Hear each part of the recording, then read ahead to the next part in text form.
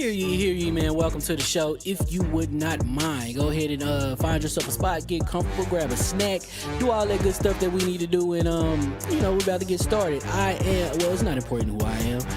What's important is that you are pulling up to the Iron Lords podcast right now as we speak, and I guess I'm here to keep you entertained until it's time to get this show started. So look. Y'all done messed up and turned me to an animal. And haters be swearing they real, but come to find out that they really mechanical. And yeah, I be eating these rappers, but that's all a part of me being a cannibal. And they say I'm better than money because you can bank on me being accountable. I know a million rappers that don't wanna be on a song with me, that's understandable. I kill a beat and they wanna compare me to Freddie and Jason. I'd rather be Hannibal. They be like, why use a video game? Just be original, y'all too dramatical. I know it's random, but I am addicted to flipping the sample and making it flammable. This is that yoga, fire, flame. They think it's arson up in the apartment, they call it department and I get the blame. Still I be running, collecting them rings. You just a target when I'm in the range. I was the hardest to start regardless back when you was messaging people on AIM. Check my vocals, all on Twitter but I'm anti-social. Love my city but I'm still bi-coastal. I got, man, let's switch that. What is you doing? What I wanna do? Don't stop. Nah, that was dope. I'm Keep that going. Nah, go ahead. Look, I guess you could say that I'm very spoiled. For them to be your dogs, they ain't very loyal. But I ain't gon' hold you, I ain't here to boil you. You ain't gotta say it, I'm embarrassed for you. Always been a nerd, never been a loser. Making Voltron with a gang of cougars. And I'm going places, better tell a Uber. Cause it's pretty hard to sleep on Freddy Krueger. That's, whew. Let's do that again. Hear ye, man. Welcome to the show. If you would not mind, go ahead and find yourself a spot, get comfortable, grab a snack, do all that good stuff that we need to do, and we're about to get started. It's not important who I am. What's important is that you are pulling up to the Iron Lords podcast right now as we speak, and I guess I'm here to keep you entertained until it's time to get this show started. So look. Y'all done messed up and turned me to an animal. And haters be swearing they real, but come to find out that they really mechanical. And yeah, I be eating these rappers, but that's all a part of me being a cannibal.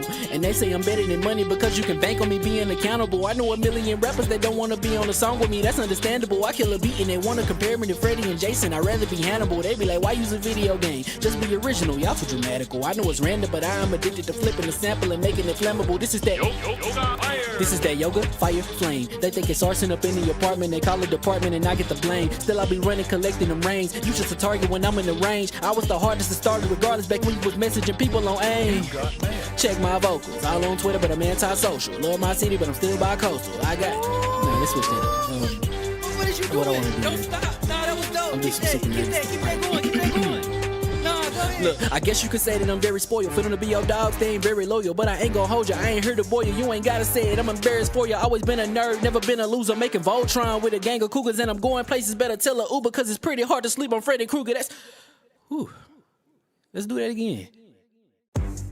Hear ye, man. Welcome to the show. If you would not mind, go ahead and find yourself a spot, get comfortable, grab a snack, do all that good stuff that we need to do, and we're about to get started. It's not important who I am. What's important is that you are pulling up to the Iron Lords podcast right now as we speak, and I guess I'm here to keep you entertained until it's time to get this show started. So look. Y'all done messed up and turned me to an animal. And haters be swearing they real, but come to find out that they really mechanical. And yeah, I be eating these rappers, but that's all a part of me being a cannibal. And they say I'm better than money because you can bank on me being accountable. I know a million rappers that don't wanna be on a song with me, that's understandable. I kill a beat and they wanna compare me to Freddie and Jason. I'd rather be Hannibal. They be like, why use a video game? Just be original, y'all too dramatical. I know it's random, but I am addicted to flipping the sample and making it flammable. This is that yoga, fire, flame. They think it's arson up in the apartment, they call it department and I get the blame. Still I be running, collecting them rings. You just a target when I'm in the range. I was the hardest to start regardless back when you was messaging people on AIM. Check my vocals, all on Twitter but I'm anti-social. Love my city but I'm still bi-coastal. I got, man, let's switch that. What is you doing? What I wanna do? Don't stop. Nah, that was dope. Keep that going.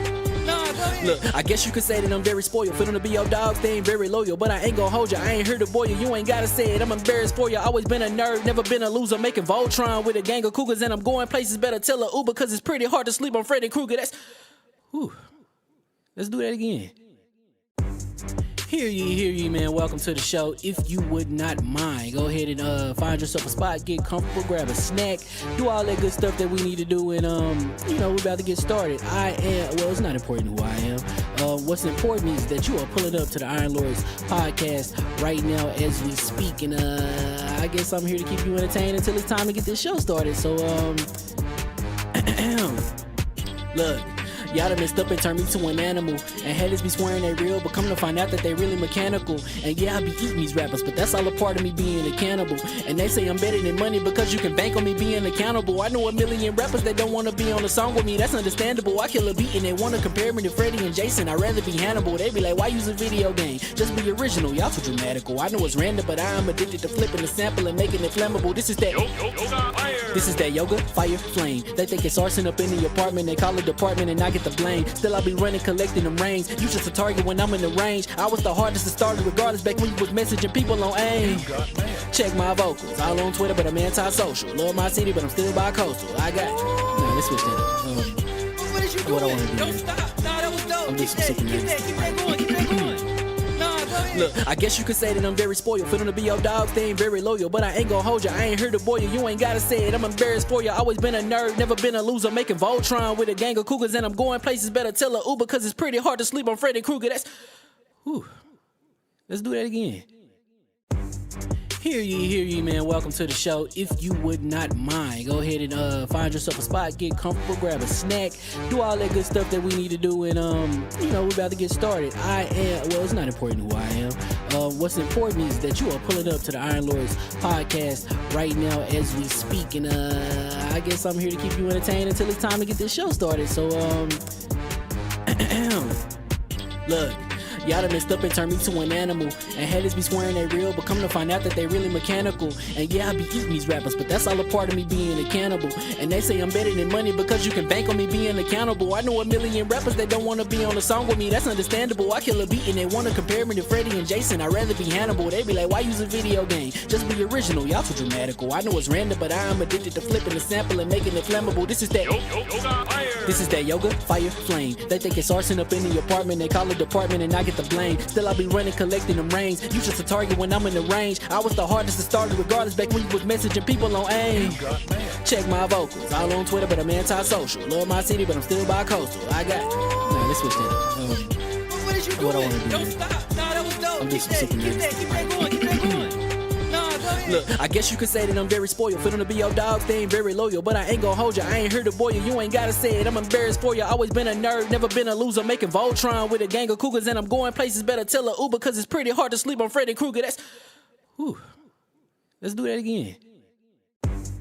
Hear ye, man. Welcome to the show. If you would not mind, go ahead and find yourself a spot, get comfortable, grab a snack, do all that good stuff that we need to do, and we're about to get started. It's not important who I am.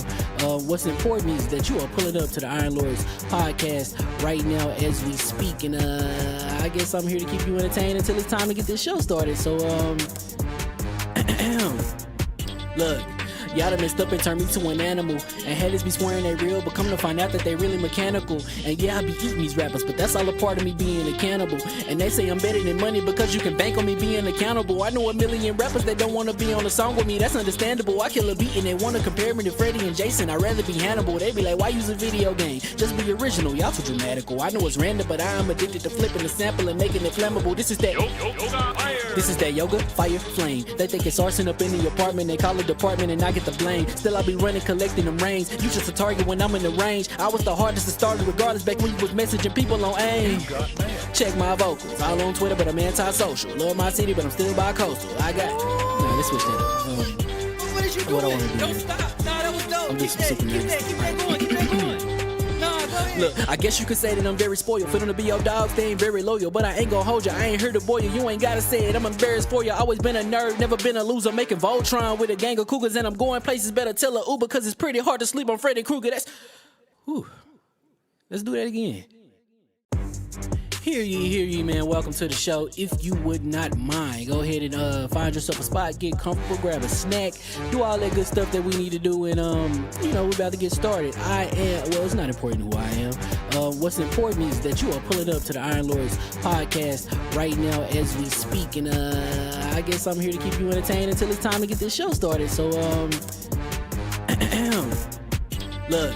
Y'all done messed up and turned me to an animal. And haters be swearing they real, but come to find out that they really mechanical. And yeah, I be eating these rappers, but that's all a part of me being a cannibal. And they say I'm better than money because you can bank on me being accountable. I know a million rappers that don't want to be on a song with me, that's understandable. I kill a beat and they want to compare me to Freddie and Jason. I'd rather be Hannibal. They be like, why use a video game? Just be original, y'all too dramatical. I know it's random, but I am addicted to flipping the sample and making it flammable. This is that yoga, fire, flame. They think it's arson up in the apartment, they call it department and I get the blame. Still I be running, collecting them rains. You just a target when I'm in the range. I was the hardest to start regardless back when you was messaging people on AIM.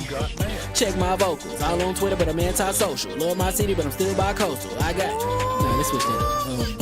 What is you doing? Don't stop. Nah, that was dope. Keep that going. Look, I guess you could say that I'm very spoiled. Fit on to be your dog, they ain't very loyal. But I ain't gonna hold you, I ain't here to boil you. You ain't gotta say it, I'm embarrassed for you. Always been a nerd, never been a loser. Making Voltron with a gang of cougars. And I'm going places, better tell a Uber. Cause it's pretty hard to sleep on Freddy Krueger. Let's do that again. Hear ye, man. Welcome to the show. If you would not mind, go ahead and find yourself a spot, get comfortable, grab a snack, do all that good stuff that we need to do, and we're about to get started. It's not important who I am. What's important is that you are pulling up to the Iron Lords podcast right now as we speak, and I guess I'm here to keep you entertained until it's time to get this show started. So look. Y'all done messed up and turned me to an animal. And haters be swearing they real, but come to find out that they really mechanical. And yeah, I be eating these rappers, but that's all a part of me being a cannibal. And they say I'm better than money because you can bank on me being accountable. I know a million rappers that don't want to be on.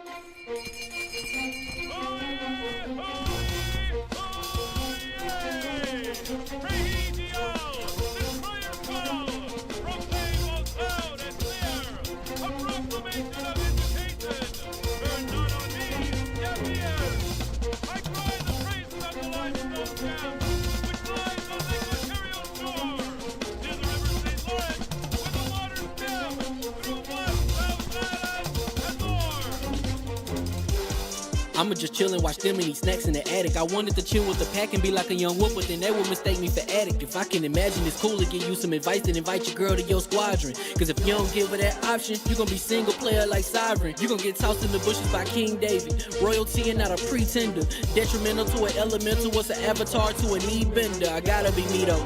I know it's my destiny, word to Carnito. Who cares if you fly, if you still a mosquito? You swear you ain't stuntin', but really be Steve-O. You like to collect stuff and that's cool, but I got bad news. Even if you really was that dude, King David still be the king of the statues. Since a juvenile, I've been cursed with a curse to be musical. And if you hate it, we'll meet in the crucible. Other than that, then it's cool and it's beautiful. We let you know that your dreams are pursuable. Whatever you wanna do, then it's doable. If you got work on a Sunday, it's suitable. Cause you can listen to this in your cubicle on the Lord's Day. Woo. If you got work on a Sunday, it's suitable. Cause you can listen to this in your cubicle on the Lord's Day.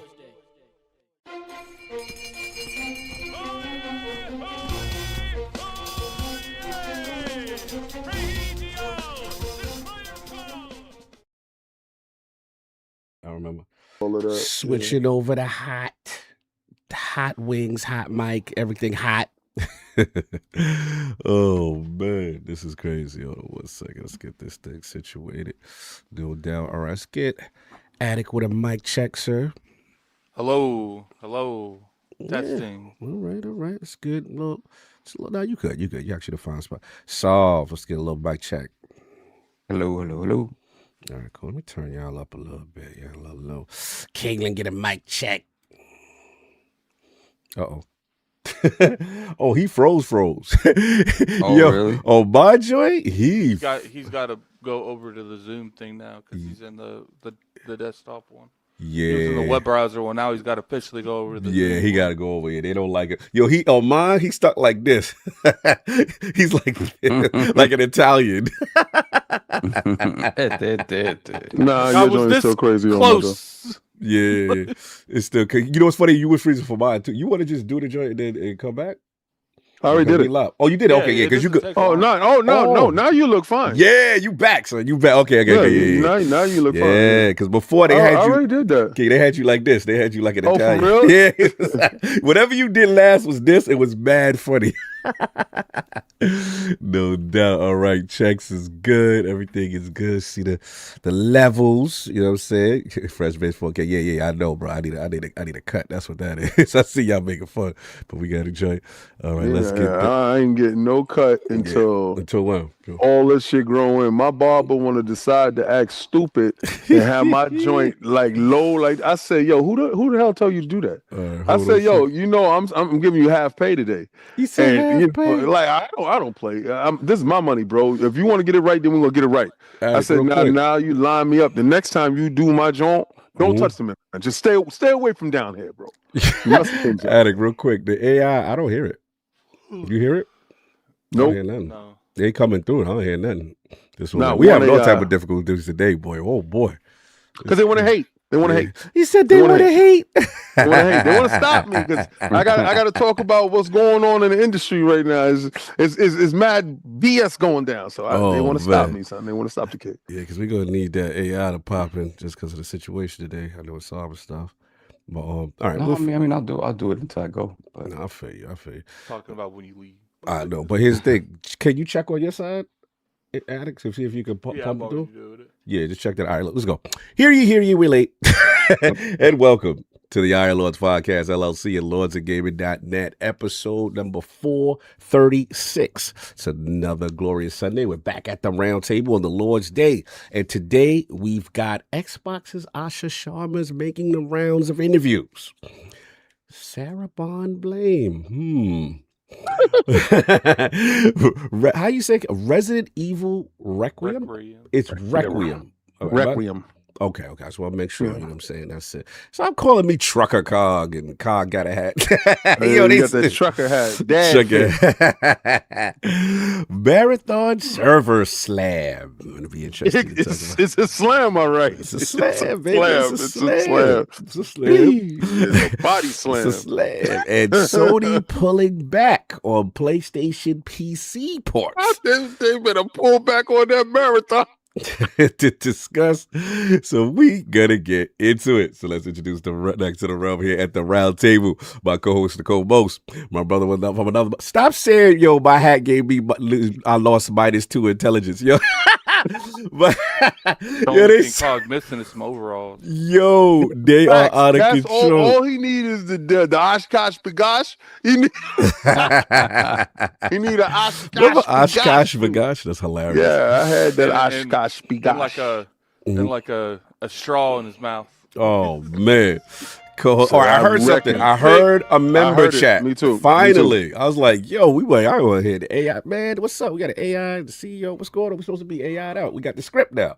No, that's you. That's me. I got the script. I got you all about that. You got the script. I got the script. I got that. My co-pilot is waiting for it to kick in.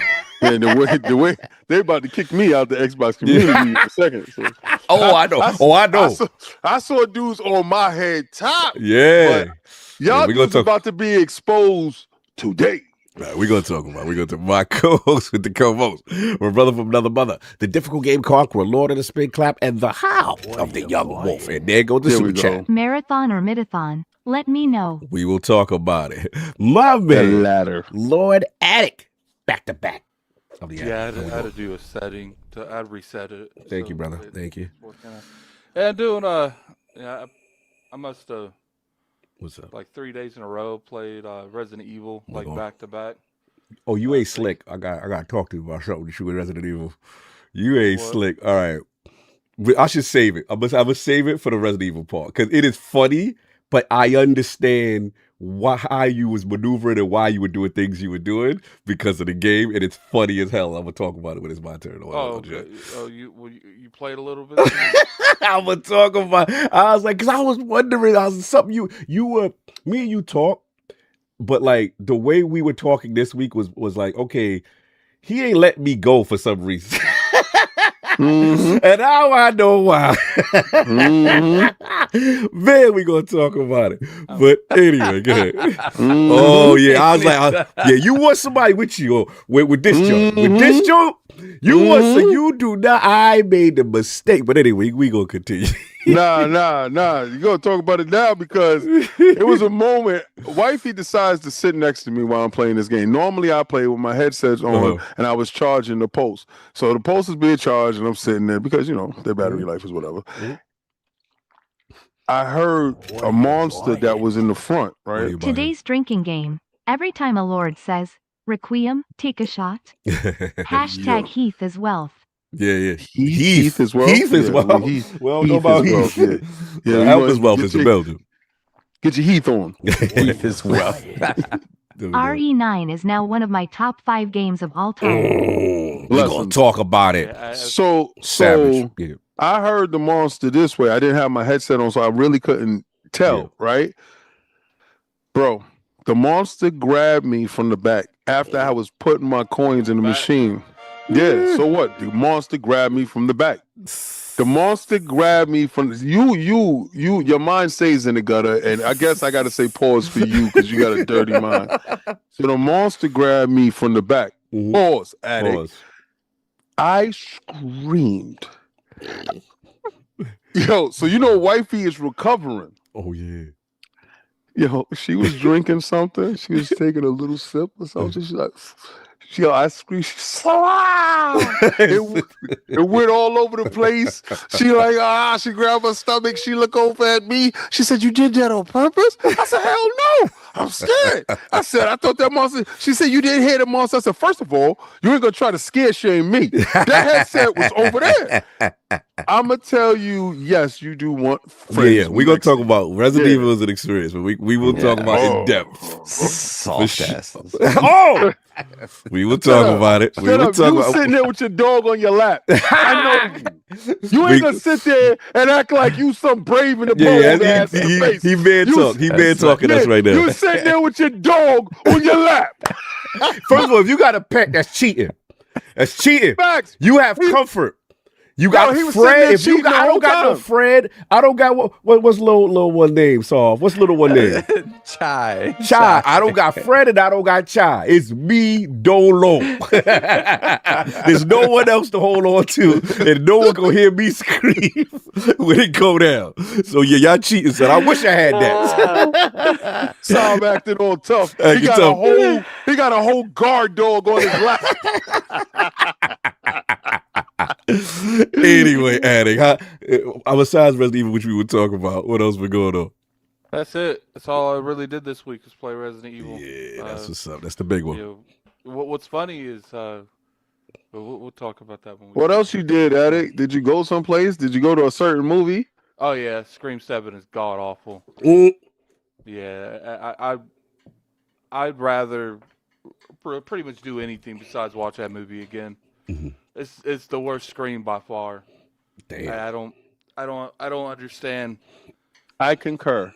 Damn. Yeah, it by far. And when guys, I'm not even exaggerating. Did you watch it, Saw? Did you watch it, Saw? No, hell no. I did not watch it. Did you hear where I was yesterday? Yeah. No, I didn't know if you watched it before then, but it's horrible. Like it's to the point where I'm like, you might want to wrap that franchise up. Oh damn! Pack it up. This one seemed like an ultimate cash grab. Where when they went to New York with 6, and 6 was really good. I thought 6 was really good. I thought 6 was a fun watch. I wouldn't say. Yeah, it was, but they were creative with 6. 7 was like they lost all creativity. They tried to make it seem like something that it was not. They tried to implement and upgrade it to now standards. They tried to make him into some unstoppable Michael Myers / Jason killer. And it just really wasn't working for me. And then when the plot twist at the end, which is absolutely nuts, when the great reveal happens, you're going to see them shrink the character down to fit whatever the story was. But they presented the character, the villain, the screen character, as an evil, great big guy. When they had the Scooby-Doo moment at the end of Resident Evil 7, I was rolling my eyes. I'm like, we really doing this? Like I feel like they got the story off Reddit. Like, damn. It's just like it was horrible. I could have made a better story, and I don't write. Like, Damn, that's bad. Yeah, it's absolutely bad. They have karate movie moments where somebody is supposed to have actually been dead. You have been devastated by the blow that was hit upon you, but later on in the movie, the dude goes, "I'm still alive." Like, nah, there's no way. The kung fu moment and one last thing. 45 minutes. Yeah. Yes. I like the concept. The bullets is in the chamber. I like the concept because they try to go with like, you know, the cyber terror that like we go through now, like deep fakes and stuff. Yeah. But it's just like that stuff was cool, but it's just like they should have resonated what was going on, and the villain is probably by far the worst villain that's ever been in Scream. Like, because most of the time with the Scream movies, it's like, okay, I get why they went that way. It's still crazy, but I get what this person did. They think I'm like. There was literally no reaction out of me. None. Good marathon runs Friday. COG. Yes. More to come. Gator, what's up? We had fun, bro. Shout out to the homie, your man Swizzy. That was dope. No, we gonna talk for sure. That guy's a plant. Get out of here. He's a Bungie employee. Get that plant out of here. Yeah, Marathon's fun when I play. COG is paid off here. That was a well-timed super chat, Bungie. Thank you. Thank you, Bungie, for paying me to talk about it. We had a great time on Friday, remember? You trying to say it was a controlled excitement? And the topic next here. You guys are saying that. I'm looking at the $2 wait, that was on the like, script? Somebody said hashtag not sponsored. It's funny. You say they're killing Gator. You saying that he's a plant? I'm like, man, if he's a plant, couldn't he have did better than a $2 super chat? That was only in the budget for Bungie. Stop playing like Bungie got money. He said Bungie could pay me. Budget. He said I'll take 7 figures easy on Gator. They dragging us, Gator. They not liking your super chat. They trying to say we didn't have fun together on Marathon, bro. See what I'm going through? Just to say you like it? Just to say you like it. Oh, Gator's man. not a real person. Yo, back with that corporate card has under the table money. Oh man, that's crazy. Anyway, real quick. Before we move on, there's something you wanted me to remind you about a demo, the generation or something. Is it something demo? Yeah. So I played a game. It was a couple weeks ago, and I have to I meant to talk about it last week, but we had a lot of stuff that was going on last week, and I didn't think it would be I completely forgot, to be honest with you, because last week was just completely insane. So the game, I'm gonna butcher this name, but it's called Arkheron or something like that. Arkheron. So it is all right now on the Steam demo. You can actually play it. This game, I'm gonna be real with you, I'm usually pretty open with trying new games out. So when we got the email, I was like, yeah, sure, I'll jump in. I played it for 3.5 hours, and I left that, be like, this might be the next big thing. Arkheron. Arkheron. Yo, that new Heron drop, son. I'm just surprised. I'm just shocked you guys are shocked. So, this game essentially is think of a Diablo type of game that's a battle royale. And I know that sounds wild to say, but what I like about it too is it focuses more on the aspect of the PvP, because there is PvE. So it's essentially you drop down, you're walking around the map, you have nothing. You have to get your weapons and stuff. There's gear. There's 5 different slots. Now, there's set pieces everywhere. So there's these lords or whatever that's in there, and if you pick up the whole set they have, you turn into that person because it's their stuff. Look good. What I like about it is it gives a really good incentive to if you're in the middle of a fight, you're able to use those abilities. And then right before you die, you can turn into that god. Yeah, I'm and essentially it replenishes your whole health. And I really like it because like it forces PvP. Like there's no way getting around it. A lot of the times, like on Fortnite, and I'm sure King could speak to it. Like a lot of the times, you could get away with like very little interaction until the end, where you have to like essentially fight like the last 3 or 4. Like the way they do their battle royale is like there's a bottom floor, a middle floor, and a top floor. At the end of the round, there's these circles, kind of like anyone that played 33 Immortals. Yes. Like at the end of the round, they have those little circles that you have to fight the AI. But instead of fighting AI, most likely you fighting people. There was one time where I fought like 3 teams for one of those circles, because you have to get those circles to go to the next level. And what's funny is we played, every one of us had like a team. There's 2 of us and a dev, and the dev was like trying to let us have the better time, because clearly, you know, he wants us to see what the game could really offer. So we're sitting there. He's like, "Oh, I have 2 of because he wanted to make sure we had full set pieces of what we had on. I had all the blue set, and the individual that was with me, she was missing just a pink one. She had all of them but one. So he was like, "Let me drop. What I'm going to do is I'm going to give you all the gear I have to add with yours, so you can have a full set of pink." He drops his gear, and keep in mind, at the beginning of the game, we destroyed this team, and he's like, "No, don't kill them. I still want them to experience the game. We showed our dominance. Let's go the other way now." So we do that, but then when it comes to this part, he drops his gear, and he's the best player by far. Tell me how another team shows up at that exact moment when he drops his gear. Hey, yo. And they weren't like us. His team that other team was like, "Kill them." It was on site, baby. That's what it is. And I was telling the dev dude, I was like, dude, just pick that back up. Like, we need you in the fight. So it's a real fun time, man. Like I really, what's funny is once you get to the top, it's like an arena. Whoever's left fights for that last bit of gear.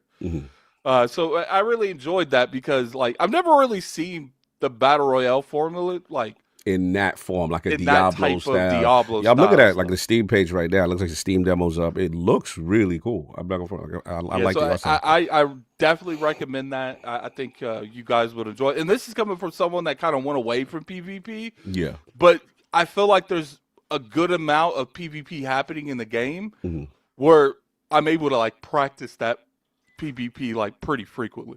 No doubt. It's definitely nothing like Marathon. You know, you actually run into people at it. You haven't faced and stuff, but I feel you. Gator, where's my super chat? Anyway. Gator,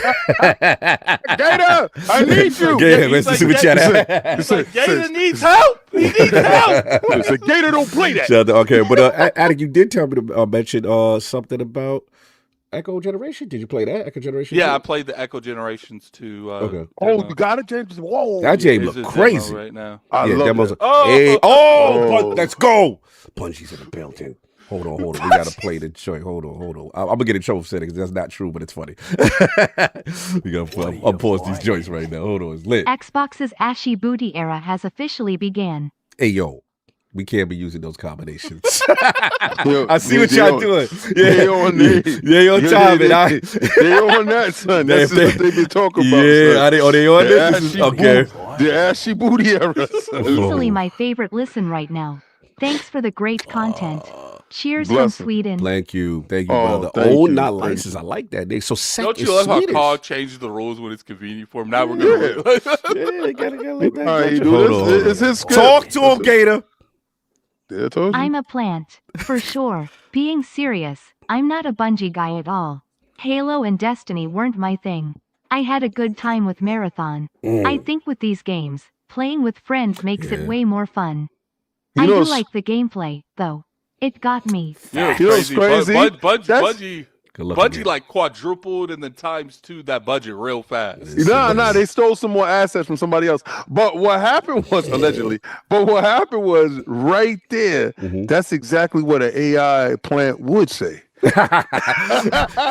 Shout out to my man Gator, Astro Parrot. We was in the building, you know what I'm saying? Getting our joint, you know what I'm saying? Fun with friends. Yes. All right, continue. Echo Generations. What's going on? Yeah, so Echo Generations pretty solid. I think I'm not generally with the card style gameplay. AYOO But I Herm. did Where Herm at? enjoy it a little bit when I was playing it last night, so we'll have to see what's funny. No, they were super He said, "Hey, yo, where Herm at?" But continue. Yeah, so we'll have to see exactly when the actual game comes out. You know, because I was a huge fan of the original one. Yeah, and then they went with that Ravenlock game or whatever it is, and I guess the reception wasn't as big, so they went back to Echo Generations, but then they changed the combat up almost entirely. Yeah, you said it's like a card based type of thing. It's card based. Yeah. So and you don't really like card based, so I like legit card games. I used to. I ain't played a card game in like a decade, but you know, I really did not hate my experience with that yesterday. Pixel, because I'm a huge fan of the original Echo Generation. I thought it was a real good RPG type game. I've never even heard of it. I never even know about this joint. Game Pass made was the me Game Pass jump off? Yeah, that's what's up. That game looked crazy. It looked sick, like the pixel art super style. Fun, super fun. It looked dope. And see, what I liked about it is his mother made his sister hang out with him, and I was just like, yeah, that was me back in the day. So I mean, the story is lighthearted. It's fun. It's just a real good story. So I can't wait to play part 2. No doubt. That's yeah. So it was a good experience. Yeah. No doubt. Let's get the couple super chats running in because they had to pause a little bit while you're talking on that one. Hey, yo, they mean Addict Love Strip Poker. What are we talking about? What's going on with these guys? They wilding today in the chat. I don't know what's Addict going on. Love Strip Poker. Hit the like though, because y'all having fun. I clearly having fun. What's going on? What y'all know about Addict that I don't know? Oh, there we go. You know, What does the road to Germany look like? that. Where the Glizzy's at? So clearly Road to Germany is today. We will do the challenges soon. You know what I'm saying? We'll talk about, we'll at least discuss. Oh, here we go. Yeah, we'll discuss. Here we go. We will discuss because things came in already. Hey, yo, who's this? Addict Oh, man. He dropped $20 for Can't say nothing. This is why we can't give them powers over anything. This is it. Sob, you hear this? Sob, you hear this? And you know what's funny? This is over my $5 requirement. Yeah, clearly. This man trying to get us to Germany. Nothing. This man trying to get us to Gamescom. Somebody said, what happened? Yo, look how long this is. This is disgusting. Bro, this is disgusting. This is ridiculous. Bro, $20 give you all this? This is disgusting. It's like I don't like this. Hashtag NOPS6. I gotta throw slander at the end of it. That was my plan. You understand? That's that was your plan. That was definitely a console warrior. Oh my God. With great power comes great responsibility. Bro, they literally they hijacked the show with this joint. Yo, I want to give a shout out to AKW. His daughter had a birthday this weekend. Happy birthday. Somebody said whoever did that is a genius. Yeah, somebody try to really get us to Cologne and Gates. That's disgusting. Talking about that is awesome. Stop encouraging that nonsense. Anyway, and of course, I felt like we could have had the whole podcast. Yeah, I felt like we said it. They literally hijacked our show. Like it was ridiculous. Anyway, oh my God, utterly disgusting. That super chat was diabolical. Yes, facts. One more before I do Saul's intro because I see it coming in with Leighton 1010101 with the CA. What's CA currency? CA. I don't know. Crash out cash. Crash out. You know, I never looked Another that one up. since you guys gonna read my last SMH. Yeah. Oh, sorry about that, Leighton. Let's say if y'all we miss you. We keep missing Leighton this season. He said last one, but he said another one in good faith. Salute to him. But anyway, of course, we got our technical gaming lord, the solo gamer who lives for the single player selfish experience, and also the Sostradamus, the Lord of Clarity, Messiah, Lord Patron of the Iron Bank, PC Master Race's own Lord Sovereign. Very happy that you could be here because technically you shouldn't. Yeah, you know, I've gotten used to this. Work through into a new ILP theme song. Sung by I'm just gonna say I'm pretty high right now. I'm doing all right. A little loose. I do it, yeah, but again, for those of you that don't know, like in the past, I've had to deal with like kidney stones, and got another one. And What? yeah, you didn't hear that part? You didn't hear this morning, yeah. I didn't hear that part. Because you dipped out when you was doing the camera thing. That's why. Oh, okay. Yeah. So yesterday I was pretty much MIA, and you know, and this the good thing about the kidney stone is like you get good drugs. So you morphed out. Mighty Morphin Power Solve. You're the influence of two stones.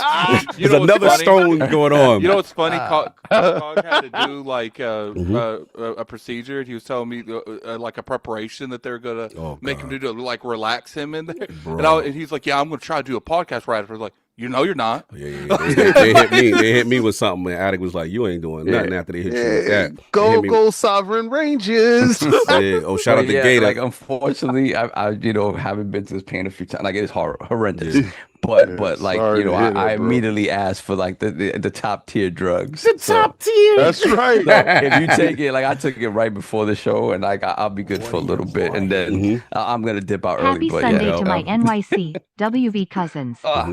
Big up to my boys. Salute to the general. Having a ball playing RE9. Please get well, Sav, aka How High Lol. Yeah, shout out Gator. Bungie in the building. He said my wife had 3 of them. She is ready for childbirth after. In facts. I mean, that's really the only thing when somebody says like you understand the pain of childbirth with a kidney stone. And I've never seen women sort of shoot that down. Like, no. I mean, obviously it's different. Like you're not pushing something the size of a freaking like, you know, whatever, a cantaloupe or whatever out of a size of a lemon. It's not the same thing. But pain wise, and then when you see that thing when it comes out, you're like, what, this? Yeah. But you got to think about it. Ain't nothing supposed to come out of that hole. No. There you go. All right, that part. I remember a couple of super chats that was missed when y'all finished, but I'm sorry, Tom. Continue.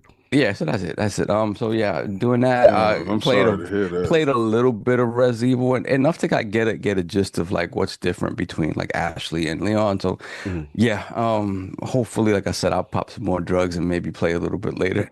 So rest up. Pop away, Sovereign, pop away. So shout out to, I believe this is Christopher Hart. He said happy PSSR 2.0 PS5 Pro Sunday. Just want to shout him out. It is PSSR 2.0 day. You know, it's crazy.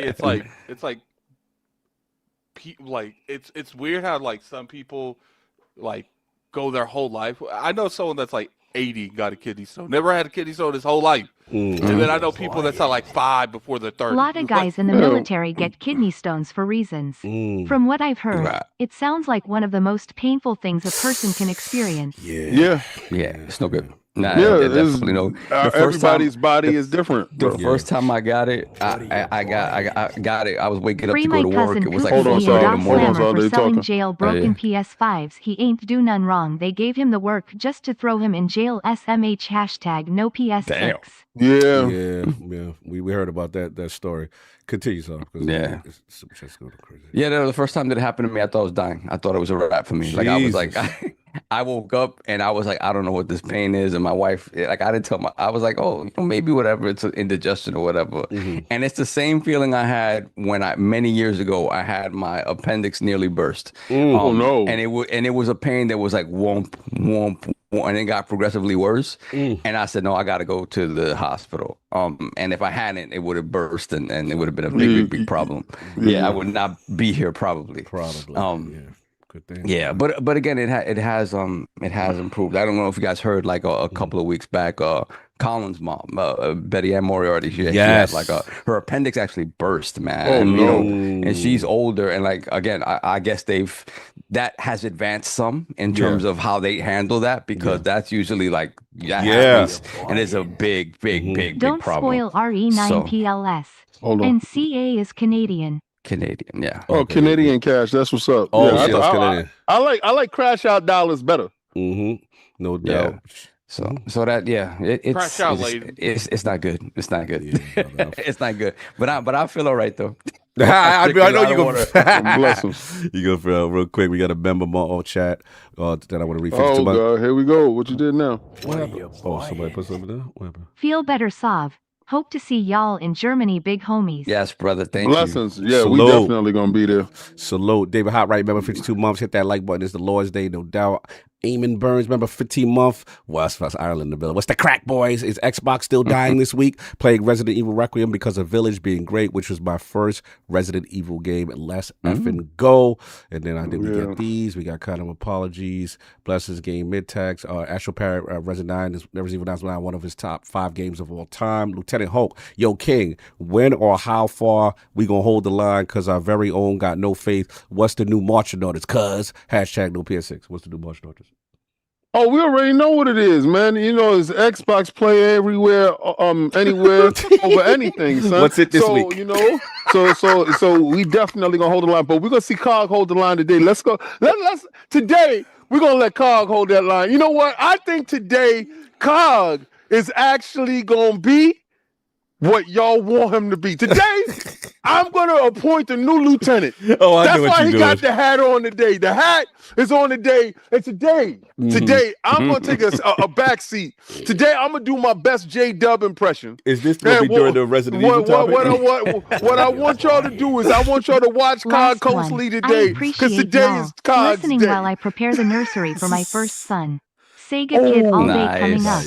Nice. That's what's Oh up. man, yes! Congratulations. Congratulations. Iron Rook, a member for 11 months, road to Germany. Yes, it starts today. All right. I think I caught up on the That's why member COG chats. got on in the hat. He's the new lieutenant in KNN and Xbox Frontline. No doubt. Saying again, please don't ruin spoiler. We're not going to spoil Resident No, Evil. We will we're not not gonna spoil spoil anything. Resident Evil. We will not spoil Resident Evil. Don't And worry again, about that. that was Ariel Knight that shot the I Feel Better song. Yeah, he did. Gotcha. Every night. Shout out to Slow Mo too. Hope your wife gets better, bro. Yeah, he Slow-Mo. said his wife had she had her appendix removed and had some complications. Wow, Germany coming Yeah. through As long right as now. I keep my job through May, all of you going to Germany will be seeing me as well. Looking blessings. forward to it. Here's a little towards that. Oh, thank you. The brother. road begins. Nice. Salute, Rook. I'm going to Blessings. see you. First of all, much love, brother. And much love. Rook is logged that now. Lord's giving that. Oh, For those that don't facts. know. Facts. That's Love. what's up. Rook will And be. he's with Addict, right? Yeah. And Yeah, Rook yeah. will be out there in GDC with the kids. So shout out to him. Shout out to Subag. You know what I'm saying? They're going to be out there with me. So we're going to be rocking and rolling, doing our 1-2. I'm looking forward to it, brother. I'll be in the Bay There's a Area. lot of people looking forward to seeing you at GDC. I can't wait for you to get there. Hey, no, once we appointed you as a lieutenant of the Xbox Frontline News, I mean, I'm gonna tell you right now, yo, y'all ain't gonna never see a better warrior than the man that I put in front of you. Like, I'm glad today is the day that COG, we sponsored COG, we got COG. COG has done the road work. He has put in the work. So y'all saw him the other day taking the MRI. Well, I got breaking news to y'all. I'll read that. That was segment. what that really was we was putting him through a fit and performance test in order to be part of the Xbox Frontline News, because listen, being a console warrior, slings and arrows come from everywhere. We got to make sure that he's up to snuff health-wise. So COG passed with flying colors, and I want y'all to know today's the day that the Lord has made. Today's the day you're about to do something to get you in trouble. That's all this deflecting is. Today's the day you're gonna get in trouble. I think it's a mutiny. Because clearly We're watching mutiny. the geeky nerd heard what I said. He said COG was great on DD this week. No damage cook. He heard what I said. But we'll get to you when it comes to certain topics and stuff. Let's get to it. Anyway. I just think what we can infer from that is just that there's one Lord on this podcast who really sticks to his guns. So I would say that. I will say, look, we might as well just hit a little bit. It was a funny discussion in ILP internal Look chat. at COG. He's like, we got to do this now. We got to do it now because they wonder, like, what are y'all talking about? And it's just y'all like, gotta stick around for that. all right, Y'all true. wanna hear Let's it? you want this? It's a funny story. It's a We funny. need the viewing hours. Yeah, it was funny. It was funny. Yeah, you're right. We will save it. It is I the thought- most hilarious. It's thing that y'all hilarious. gonna I hear. thought It's I thought hilarious. King was about to pull some what's COG doing for Road to Germany, but I was like, King, like what you haven't learned. Don't let COG go last. That's what I'm saying. Just don't worry about it. I got you, baby. Anyway, that's been it. Oh wait, look, Lucius Augustus Rex, member for 54 months. Shout out to Are you turned it off? Or? No. What it is, it it's won't a read the member chat. It will Right, just got you. Yeah. Member for 54 months, LeBron's. I'll be buying my tickets for Gamescom in Germany. I can't wait to see the Lords in Germany. We internal, baby. That's my dude. That's my dude. Let's get it. Yo, Luce is a real one, man. Salute to him, man. That's my dude. That's my dude right there. Salute. No, I like him because he stand on business. He stand on business. Yeah. Because what I like about him, we have a lot of dudes that do this when on the internet. But when you meet them, they wild different. Now he's who he said he was. His stand on business, son. I ain't gonna hold you. You told me that story. He know. He know. I was like, he can stay with me. I heard that. Now, Lucius is the coolest, bro. Like, he's the coolest. We got a chance to hang out with him at that Summer Game Fest, that whole showcase weekend. Shout out to the J. And the whole time, I was like, who is this little young black kid that's with us? I don't even know who he is, but he's cool. Right? And then when he said his name, I was like, yo, you Lucius? The whole time. So now he knows that I wasn't being phony. Yeah. That I didn't even know who he was. Yeah, he official. So, shout out to the official. Anyway, that's been it, off. Yep, that's it. No doubt. And of course, we got the Incredible Hulk in his, aka the Excess Gamer. Ooh. The prophet of Xbox. Swami. King of the statues, who demands nothing less than that premium experience and is the ascendant one of the Xbox platform movement. Ooh. Beloved Lord King, how we doing? I'm doing fantastic. The wife is great. She's trying to do too much. I told her today too. So this is her. She want to get up. She can go up and down the steps. Oh, that's what's up. Right. So because she's not supposed to. Oh. Right. I told her when I got her from the hospital, we got her upstairs, placed in the bed. I don't care. I'll do the run around. I don't care. Put your medication here. Get everything there. Good. Let me be me. Let me be what I'm supposed to be. Like when you got a partner, your partner's supposed to be there. Let me be the partner, right? And the moms is here, grandma's here, mother-in-law's here. We cool. I told her, you will not leave this upper level until Friday. On Thursday, she FaceTimes me. And I'm coming home. She's smiling. I'm like, why are you in the kitchen? I made it. So you did it when I wasn't there. You got downstairs, so the moms help her downstairs. Good. Oh, okay. She was do that dolo by herself without. No. She will go tumbling. The streets will find out. The streets will find out about that. She'll be back at the hospital, right? Yeah. So she's smiling. I'm like, she know mom is there. I can't bark on you. All right. I'm like, all right. That's why you smiling. All right. I got you. Got back in the house. Good. Take her back upstairs. Now she want to go up and down the stairs by herself. No help. This, that, and the third. She called herself popping up. She was sitting next to me with the scary thing happen with the Resident Evil. She pop up. She go inside the kitchen. She sits down. I'm getting dizzy. I need help. Yeah. Get your behind and sit down. You ain't like you think you are. So everybody out there that's coming over some medical stuff, you may feel great.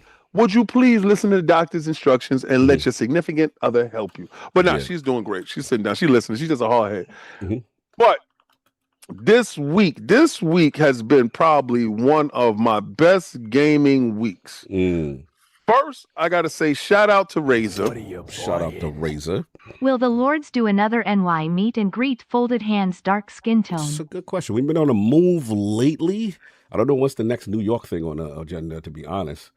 Nothing really. This year is not local. It's not local. Nothing. Everything is what we got looking forward next is California and Germany. Yes. And then Japan for the next part of the year. So. Normally New York would be saved for shout out to two medicals in there, would be saved for Game Awards, but then now they moved that to the following year. Oh, see you there. All right, BT. Oh, but BT Barry talking about Day of the Devs in San Francisco. Okay, that's not. But yeah, that's what it is. But continue. I'm sorry. Yeah. So this has been like my greatest gaming week. First of all, I got to give a shout out to RAZER. I go to FedEx because I was having an issue. Addict is the most diligent. So shout out to our handler. Shout out to Addict for talking with our handler back and forth over at RAZER. So the package is there. The address is right. They held my package there. I get there. The girl is standing at the counter. So I come to the counter. I give her my ID. So she goes, you know what the issue is? What's the issue? The name is wrong. I'm like, well, how would I know that? Like I said, David Johnson. Gave her the address. So she goes, the address matches, but it says King David. So first I'm looking at her. So I say, I show my Instagram I show. Yeah, just show your social media. I show Twitter. I showed my the YouTube channel. So I show her this, right? She looks at all this information. She goes, I still got to get a supervisor. Oh my! You know, it reminds me of what was that due date where what's his name comes out there and he's like, yeah, just give me. Do you have anything with your stage name on it? And it's a piece of paper. He flies. Hey, yo, I really wanted to knock her upside her head, but the supervisor comes out the back. So the supervisor looks at me and looks at her. He said, "Are you serious?" He said, I can see if it said King Joseph. I can see if it said King Bob. It says King. Yo, the place is packed. It says King David. He showed you he's King David. And you don't want to give King David his pack. He's doing this. There's 100 people behind him. Give King David his stuff. What if he goes, I am so sorry, King David, that she did not give you your gift. That's hilarious. He said, he even told you where it was coming from and who sent it. That's great. How else would know King David's stuff but King David? He said, if you don't give King David his package, so gave me the package. Right. And I signed it. King David. I thought he was gonna come out and say, "That's King David on the island." If he would have said that, he would have said, "If you don't advance the line to get that man his package." I thought he was gonna say that he was a fan that knew, because we've had situations where people know us when you go to a public spot, and I'm like, "Yo, you're such a." He clearly ain't know me, but That's he clearly looked at her and was like, you need to stop now. Now you taking your job too serious. Now you gatekeeping packages. You are doing too much. Doing too much. And he looked like he had it up to here with her. Yeah. Like this was her last day. Okay, yeah. She one of them employees. I already know what it is. Yep. So shout out for RAZER. All right. So this week I thought the Wolverine version 3 Pro was going to help me win these battles. I got my behind whip learning on the new controller. Shout out for RAZER for dropping my ratio down. But they also send me, because they want me to start a new channel. They want me to start the PlayStation Frontline News, right? So I was like, nah, we ain't gonna do that. Is that a PlayStation? KITSUNE the 2XKO edition? Yeah. Oh, so PlayStation Frontline is in effect. It's starting. So what they did was they send me the fight pad. Yo, and clean, wait, it don't got no joystick, boy? How do you No. So there's no joystick. Like you gotta rest your hand like this on it. Like it's okay. So you know how keyboard players should go by King Johnson LMAO. Hey, yo, that's pause. Continue. Pause on you. Pause. That's wild. That's wild. You got a super chat. Pause. Yeah, you got a better super chat. Time him out if you don't super chat. Let me pause though, because they do it the most. Go ahead. Yeah. So right here, right. Normally where the stick be pause. As the button. So this is replicating the keyboard mouse function, and the buttons is here and it has all this other stuff that goes along with it. I didn't open it yet because I got to do a live unboxing. Okay, cool. Like I did with the other stuff. They also send me for my ROG. Now this is the most important part. They send me a dock for my ROG. So the dock from them, I'm able to hook up a separate GPU to my ROG. So GPU. I ordered a 3070. I didn't order the 3090, guys. Nobody had it. So I got a cheap one off of Mercury, and me and the guy worked it out. It's like a trade kind of thing. So I'm trading him something, and he's giving me that is a 3070 Ti. Okay. And I was it was recommended that GPU based upon you don't want to go too spec high on your ROG because you're not going to get the added benefits. So it doesn't make any sense. You go to a GPU that has less performance than the actual ROG in order to get the most out of your ROG. So what I'm going to do is when I get it, I'm going to show it dock to the television.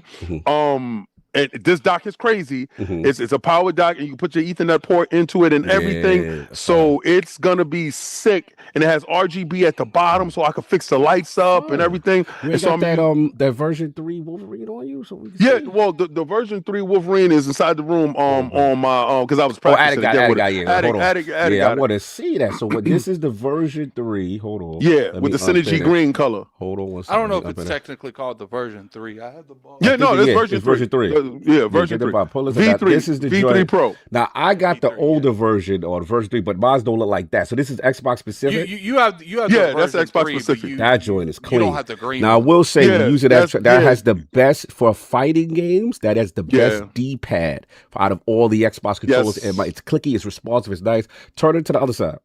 Because I want to show you again. Because now we got the extra back buttons with the adjustable joint and the paddles. It has extra buttons at the top. Yes, right at the top. Yeah, tip it. Yeah, forward. those two right there. So it has 2 little extra buttons that you can map stuff to. So I'm learning the controller. I thought the controller was insane. We gotta let the whatchamacallit read that because he's bugging. No, we got wait. Put it back to the front one more time though. Yeah, all right. I just want one more time because I want to show y'all something. This is I know this to the regular side, regular controller side. Yeah. So what it is the thing for me. I know this is a little thing, but if you're an Xbox guy and you use the share button, most of these controllers don't have it. They actually have the share button in the front, and I love that. That's my favorite. Legit, no cap, no sponsor, whatever. That's my favorite. But all right, so what I like about it is the ergonomics of how it actually rests in the cups of my fingers, like right here. It's weird to talk about. It's weird to say. A lot of premium controllers don't take the ergonomics of your hand into account. But I'm not gonna lie. Yeah, big guys. We got big hands. Yes. All right, I got big hands. Facts. It actually fits. It's a dope product, but I'm going to connect my Wolverine to my ROG with the connecting to the television, and I'm going to show you what the ROG does on your TV. It's insane. So I actually love it. No doubt. So I use this the entire time I played Resident Evil 9, like the whole game. They make your trigger. And where was you playing on? I was playing on PC. Okay, good. Thank you. So these little features right here, it will make the R2 and L2 like where they go fast down trigger, as far if fast trigger or not. I ain't gonna lie, man. That fast trigger shooting it in Resident Evil, I was turning like guns into semi-automatic. Yeah, facts. That's what people do for competitive PvP. You put a switch on it. Competitive PvP. That's an advantage. It also comes with this cool little case with it. Yep. Like the case. The carrying case is nice. Yep. Oh, wait, hold on. And it comes with concave and concurve thumbsticks, so you can remove them. It has what is it? Halo? What is it called? Non-drift sticks. What is that? What is it called? Halo? What? Hall effect. Hall effect. Right. So this is my real first time actually paying attention to that. So I was told that I won't get any stick drift at all. The buttons is really clicky. The D-pad is absolutely perfect and on point. I ain't gonna lie. I just suck. These dudes was beating the hell out of me because I had so much power in my hands. Gotta harness it now. I got harness it. I really had to just, lock in on it. So that's why I was over there in the other room because I ain't gonna lie. I got my butt whipped. I went over there and I was like, I gotta get in the dojo with this controller. I will be honest, because I've been making a series behind the scene about like the best Xbox controller on the market, and up until now, I would say it was these games. Sorry, these are better than like the official Xbox controllers. I really like these, but this Wolverine controller, it definitely knocked this down to the second one. This is still a very, very, very good controller, and it doesn't cost what that controller does. But that controller, you get what you pay for because it feels nice. No doubt. Shout out to RAZER on the come up. So, all right. So, what I was playing today, this week, besides Fight Night Fridays and coming through and doing that, I was playing 2XKO. Definitely played me some Fortnite because remember it was the first of the month, and King had to go in there and get his dividends from Game Pass Ultimate. I benefited from that raising price. Cool, Fortnite is there, so I went in there, got my V-Bucks, went in there, purchased some stuff, played a couple of matches, and I heard this month we get a 3-time dip. This is crazy because February is a short month, so we get a dip. So we back at it again this month with the battle pass. I can't wait. I had to pick up that solo leveling that they put. They put so is Bleachy in there. Bleach is in there. Solo leveling is in there, and you also got Grace from Resident Evil 9, and her skin is in there. So go check that out. Go get that. And the Scream skin is in there because the movie's out. So movie sucked. Actually, really sucked. It sucked really bad. But also, okay. So I was playing that. I got an NDA game that I'm playing right now that I can't talk about. I'm playing Resident Evil. I'm also playing Resident Evil Village as well. Nice. And it's a game called Ultros. It's in PlayStation Plus right now. If it's free, it's me. If it's indie, it's king. Let's get to it. It's a Metrovania. But when I was growing up, it was this artist named Morbius. And I loved his work, right? He did a surfer book, I think, one time. Right. He did Requiem, Requiem. Yes. His artwork is probably some of the most profound artwork that you could ever see. It's like techno-organic artwork.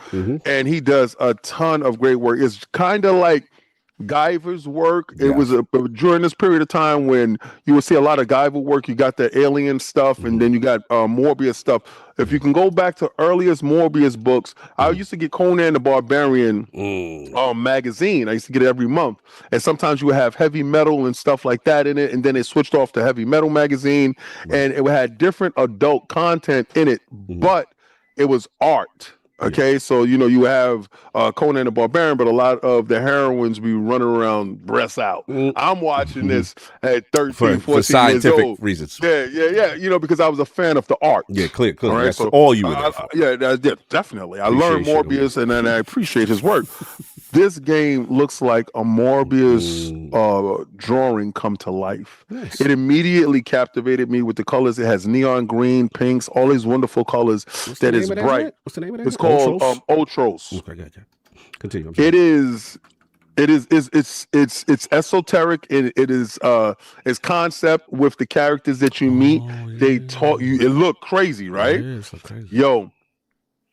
It is probably one of the best ways to get into a Metrovania without overpowering you, right? You get into an area, and it's probably like 3 or 4 enemies there.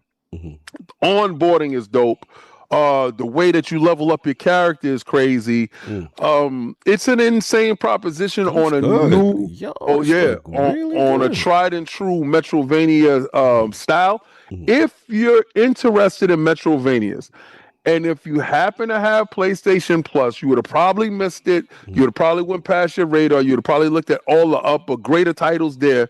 This little title is a fantastic, and it plays great. It plays like a AA title, and it's really good. Sound is good. Atmosphere is good. Hit detection is good. The game is really good. No glitches. I didn't run into any glitches or anything like that yet. But again, this is something I can't stress more. If you happen to have it, go at it. Go get it. It's a fun thing. That's what I've been playing this week, and of course, I've been playing Marvel Rivals, doing my thing there. And there's more, a couple of more games that I've been playing. I did do more gaming this week than I've done in a long time. And it felt really good. And I got to give a shout out to RAZER for doing that, because I had to put these controllers and these devices through their paces. Again, I told you I got to put this thing through its paces. I'm going to do a live unboxing like I did those other ones, and so y'all can see it. So y'all gonna get a chance to see me get my butt whipped with this thing, because I don't know nothing about fighting games without a fight stick. Facts, no doubt. Shout out to RAZER again, and then shout out to that Ultros joint. I'm looking at it right now. Very positive reviews on Steam. Developer is Hadok, HADOQUE. Publishers Kepler. It looks really good. I salute to you on that. I just want to start the super chats back up, but I just want to. I miss Stitch. Remember for 75 months. Bungie did not cook with Badrathon. This is more like a hamburger helper. The gunplay is great, but is what Bungie is known for. However, I fear for the future as this game flops.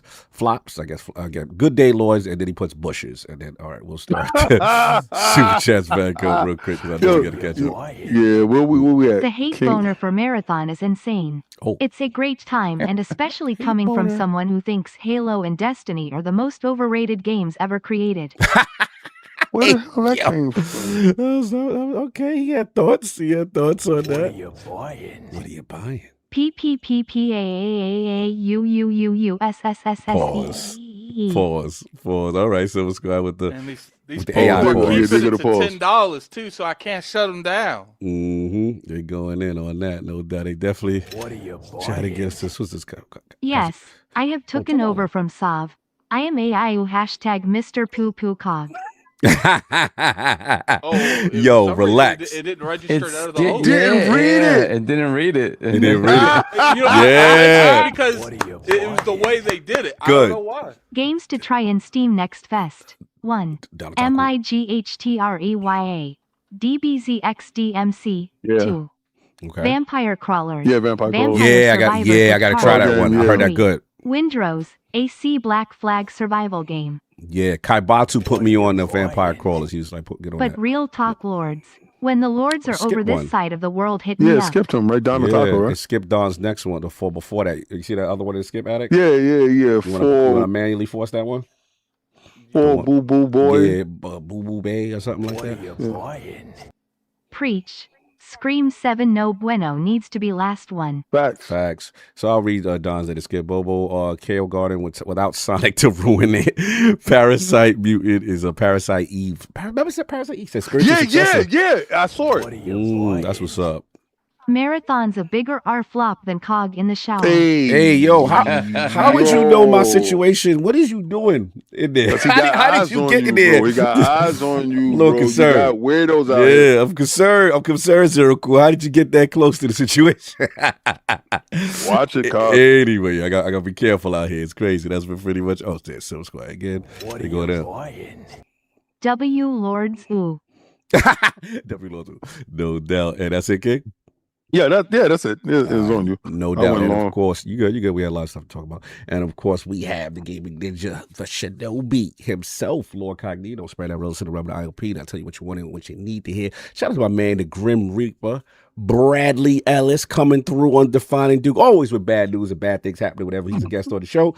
And the streak continues with Phil Spencer's retirement, which we went straight into all of that. Shout out to Maddie. Shout out to, of course, the Lords After Dark. We had a hot one. Go check that out with the man Gas, a.k.a. the Septic Sauce, man. He was in the building.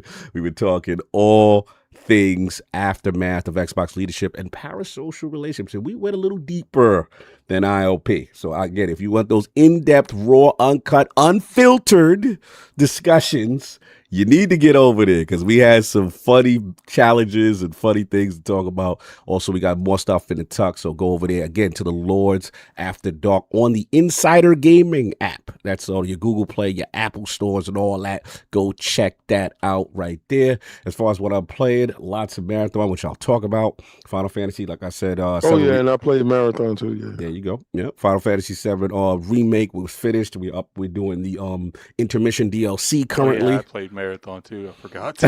Y'all both play. He's like forget about it. Yo, I've been playing all that stuff that he's saying. I've been playing. This has been like the greatest week. Final Fantasy. I've been mad doing that. games, All that bro. stuff. You know what's funny? Xbox now kind of snitches, even though it doesn't show that you're online. If we play the same game, it'll be like, yeah, he was playing 5 hours ago. I was like, that's what's up. Yo, Cog hit me up. It goes, yeah, man. I see you getting it in.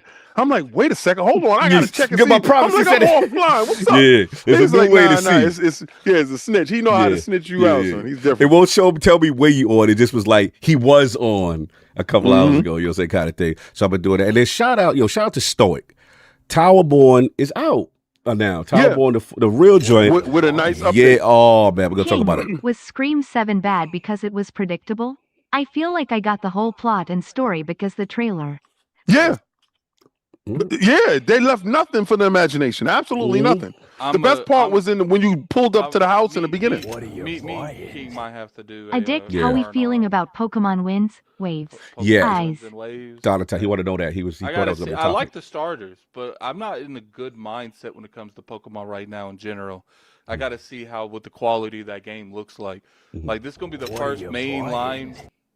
Raw and uncut? Pause. Yeah. This is going to be the first main, like, it is.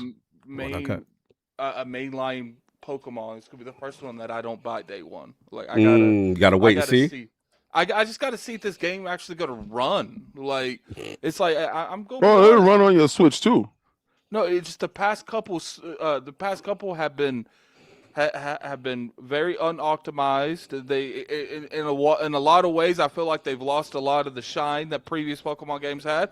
I'm more excited for the Pokemon Leaf and Fire Red that just got re-released than the brand new one coming out this year. Well, who's making it? Is it on the dude Freaky Game Freak? Game Freak, Well, I think Game Freak already finished with Beast of Incarnation. I think they're ready to focus back on doing that. But I think the Switch 2 has much more overhead than the regular Switch 1. So no doubt. I think that was the problem. Shout out to the Pomeranian starter, Pombon. As a Pomeranian owner. Pomeranian. Doesn't mean I'm going to play that game, but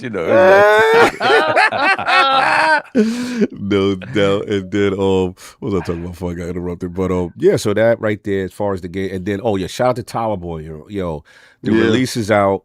Completely different for those who the people who hate live service. Y'all won, and I'm not gonna front. I think Solve is for the better. The game is just this painterly, beautiful 2D art style brawler, side scroller. Obviously you still got co-op, you got offline co-op, but nothing requires online requirement. You can do your progression. It is amazing. It has a full narrative now. No, just run to the tower. It is really good. Like Towerborne, I'm telling y'all right now. I know there's a ton of games right now. Everyone's playing this, and the PvP guys are marathon. Everybody's Resident Evil. I get it. It's in Game Pass, I believe. Still, fire up Towerborne. For those who did not like the live service, they took every bit of feedback. It is a narrative, linear game for the Solves of the world, and it's local co-op. Now, the only negative, because they stripped all the stuff out, King, as far as the live service part, you have online co-op, but you got to be online co-op on the same platform. That's the only thing now. So we don't have online co-op cross play online co-op, you know what I'm saying? But you got it, and you got old school beat 'em up with your main controller co-op. That was one of the ones I was playing this week. Right? Oh, okay, that's all you got. So me and you doing the same thing, bro. We was literally living the same lives. Yeah, Donald Taco's in the chat. Yeah, all the cosmetics earned in game. Nothing microtransaction. I put it. They up gave it the biggest chance to win. Yeah, the biggest chance bro. to win. I put it up and it's a perfect rock ally game. Yeah. Oh my God, it's beautiful. And the music, amazing. I'm telling you right now. Towerborne, I got to get y'all the cosign. Y'all did that. And then obviously Resident Evil 9. That's a Play Anywhere title, right? I believe so. Yes, sir. Yeah. Yes, it is. Definitely. Well, it is. Yeah, definitely Play Anywhere. Yeah, so I love when they do Play Anywhere. And Christopher Hart, it's on PlayStation 5. It's on now too as well. So everybody could get down. Well, Christopher Hart only cares if it's a PlayStation, first made title. That's how PlayStation VR, guys, you could do it. Yeah, Hollywood Reds, get it on your blog. It's all that. It's a fact. So that's that. And then last thing I want to say is, again, got your Advanced GG. Go get that, yo. We got the Wolfbane. Everything right now is up. IronLord 20. So if you go to advance.gg, get yourself that Wolfbane right now. That's that IronLord special energy flavor. Look at all the Lord. Look at Solve over there. King over there. Look at us, man. This is a good look right there. Go support. Go to advance.gg. Check out our partner page. I'm put the link. It's actually pinned. It's in here. Right. You know what I'm saying? But just again, if y'all want, you got till Monday. You got one more day.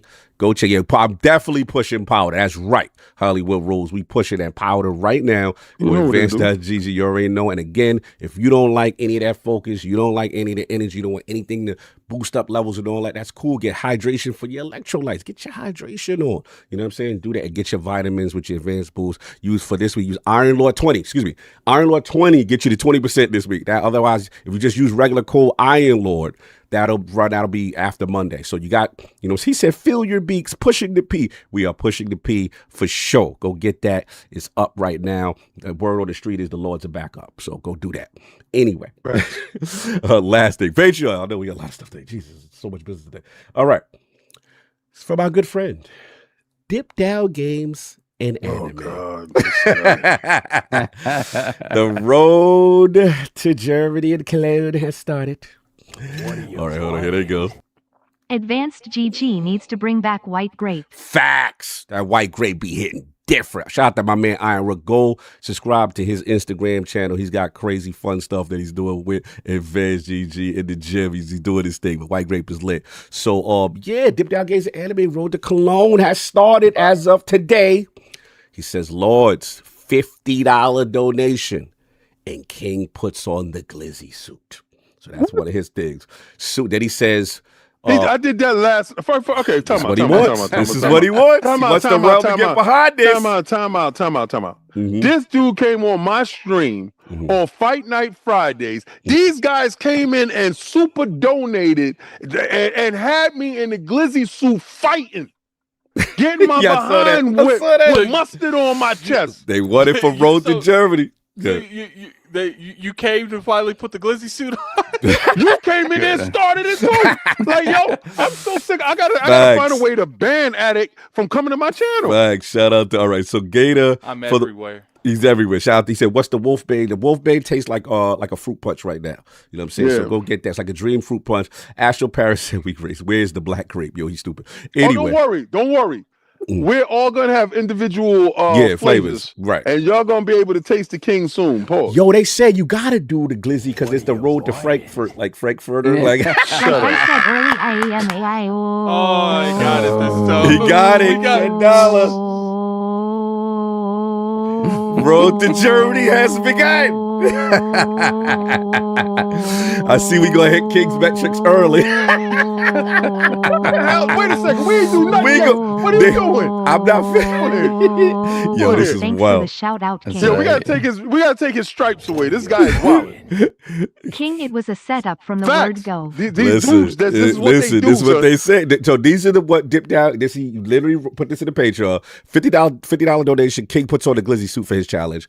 $100 donation, and King takes his shirt off. For Road to I'm reading what he said. This is what the Patreon Dip Down Games Anime. I will put on a suit. Somebody else got to take their nipples out. Not me. $150 donation, and Cog slaps King with a pack of glizzies. Wait a second. Time out.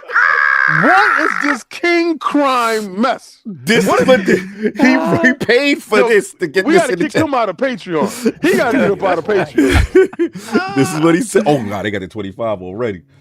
Yo, I'm not putting on that suit. No, fine. All right, he said 150. Oh, Rook came in with the 50.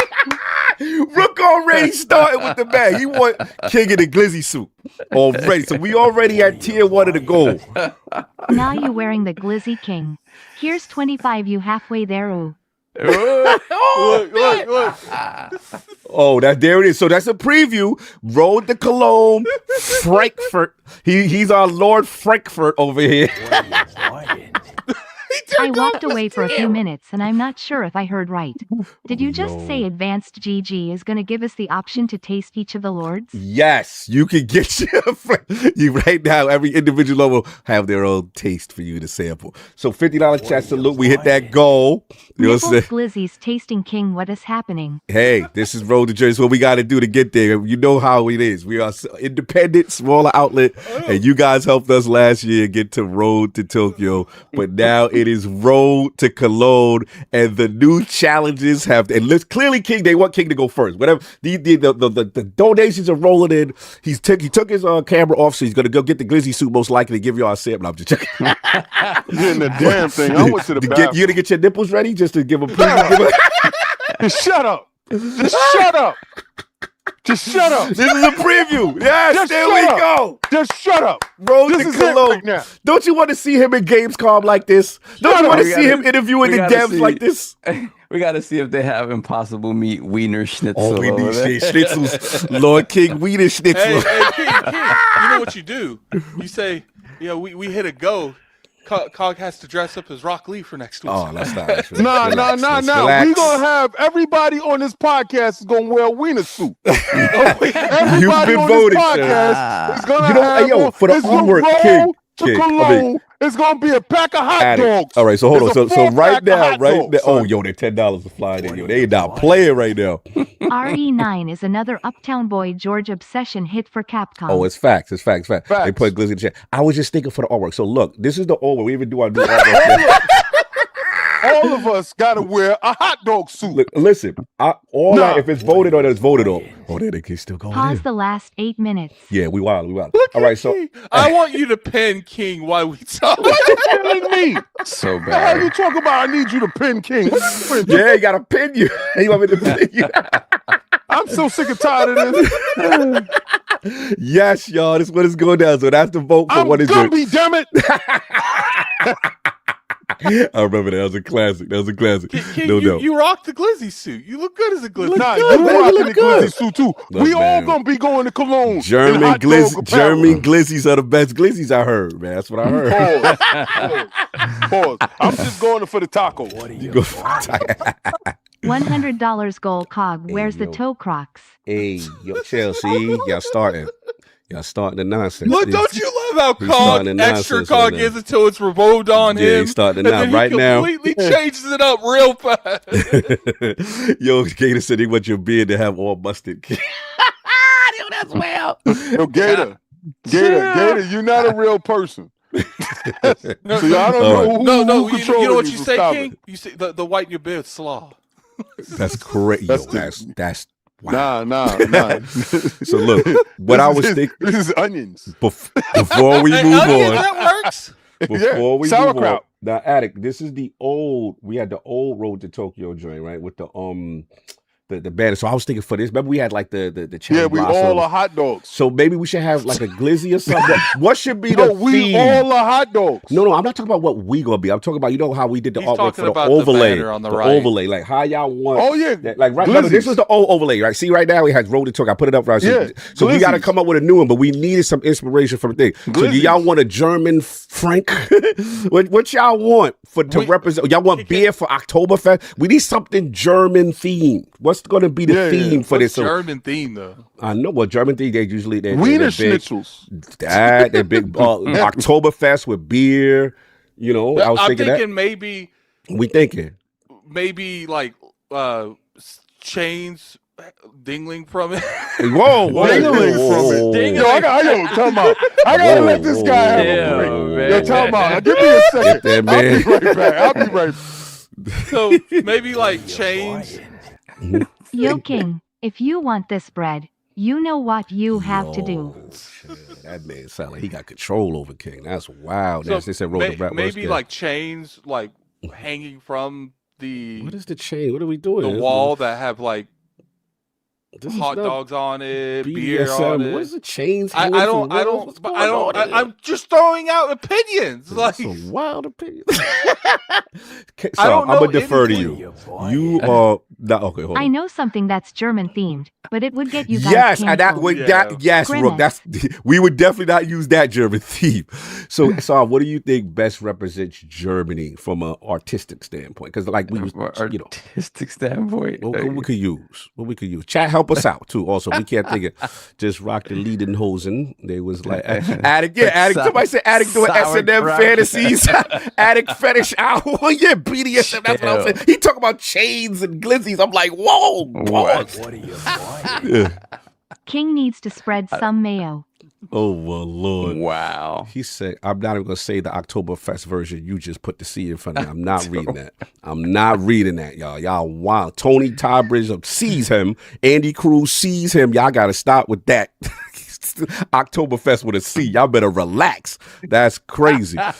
We will figure this out. This is crazy. Chicken rolls around in America. But yeah, we got to get something German themed. All I can think about is the beer, but we don't drink beer like that. I don't know. You know what I'm saying? But we figure it out. We got to have a new overlay because definitely it is road. Let's just leave that up to our art dude. Yeah, leave it up to that. So we'll figure it out. What are you buying? King, you know I'm real. Don't hate. You can't forget that Japan's Womam that gave us our own elevator in the Tokyo Tower is big American. That elevator was lit. That elevator was lit. Who was that? AKW? That was Gator. Gator's trying to fucking remember. You met him in Japan. Was with us, right? Yeah. Schnitzels and bratwursts out Smurf. I know who Gator is. Yo, you want schnitzels and bratwurst? All right. So maybe schnitzels and bratwurst? All right. Some kraut. Some kraut. All right. So that's what. So those are the initial things. So King looks like is definitely eating an Impossible Dog out there. Yeah, it looks like King is they don't sell that out there. So, Attic, would you think King is on his way to his goal already based on what Dip Down put in, or is that? I don't know what the goal goal are you talking about? Dip Down goals. Yeah, Dip Down goals is dumb. He said to put it in the rock. I think you ain't hit me with no damn glizzies. He said 150. I gotta slap you with a pack of glizzies. Fight night Friday. Decide this one. Make it happen, chat. I know some of y'all got paid. It's tax season, so he up. He says everybody's up now, so it's time to do it. So all right, so tax season, y'all got money. So it's the slapping with the slapping with the glizzy. Actually, that ain't happening, bro. That's not even happening. y'all are disgusting. Was Saul ever One Punch Man? No, he ain't never put on his costume yet. Mm-hmm. And I'm gonna tell you right now, he got a power stone busting out of his joint right now. Hey, yo. So he better put on that damn suit. He better put on that damn suit. He got a power stone trying to pop out his sizzle, his wiener schnitzel. Power stone. Next week, Saul, you gonna have to come dressed up as One Punch Man. Yeah, you gotta have your One Punch Man suit on so we can get past that. But everybody gonna be a hot dog. I'm a hot dog. You a hot dog. Dip Down is on your head. He said, "King, stop capping. We talked about this." Here's the issue. Here's the issue. Until you put on a dress with a thong on your chat, I ain't listening to nothing. Yo, they on my head. They said Croctoberfest. Hey, yo. I don't like that. I don't like Croctoberfest, son. I don't like that at all. With Stop his toes that. out. He gotta be a hot dog suit with the Crocs in. You are the hot dog, son. You are the hot dog. That is you. Here's the issue with all of us having we hot all dog wearing suits. that. Here's the issue with all of us up? having hot dog suits. Mm-hmm. That glizzy you have on you was not cheap. No, so and the goals to get people wearing the same glizzy is we gonna do this. Well, I got faith in y'all. And listen, how much was that glizzy suit, Saul? Time out. I don't remember. It was just first of all, he don't care. He don't care. Look at him. Look at his smile. Look at his smile. He don't care. No, King. He's gonna care because he's gotta wear it now. Yo, listen. He don't care because the laugh is forever. So he don't care. He don't care. He said, "I got his ass. It's over." But what I'm gonna tell y'all is this. First of all, the Road to Cologne today was not supposed to infuse me in a hot dog suit. I'm reading the Patreon. No, you wrote it. You gonna stop. That's what they paid for this. You got mad that they paid for you to do this. No. What he said was that he made a suggestion. Okay. Right? Yes. It wasn't no goal up there to be met. Yeah, correct. Listen, we didn't vote to go. Yes. He suggested you this. We gotta stop him. I'm gonna tell y'all, I did this for y'all. Y'all super chatted so much earlier. Mm-hmm. I took that in account. And then when Rook want to jump out the window like he did and put that super chat up there, I said, fine, I'm going to put the suit on. Because listen, I respect your dollars. Yeah. Now, what I want y'all to do is help me get these other hot dogs into their buns. Pause. You got these hot dogs running around here naked. I need to get these other hot dogs into their buns. We have a Spanish hot dog. We have a white hot dog. And we have another black hot dog. We got a light-skinned hot dog that's running around out here. So we got to get them all into their buns. So please help us get the rest of the hot dogs into their buns. Dip Down says a 4-way glizzy battle. King, they paid for it. give the people what they want. It was a goal. So this, I Dip don't know. down. You wearing lace thong on Pause. your screen while you put together your toys is supposed to be a goal as well. We So got until we reach that goal, we ain't gonna listen to you no more. I'm gonna ban his ass. All right. Where So he how at? I'm gonna how put him are out we of here. doing this before we move on? In terms of the, is this just a suggestion round, Attic? How That's are we doing suggestion from him. this? This I is didn't a listen to him. suggestion round. How Where are we he doing at? this? Hold I'll on. let I you gotta decide. get him out of here. Hold on. So it would work strategically for us if we did do what King is talking about. Because Why so? Why do I need to be in the Okay, here's my mindset. Put him on timeout. If people want to, Hey, yo. so if we all did have glizzy suits, Mhm. people could donate on any podcast to make that Lord wear the glizzy suit. So that's avenue there. Mhm. Second, I like seeing King in a glizzy suit. Pause. I don't know what He that like is about. when you screaming and scrambling like that, man. He like that. He like that. Got that He yellow like stripe that. right He like here. that yellow sauce on your chest. He like Why that. don't you go get that checked out? Yeah, he like that. He like when that sauce run down your chest like that. That's what's up. All of y'all are flagrant. But I'm gonna let y'all know. the issue Put your with beard. all Put of your us- beard next to it. Put your beard next to it. Rub it all. the issue with all of us wearing a glizzy suit is that's not going to be cheap. The goal Get y'all is to, cheap. Get y'all cheap ones. The goal is to make money, not to spend more than we're bringing in to our Gamescom. Yes. So it would have to be like a week by week thing. Like Yeah, it's in a one week by week podcast. thing. All right. Yeah. Okay. So that's So we're the gonna have initial a thing. goal. Each week we're gonna have a goal to get each of you hot dogs that's running around here naked in But just a bun. Oh, that's good. They ain't gonna get no Crocs for me. Everybody gets no individual. I don't care. No, you don't. It's a long time to Cologne. Your Crocs is coming. Your Crocs is No, we just coming. do hot dogs all Nah, throughout. no, and no, that's it. We're done. no. We're done. Yo, No, I gotta listen, do none of that. one Nah, this is a week, great next idea. week- Yo, no, good no, looking King. next week- It's a great next week idea. I is like you. this. Next I like week this. is you. Yeah, no, See, this for the listen, team. For the already team. did me. For the team. I already For the team. took it for the team. We've already decided. I did today. I Yeah. did Okay, today. hold You on. understand? I did today. People, random commentators said, or pass the suit around. The goal is they want all of us to have one on. Nah. I ain't passing my suit around. Ain't nobody getting inside my Yeah, buns. let's pass Pause. you around. I want to pass you Pause. around. Ain't nobody getting inside my buns. Son. Yeah. We want that. So I guess we could do that. I guess we could do Listen, that. these velvety soft Chill. buns. is We gotta mine seize and Richie mine Richie alone. Torres MMA. We gotta cock stop front and of course- spread them buns. Seize him. Here's my Seize thing. him now. Here's my thing. Get him out the chair. Here's my thing. I think we don't need to go this week because they clearly already met it. Yeah. Yep. So we'll just next start week, the next cog week's go. suit. Next week, Bun cog brothers. suit. Well, you can't. They vote who's next. That's how that goes. All right, so yo, put a poll up there, Addict. But There ain't no super chats who next. We're gonna reach. Yeah, let's super Addict's chat. gonna Who's be a next? glizzy with a propeller cap. There you go. They got Addicts next. Addicts next week. They already set it off. They want him with Addict, put the goal up You there. be trying Put to the goal up ignore there. what the chat is. Addict. This dude is a Addict, fraud. put the goal When up there. the chat Addict. actually says Addict, what we to gonna do, see he be who's like, next. no, we got to Is do it- this. is it- No, is it- Beard forget in the the realm. yellow. No, I'm yo. gonna crash my car. Yo, is it gonna be? Is it gonna be Power Stone Solve? Or is it gonna be Lieutenant Cog, or is it gonna be Propeller Addict? Let's see roll who's the next. cologne. Addict seem Yeah, like hold he's on. up I'm there. voting for Cog. You can't vote, sir. That's against the rules.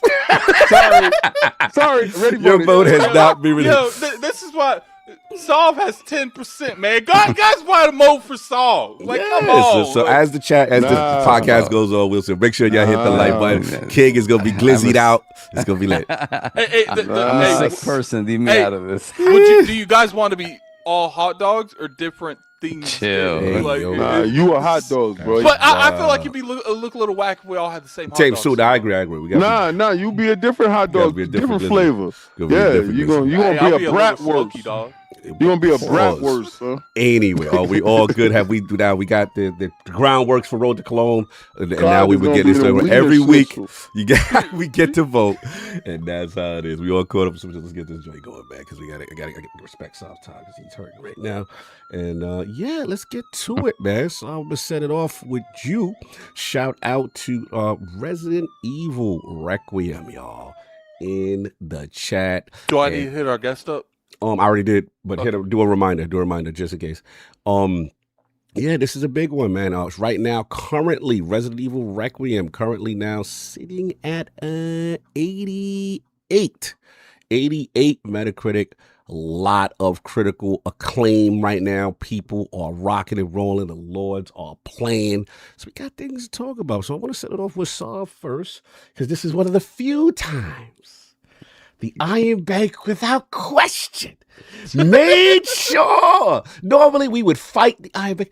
Hey, please, Soft, can we try to cover said game? Or is it possible? Don't make me laugh. Oh, you don't know. Oh, you can laugh. I heard you. You don't know budget because you can't be doing that. You get no content. So This I game. I want transparency though. Yes. They did. Capcom did send us one review code. Send us one review So code. Yes. We technically did get a review code from them. Yes. So for the rest of the Lords, you know what I'm saying? The Iron Bank came through. So the Resident Evil is here, Requiem. So let's talk about it, Sal. Obviously, I think me and you and King have to talk about what happened. Let's talk about what happened. Right. No, we ain't gonna do Go that. ahead, King. Set it off. No. All right, so check it out. So Attic got the joint. Attic shot the shot to get us all codes. You talk about right? what happened. Attic shot the shot to get us all codes, and it just didn't work out. I think Attic got the code or the website got the code. All right, so that happened that way, and that's cool. Hit the like button. It's a funny story. Because Capcom can make sure that I play Monster Hunter mobile, but they can't shoot me this, right? All right, cool, whatever. All right, I want y'all to remember that. Yeah, Capcom, facts. Capcom, facts. I sat down with y'all when nobody wanted to give y'all any attention. Facts. We gotta be messy. We gotta be petty. And I sat down with y'all for 2 hours and I covered it. I put it up. I did all that. I wrote. I did everything. I bonded with you guys for hours playing your little mobile joint. All right, cool. I ain't got no problem with it. Really, I do. But anyway, let's get our entitlement off. Yeah, right. So I didn't know if who got the code. I didn't really pay no minute. But Solve had put in the chat, and he does this all the time. Yes. This isn't like a first time that he does it. What platform you want it on? At this time, I'm watching a Digital Foundry. I know where this is going. Right? So I'm watching Digital Foundry, and Digital Foundry came out. And I want y'all to know, anytime PlayStation has a win, Digital Foundry, first their videos is on time and it's loud. It's on. My notification never goes off of them. So I knew it was some, when you're clicking it, because the smile, because they be having like John Letterman or somebody with a smiley face when it's a PlayStation winner. It's the face. Yeah. When Xbox is winning on something, their faces is mad. They got mad faces, right? I was like, all right, whatever. I click it. I watched just a little bit of the video, and they say clearly the PlayStation 5 Pro is clearly on console is clearly, but they also show PC. PC stomps the Pro in the chest, right? So I'm like, oh snap! Now I don't play on my PC. Oh, say that but again. Oh, I don't play on my PC. Oh, you don't play? Okay, God, just no, want I to be clear don't. There's a platform that you don't play on that has the superior version. That's clear. Listen, I want y'all to listen to him. It's interesting to hear. Go ahead, continue. But what I do is I use whatever platform's powers are, right? So I was told that Xbox Play Anywhere is a thing. So I said, yeah. This is how I beat the PlayStation dudes. I get it if it's Xbox Play Anywhere, and I get the PC. I got able to play it on my Raw. I'm able to play it on my Series X, and I got all the best of both worlds. I'm winning here, right? I get it on the go, I get it at the stay, and I get it at the play, right? Knock it out. So that was my hustle, right? And they was like, yo, but on console, the Pro is superior. They show it. And I was like, yeah, okay, cool. So Solve is like, yo, what platform y'all want it on? And I'm like, wait a second, right? So COD, yo, it's a Play Anywhere title. I want it on Xbox. So Addict says, wait a second. No, it's not. So immediately I said, "Oh, it's not PlayStation. Give me the PlayStation version. Give me the PlayStation version because it's the superior console version." Oh, right, okay. So I said, "Yeah, I brought a PlayStation 5 Pro. You did for me That to is use not how it." that went. That's You not how asked that for went. a Pro version before Thank you, Sure, break it down. He Addict. Break it down. PlayStation Revisionist front line history. over here. Get it. He Revisionist history. demanded front lion is what we gonna call him. Yeah, front line. Front line. But anyway, my man here has a Pro. Yes, that is true. So I said, so yo, you ain't gonna get it on your Pro? You ain't gonna do that? Nah. I was like, yo, but they finally woke up to ray tracing. I said, yo, the Pistol 2 is in the box. This is the debut of the Pistol 2. This is what they said. This is why we paid $900. This is why we did. This is why we paid $900. Yo, I paid $900. I paid right off. My joint came up to $900, right? Yeah, it did. Early, so you should have got that GameStop drink that I got to do. No. My joint came up to $900, right? So Sav know how much he paid. He was in it. Sav knows it all. So I'm like, okay, finally, this thing can actually do what they say. Finally, let me get the PlayStation 5 version. I was excoriated. I was ripped apart. No, he was console warring in the chat with nobody around. Addict, was he console warring or not? This guy here telling a different version of why Addict stepped away for a minute. I think for a minute, but I see my man Insight gave it in the chat right quick. You were there.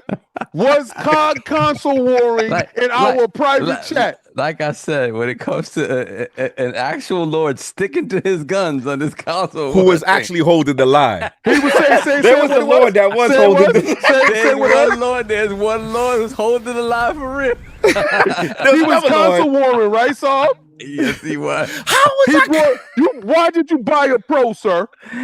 I bought a Pro for the exclusives for the PlayStation ecosystem. So exclusively the Pissa is here. Yeah. The Pissa 2 is here. That's exclusive. No, that's great. And that's fantastic.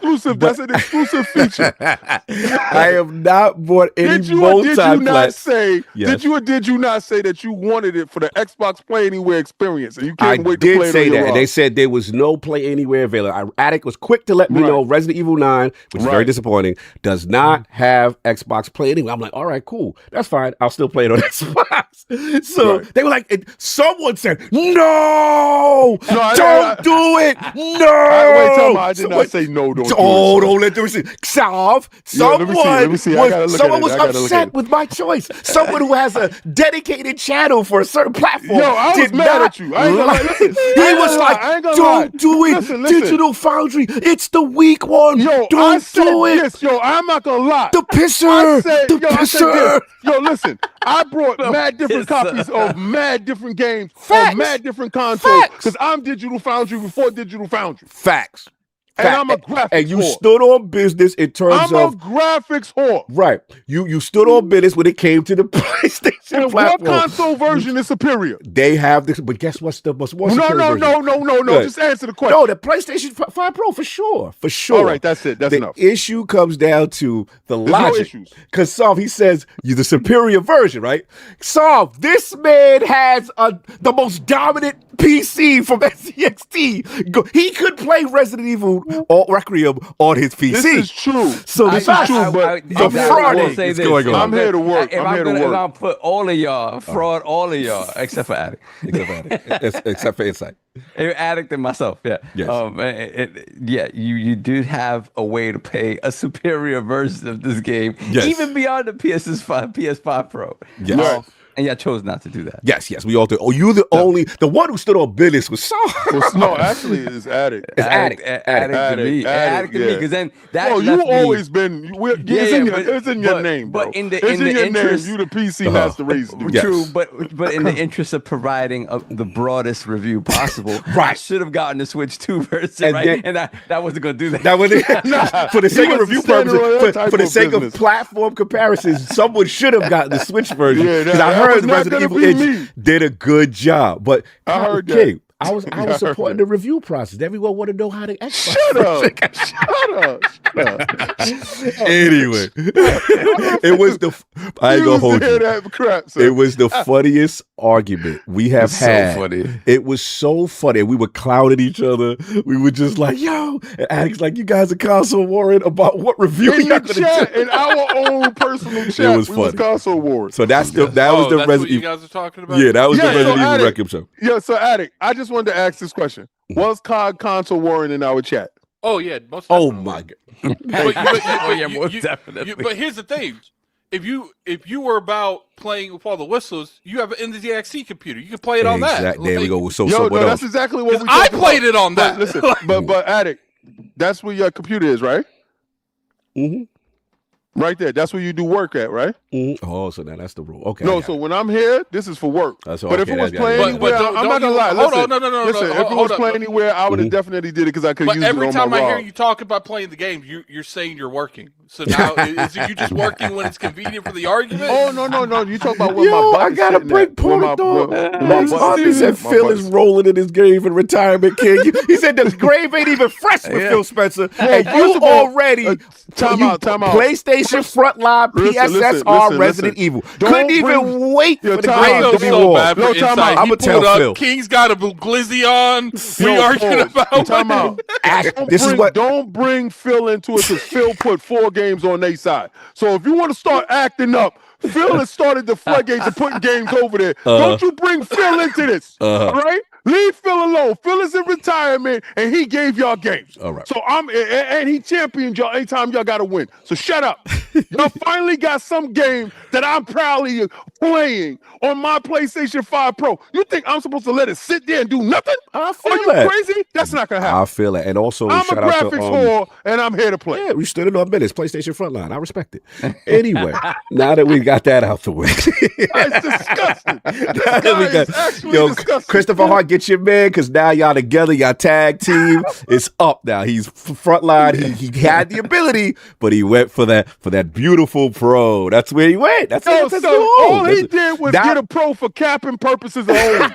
Addict. So all he want to do is turn around and do the Vanna White and be like, I ain't got a pro.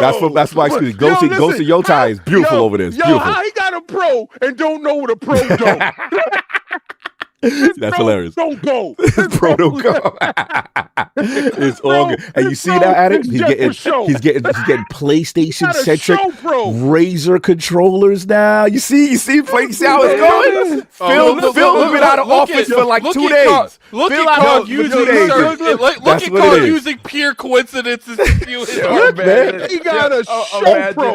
Imagine that King is the reason we start getting PlayStation. I know, codes yeah, now. bro. I'm telling you, he's setting himself up with the new regime. It's a new script. Imagine that, because he's definitely been the reason we ain't getting. Freddie Fox, damn King said he's all right. So jokes aside, we got to get to it. So, all right. And we got my man. First of all, mic check for my man, Insight Gaming. Let's get a mic check from you, brother. As I'm coming through. Oh, yeah. Oh, you said it. yeah. Crispy. All right. Ooh. What mic Hell is that? yeah. That looks like an HP Flipcast. Is that what is that? Oh, I know that's This a microphone. yeah. What's that? This is a Beacon by the guys that did XLR back in the day. Nice. Okay, that's Boy, what's up. clean right there. Yeah. I like that little LED light on. That's kind of hard. I gotta go front. He said first time almost 2 hours in. You know you're in the Lord's Day. Come on now. Y'all know what it is. Anyway, so salute to him. We're gonna talk some Requiem, man. But I want to start off with Saul first. I know time is limited, and I think me and Saul probably have the least amount of hours based on what is going on. So Saul, this is your baby. You know what I'm saying? You got us the joint. Yeah, I'm off to a nice start in my Lord Publisher. A nice little 88 to start Wait, off. this is one of your games that you Yeah, this is one of his games. Oh Yeah. my God, he's gonna kill us right now. Continue. So let's talk about it. Oh no, Reanimals and one of yours called. True. But also Marathon is one of my. So I'm in trouble with my Lord Publisher. Balance. Standing on no business. doubt. Yes, No doubt. But we're going to continue. That's a Lords After the Dark discussion. Y'all going to understand what we're talking about. We're going to have the graphics out. It's a competition amongst the Lords about the games we pick. And it's a fun competition. But anyway, Resident Evil Requiem, it's out. Metacritic is about 88. Rave reviews. Solve. Let's talk about your experience. And this is one of your favorite games of all time. Yeah, man. I mean, I guess the first thing I gotta say is like, bro, this game is gorgeous. Like this game is really, really, really gorgeous and well optimized, like pretty much across the board. Yeah, so playing it on the NZXT, man, like I was able to turn everything up. And my configuration is a little bit different because I did change the CPU. We had a 7800 X3D and I have a 9800 X3D. And I added more RAM. So yeah, I was able to just push this all the way. Basically, the only thing I had to drop down was I could push it too, so it didn't matter. Yeah. If you pushed it or not. Yeah. So the only thing is I'm playing it natively at 1440p, and my TV's upscaling it. And it's absolutely beautiful. You got your PC on your television? Of course I do. Come on now. Okay. This is what y'all should be doing, but I don't know what to... Talk your talk. But yeah, man, it's absolutely beautiful. Reflections, ray tracing. Yo, like I've been saying something in chat. They disrespectful. Y'all see this? It's over for me. It's over for me. Yeah, I just sent y'all something what they want me to do for. Oh no. It is bad. So Gator said I'm spending a car down payment on PC upgrades. No, I got these upgrades before they became ridiculous. So I'm very happy to see that I got these upgrades. King, did y'all see it? Sorry, Addict. Hold on, look, yeah, Addict. I'm sorry, it's like you gotta see it. Addict, put that phone up. This is what they want me for Road to Germany. And that is nasty. I support work. that. Hey, I support that. I support that. Continue. I like y'all. Yeah. Yo, what did the poll end at? It's still going, but continue. Yeah, let's put a time limit on that. Let's get that so we can get these super chats. Gator said, "Nah, how much for that?" That's it. Yo, y'all better stop. Let's go. I'm dropping the money. Continue. Let's end that. Let's end that poll. Who's winning right now? What is it at? And then let's get whoever it is up next. Let's get to it. Daddy, y'all gonna do me dirty like that for Road to Germany? Yes, sir. We're gonna do you absolutely dirty. Y'all gonna do me like that filthy for Cologne like that? He said that's traditional, Cog. Yo, stop it. Anyway, that's right. Put on that garb.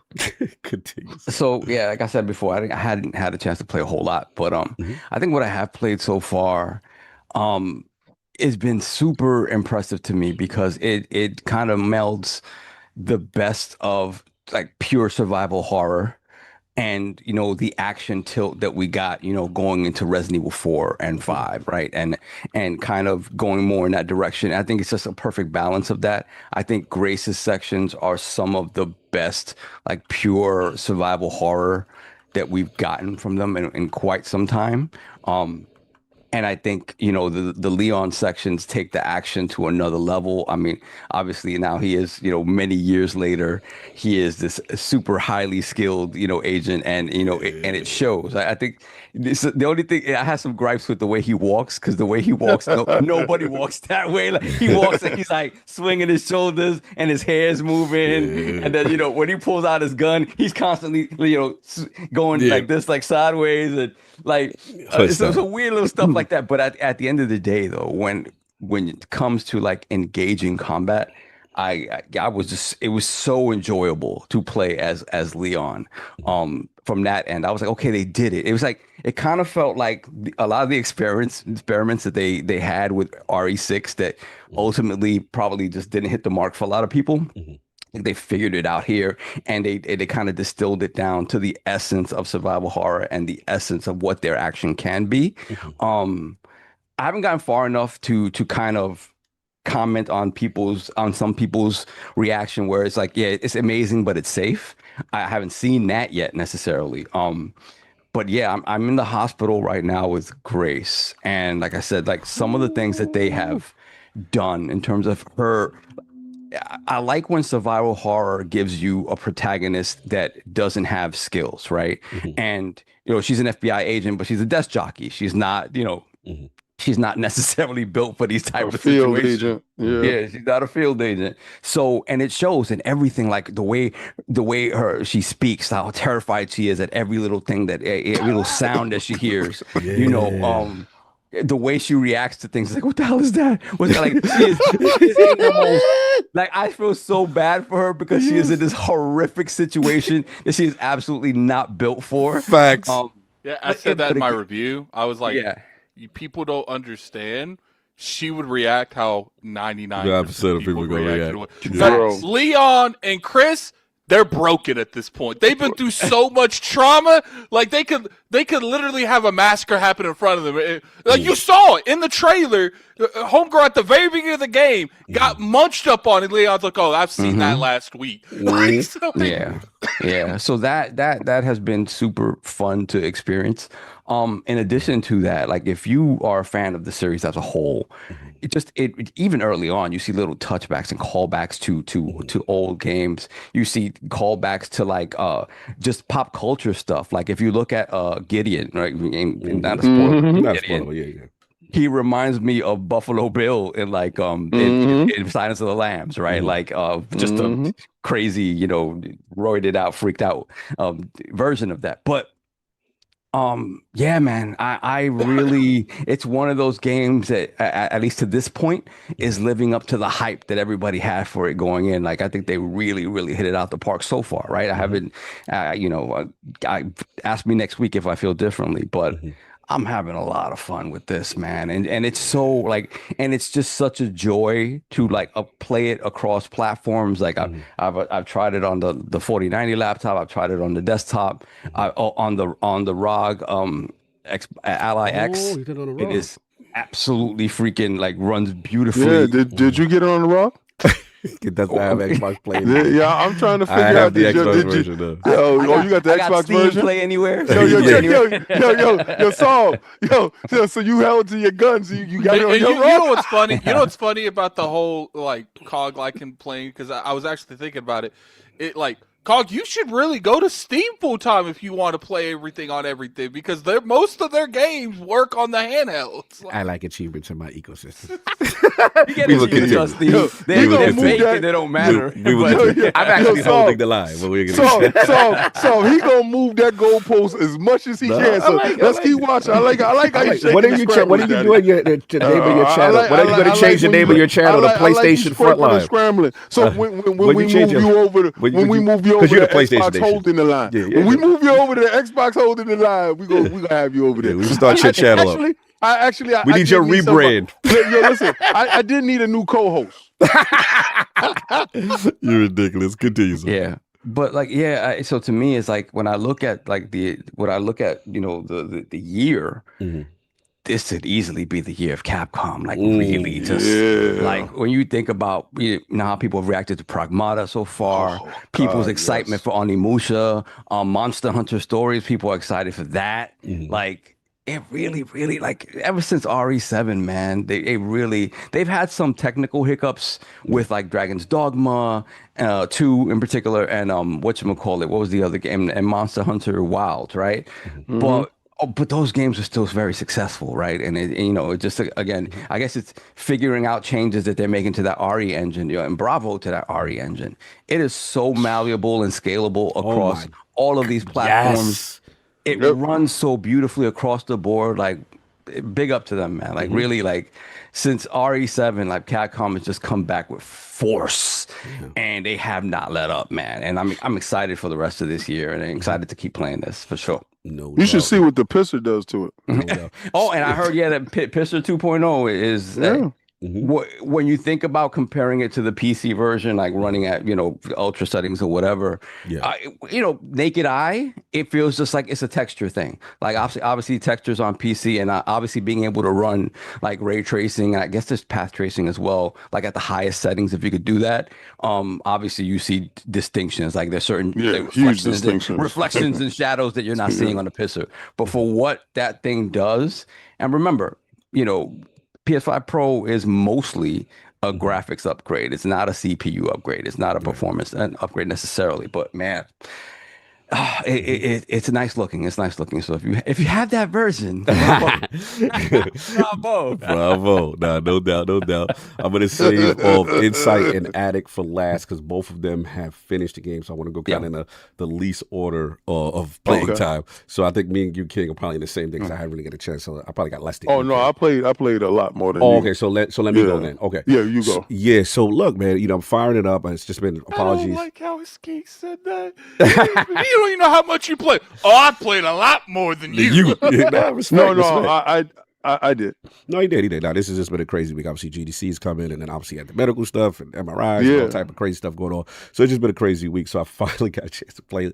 Finally, to boot it up. Last night, played for about 2 hours. And look, first off the rip, that part in the very beginning of the game, King, where you're walking, it feels like we in the Bronx or Brooklyn underneath the train station. And I'm looking at the signs, and I just stopped.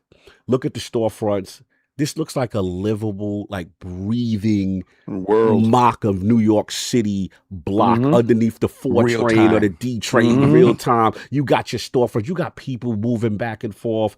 And I'm like, and they literally took New York. The bus signs are New York. The actual parking signs, the no standing from 7. This is New York straight up ripped from there. And I'm like, this is amazing. This Resident Evil engine, I cannot like bloviate glaze anymore about. Like, this is an amazing engine. It is truly beautiful. The thing that stands out to me is the distinction in the play styles. Now, first off rip, I don't know how y'all feel, but I made the gray stuff also third person. I know that may be taboo. Yeah, no, I'm not. I know a lot of y'all hardcore dudes. I did third person. Okay, I didn't know. I know Insight played it first person, but I don't know. I tried. Like it's just like that's one of the reasons I stepped away from the Resident Evil franchise, because I do not like playing Resident Evil in first. I just don't.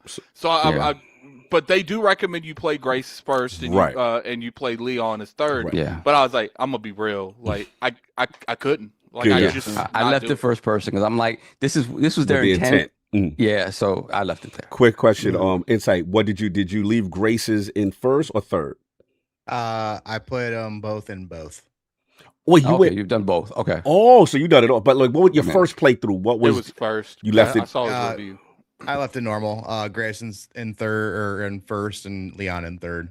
Okay, no doubt. So I did that, and I'm sitting there, and I'm just like, okay, first off, again, the distinction between Grace and Leon completely is so apparent, because the first thing is like the helplessness. And again, like Sav said, she's constantly, reacting through her emotion, through her breathing, the tension, the hide and go seek nature of certain aspects.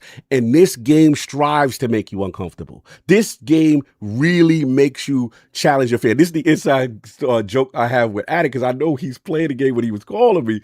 And I'm like, all right, bro, we finished talking what we talking about. I'm going to let you go. But he's still talking to me. So I was like, okay, you want me with you during your experience. Most of the time when I was on the phone with you, I was getting like the little nits and knacks around the map. At that time, like, I would say the game definitely like maybe jump scare. But after you like get the feel of Grace, it doesn't really jump scare you that much anymore. Yeah, the thing for me also, like I say, the path traces is beautiful. With the Grace play style, the thing that hit me is when terror actually happened. And it is on, right?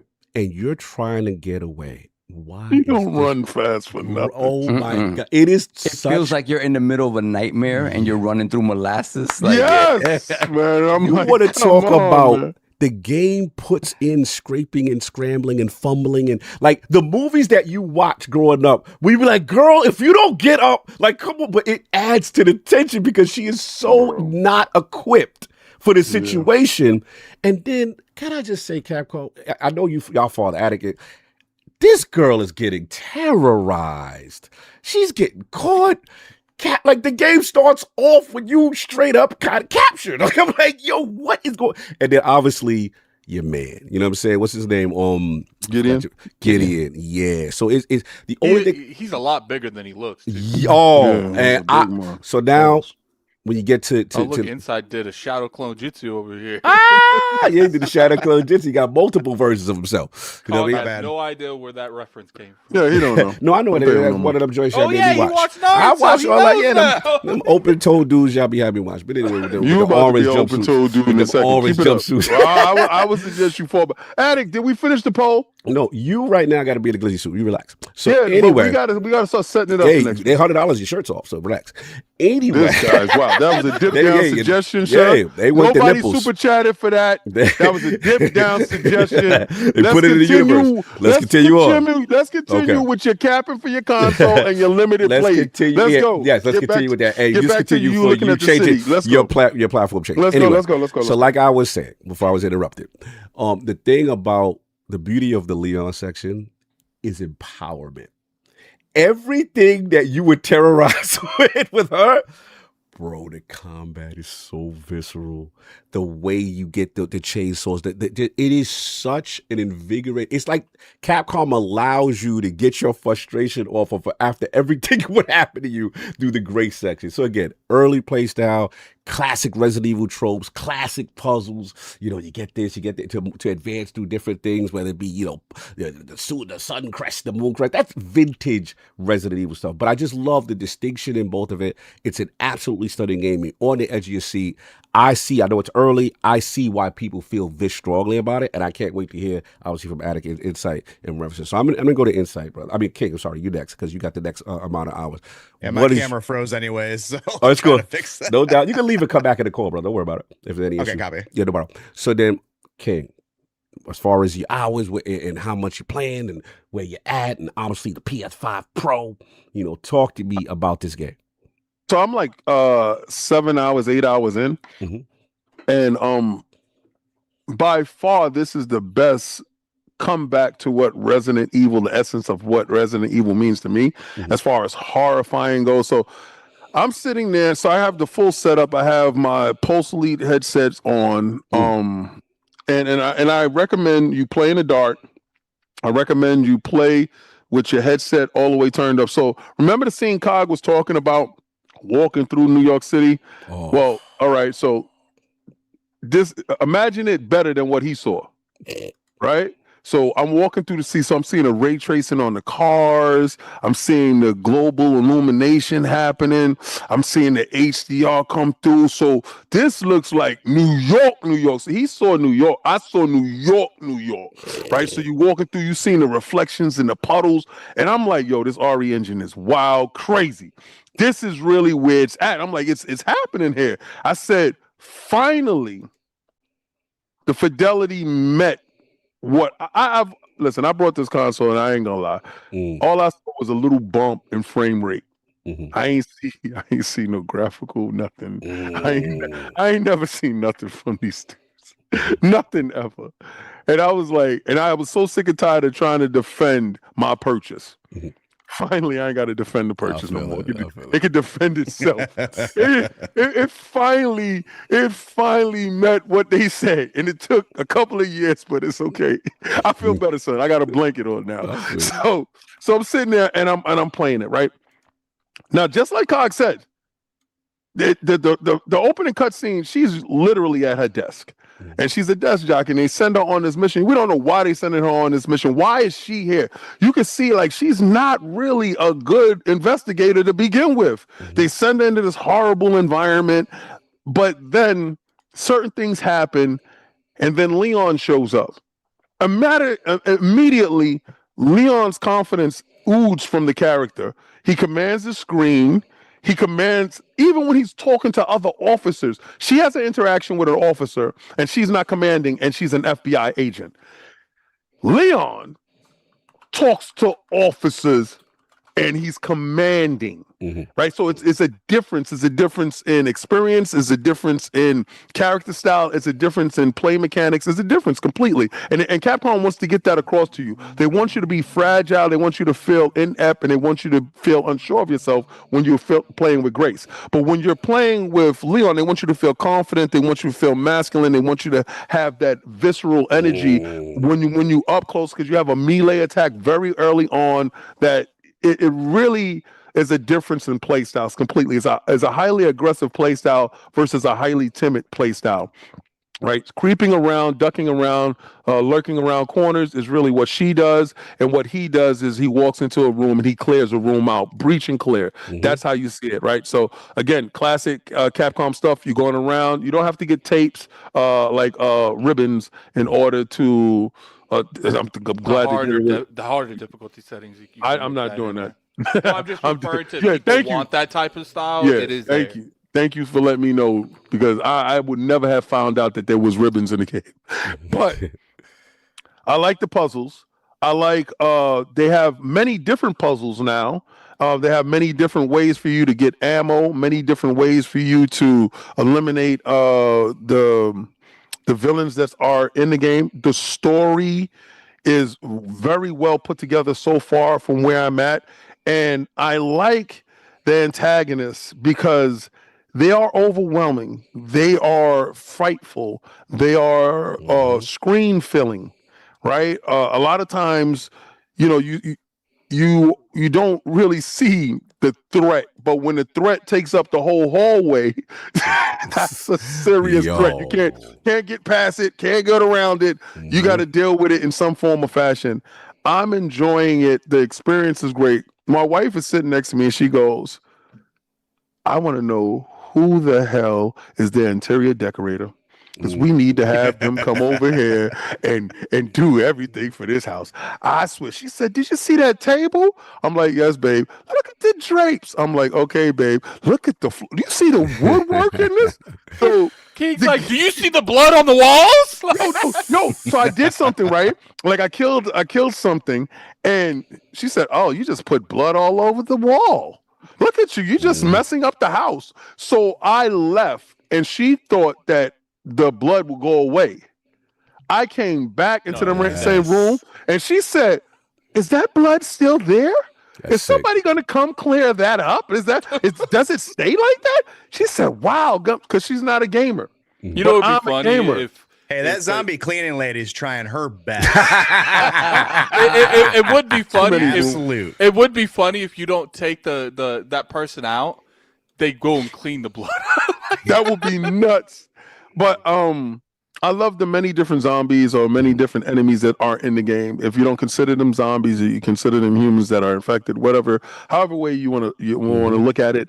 From a graphical standpoint, I don't think this generation, and I honestly felt this way, and I love the way Pragmata is. I think Sovereign touched on it. All the titles coming from Capcom are exhibiting what we expected from this generation. And starting with this and the Pisser, and it's all the way down. It's even down to the Switch. I heard the Switch looks really good as well. The Switch 2 looks really good as well.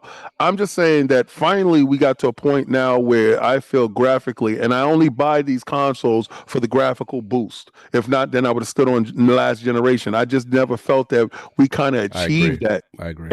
And I think right now we're starting to see the fruits of their labors with working with this engine and doing everything. One thing I got to say is this. I really got to call Xbox and Capcom to the table. What happened?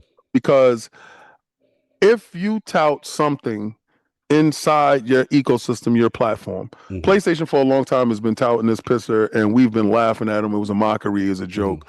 And finally, the Pisser 2 shows up with Capcom's Resident Evil Requiem, and it shows out. It does what it's supposed to do. It would have been an easy decision for me to purchase it on Xbox had it been Xbox Play Anywhere. And I feel that if you are touting some type of service that is on your platform, and I can see, listen, Crimson Desert, that's an automatic purchase for me on Xbox platform based upon its Play Anywhere. Right. I play on many different devices. I brought this ROG. For review purposes, we were sent the ROG for review purposes. Xbox send me a ROG for review purposes. But for everybody that purchased the ROG, you wanted to be able to utilize the games that you purchased. You talked about playing games from your library. You talked about all this stuff. I think that Xbox Play Anywhere should be there from the beginning. Don't tell me it should come later. So again, it would have been an easy purchase for me had that been implemented, but it wasn't. And I'm glad it didn't, because it allowed me to use a piece of hardware that wasn't being used at all.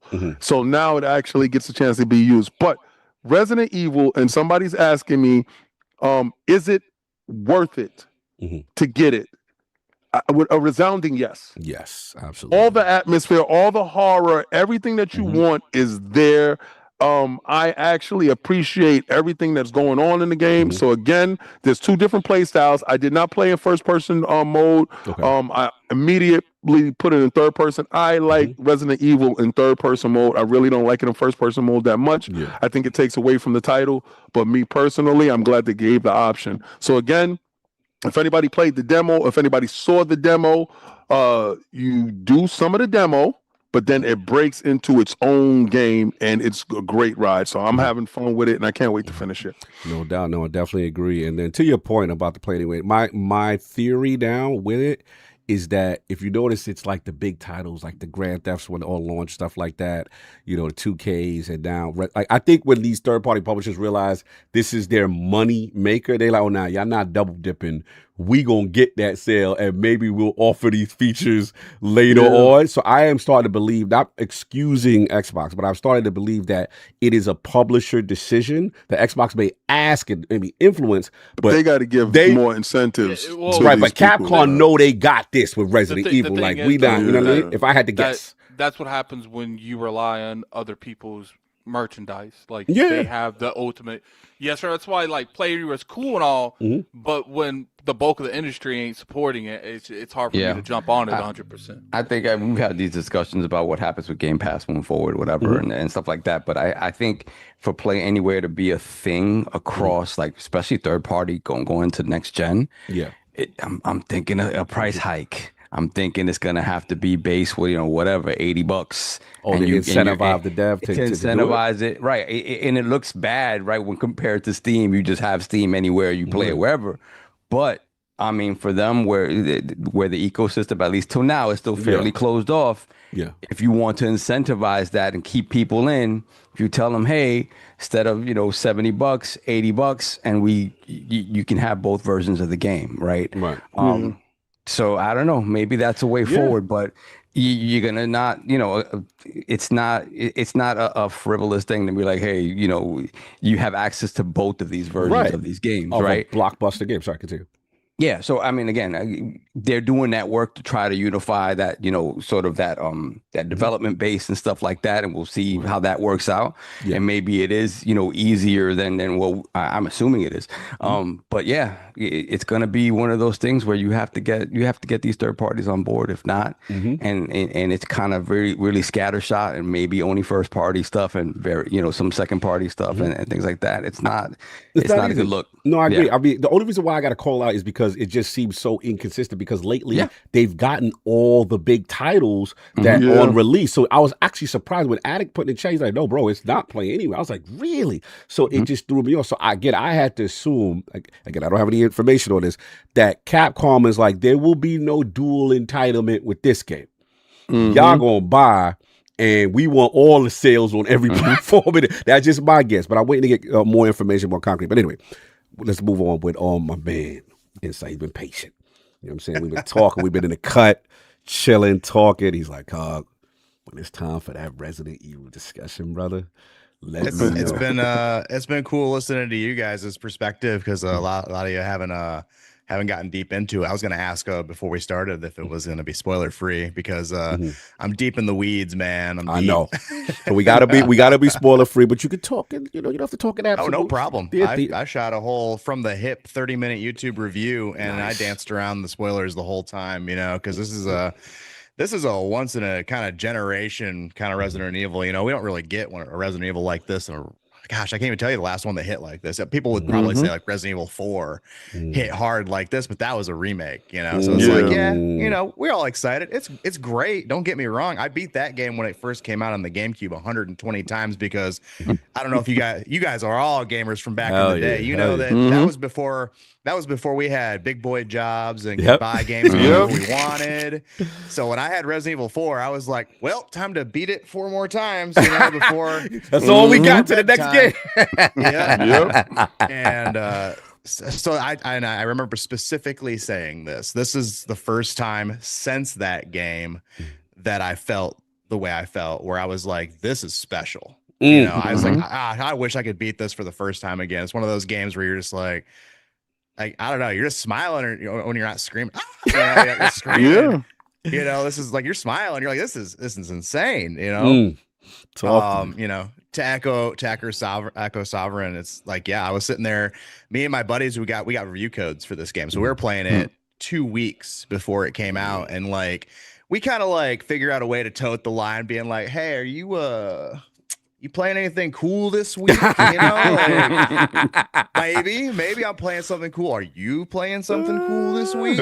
And then so we found out, you know, okay, we're all reviewing this. We can talk about it. And I was like, dude, check me if I'm wrong, but this is the best looking Resident Evil, right? Woo! And he goes, yeah, without a doubt. And I was like, okay, cool, because like we're in a vacuum, dude. We don't got the internet telling us, you know, BS left and right. And so we're talking, I'm like, okay, we're halfway through. He's like, dude, I just got to this one part. I was like, don't tell me, I'm not there yet, you know. And I was like, all right, cool, was that boss fight sick? Yes, it was, you know. All right, cool.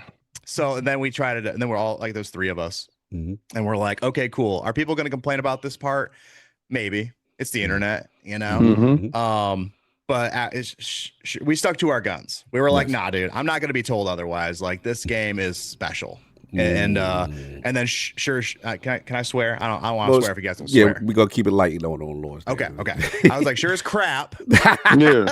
Lords After Dark. We bring for Lords After Dark. You lose. Yeah. Okay. Yeah. So sure as crap, the game comes out, it's raving reviews, and I was like, yeah, okay, cool. I you know, because the internet could convince you otherwise pretty easily. You know, like, oh no, you're wrong about this. You know, and I'm like, I don't think I am.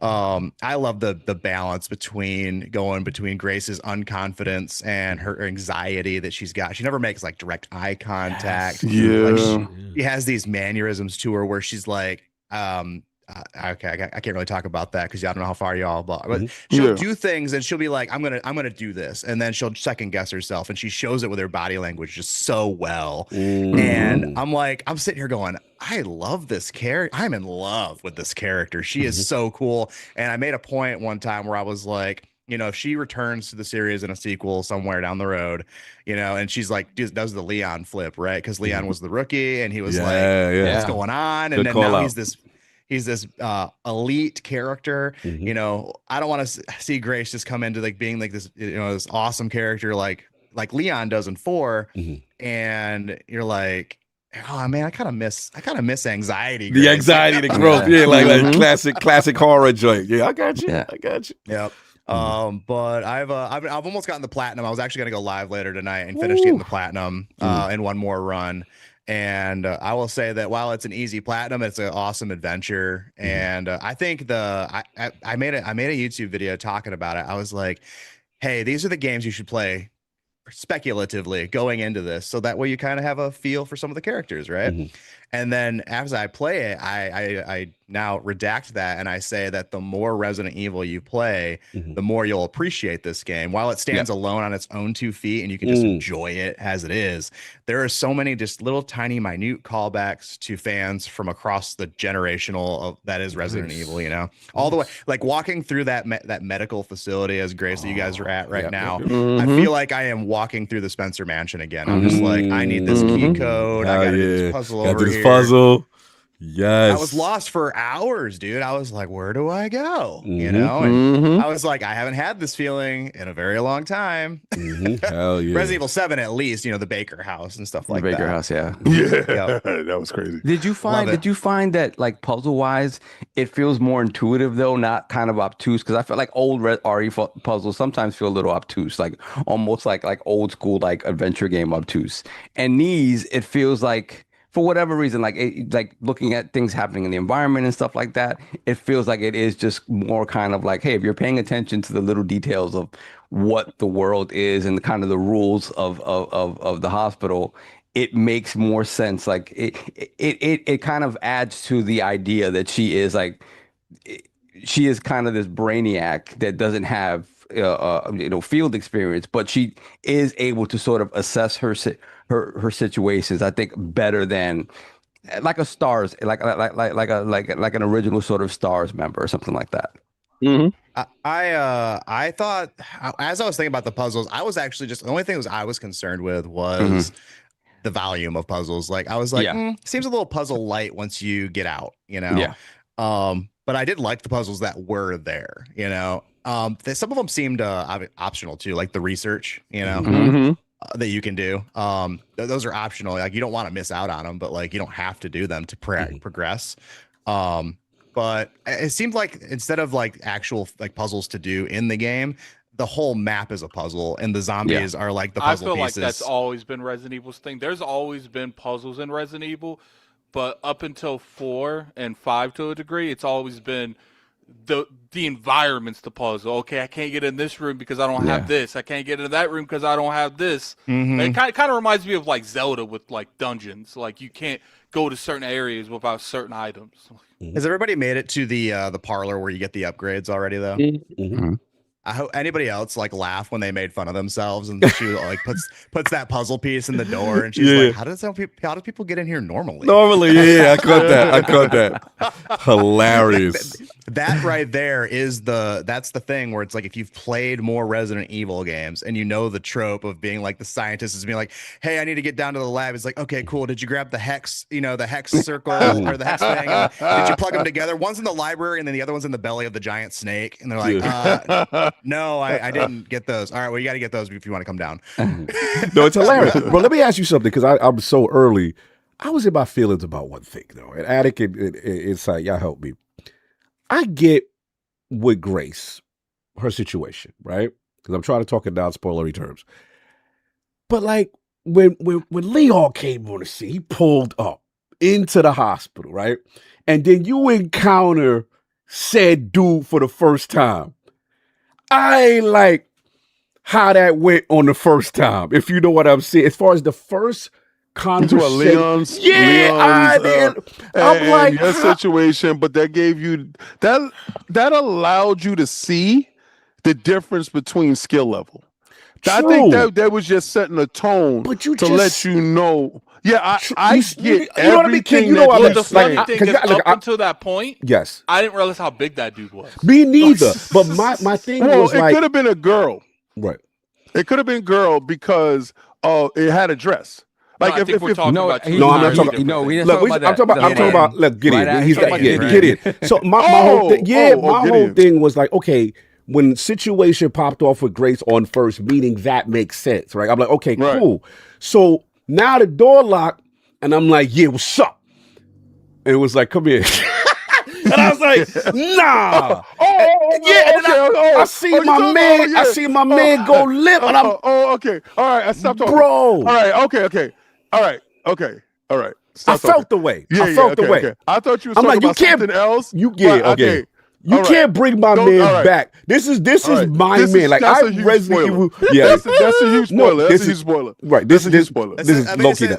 There's a reason for everything. Okay. And you're gonna understand so much. Okay. I'm gonna understand much. Yeah. Because I was real emotional because I was ready to pop off. I'm like, son, it's Resident Evil 2, my man. We ready in the big. So they was like, nah, you're not doing none of that. And I'm like, let's walk away from this. Okay, fair. But it was very early. Yeah. Early. That's why I was No, but I understand what he's saying. Like, but I just is a big moment. Okay, and it's a build up. And again, what you felt is what I felt, and I'm pretty sure what they're gonna feel. Okay, I think it was just pure underestimation. Like caught off guard. That's my personal thing. I mean, you can't have your protagonist rip into your antagonist let's not all right, we're gonna dance around that. Okay, but I just wanted to say that my initial feeling. But go ahead, Inside. I interrupted you. I just had to ask y'all that. That was something that bothered me. Since y'all beat the game, y'all have the better context. You get your get your context. Okay, fair enough. But continue. I'll just say that the full circle moment is kind of like I'll say there's like 4 times, maybe 5 in this entire game where my jaw just kind of went like straight. They always say like, oh, my jaw hit the floor. No, I literally dropped my jaw like. I was like, no way. Like I was editing a video last night and I was using footage for a certain point in the game that references what your concern is. And I was like, I was listening to myself in the background and I was like, damn, I really was surprised. And you know, it's funny that the biggest what moment I had, it was in the game. I won't say what moment it was, but when it clicked on what this was, it clicked. I'm like, oh my god, that's what we do. Yeah, dude. I don't know. There's so many moments in this game that like it makes sure it takes care of its longtime fans and it takes care of its new fans. Because this is a game that, just like Resident Evil 4, is gonna make brand new fans. This is gonna be people's fans of the series, just like 4 did. You know, because like people are like, there's two kinds of Resident Evil fans: people that have played since the beginning and people that played Resident Evil 4. You know, but we're deep into the weeds enough that a lot of people's first Resident Evil is probably like 7 or 8. Yeah. But this one right here is going to be talked about for generations. No doubt. But yeah, that was kind of like my last thought just now. My brain shut off. No, you good. You good. No, man. I appreciate it because again, you know, it's he grabbed himself from a spoiler. That's what he did. So, Attic, we gotta get right to you, man. Like you've been playing, like I said, this whole week, and you know, it's just been funny to hear your conversations with me while you're playing it. And I remember in the beginning, like, yo, this feel like one of those ones. Then you kind of was like, okay, I don't know how I feel about the switching just yet. Not that it was bad, but you had some small trepidation. But as you kept playing, then I heard your joint change again. There for a little bit. Okay, so tell me about your experience. I actually got notes. All right, let's go. Let's talk about it. I'm going to use the notes for my review. Let's get it. There for a little bit, I was concerned that Leon was like shoehorned into the game at the last minute. This is like probably the lower level. I'm sure you know what I'm talking about, Insight, where it felt like I'm playing 80% Grace and 20% Leon. I'm like, oh, dude. Because it felt like the moment I played Leon, the moment I was like, oh, this is over. So I was like, oh. Like, this. Wait, almost like Ninja Gaiden 4 with Ryu and Yamako? No, I never felt that way with them two. Okay. I always felt like they was very clear. Yamako is the true. main You're character. right. They've always promoted this as like a circle type of thing. So then there was this one point that happened because what's interesting enough is I will say this, like, you know, like the typical typewriters. Yes. That you save. Leon can't save with the typewriters. So when I saw that, I was like, oh, I was like, this is a Grace game that they sprinkled Leon. But there is a point you get in the game where it's okay, this is a little bit more balanced. Now I feel that this was, because originally I was like, this game was designed with Grace in mind, and then afterwards, like maybe halfway through development, it's like they had like a round table moment. Why if we put Leon in the game? So then they like sprinkled wherever they could Leon throughout the game, but then you get to a point where it's like, no, this is clearly made with both of them in mind. So you know, here's the thing, like, I am a Resident Evil 4 person. I was introduced into the Resident Evil franchise. That's your before. baby. Okay. So Leon has always been the person that Resident Evil more. The very first time I played Resident Evil 2 is when the remake came out. So, yo, I'm a be honest. Like, this is the best Resident Evil. Like, is this the GOAT Resident Evil, y'all? It's the GOAT Resident Evil. Like, and I think it's not even close. Like, can I chime in a little bit with this? Yeah. With what you're saying, it's meant to be the best. I think the reason this game is doing like the numbers it's doing right now, is breaking records, is because of the two protagonists. I think if this was just a Grace game, we would fall kind of into the Ethan Winters world where people are like, it's just one, you know, the whole way through. Where this one has the love of both gameplays kind of married together. And I think the reason, shout out to Capcom, because I want to rant in a good way with them. They're one of the I like that. Good way rant. Capcom is one of the only companies I know that have ever took feedback and criticism from their community and reversed it. It's like, okay, you know, people loved 7, but our old fan base, they wasn't feeling 7. We're going to ignore you and make 8. That's first person 2. I get it. You want it. We make an 8. And then I felt like then they got the same feedback from it. It's like, yo, this feels like Resident Evil. I'm just not feeling the perspective. I'm not feeling that. So then they did the expansion. Didn't like they charged $20 for that sucker, but it is what it is. They're like, yo, if these Resident Evil fans want to play this in third person. I played Village, did not play Village when it was first person. I came back and played third person when they implemented it. Because they knew what they were doing. They know that, okay. I'm playing Village in VR. Oh God. Yeah, you wilding for that. Goated. So, Goated you to go. experience. Yeah, So I'm playing- because listen, I got a PlayStation VR 2 for a damn reason, and if you're gonna finally use the damn thing, let me use it. Yeah, and it I'm all like, goes yes. inside with your PlayStation Frontline channel change. Yeah, that's why we got you as a co-host. So when it comes to like that perspective, like they were able to like listen to the people. They were able to decide, okay, how much work would it take? That's why when we Insight, I don't know, did you go to Summer Game Fest last year? I did. It was a blast. Did you see the theater experience they had last year? I did. I don't know if we went to I don't know if we went to the same one, but there was a reason they did that whole thing in first person, and at the very end they showed you could switch to third person because even Capcom knows it's a big deal. That was the loudest pop the inside theater that viewing. just erupted when that happened. Facts. And it's just like, shout out to them for like taking that feedback, even though that they had a direction that they had in their mind where they wanted the franchise to go. It was like, look, we could do both. It's a perspective. That's all it is.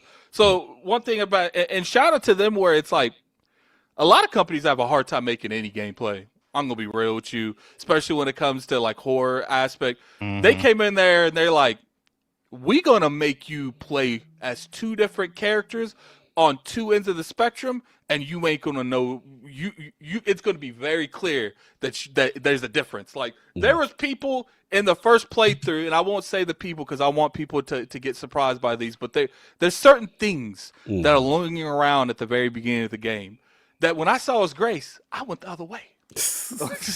Like, no, we good. But then when they did the change up, and they let me roll through there with Leon, I went and chased them people down. Yo, tell me Leon is so empowering sometimes. Like you feel good after. It's like he's like your reward sometimes. It feels to me early, like for suffering. Forget that insight user. His big brother, man. He said, I heard you were picking on my sister. Yeah. Now you about to learn. Exactly. It's what's up now energy. That's what it was. There is someone on the left side of the map. I'm sure Insight and King and Saul maybe don't know it, but he just lingers around the map. He's a big dude, and I ain't trying to mess with him as Grace. No, that ain't me. I kind of messed with that situation as Grace. There's things you could do to make it real fast, but I wouldn't even try to get close. I was scared to absolute death. No, I was too. And I scum saved before I'm not listen. I'm a scum saver. Pause. I see that typewriter. Super pause.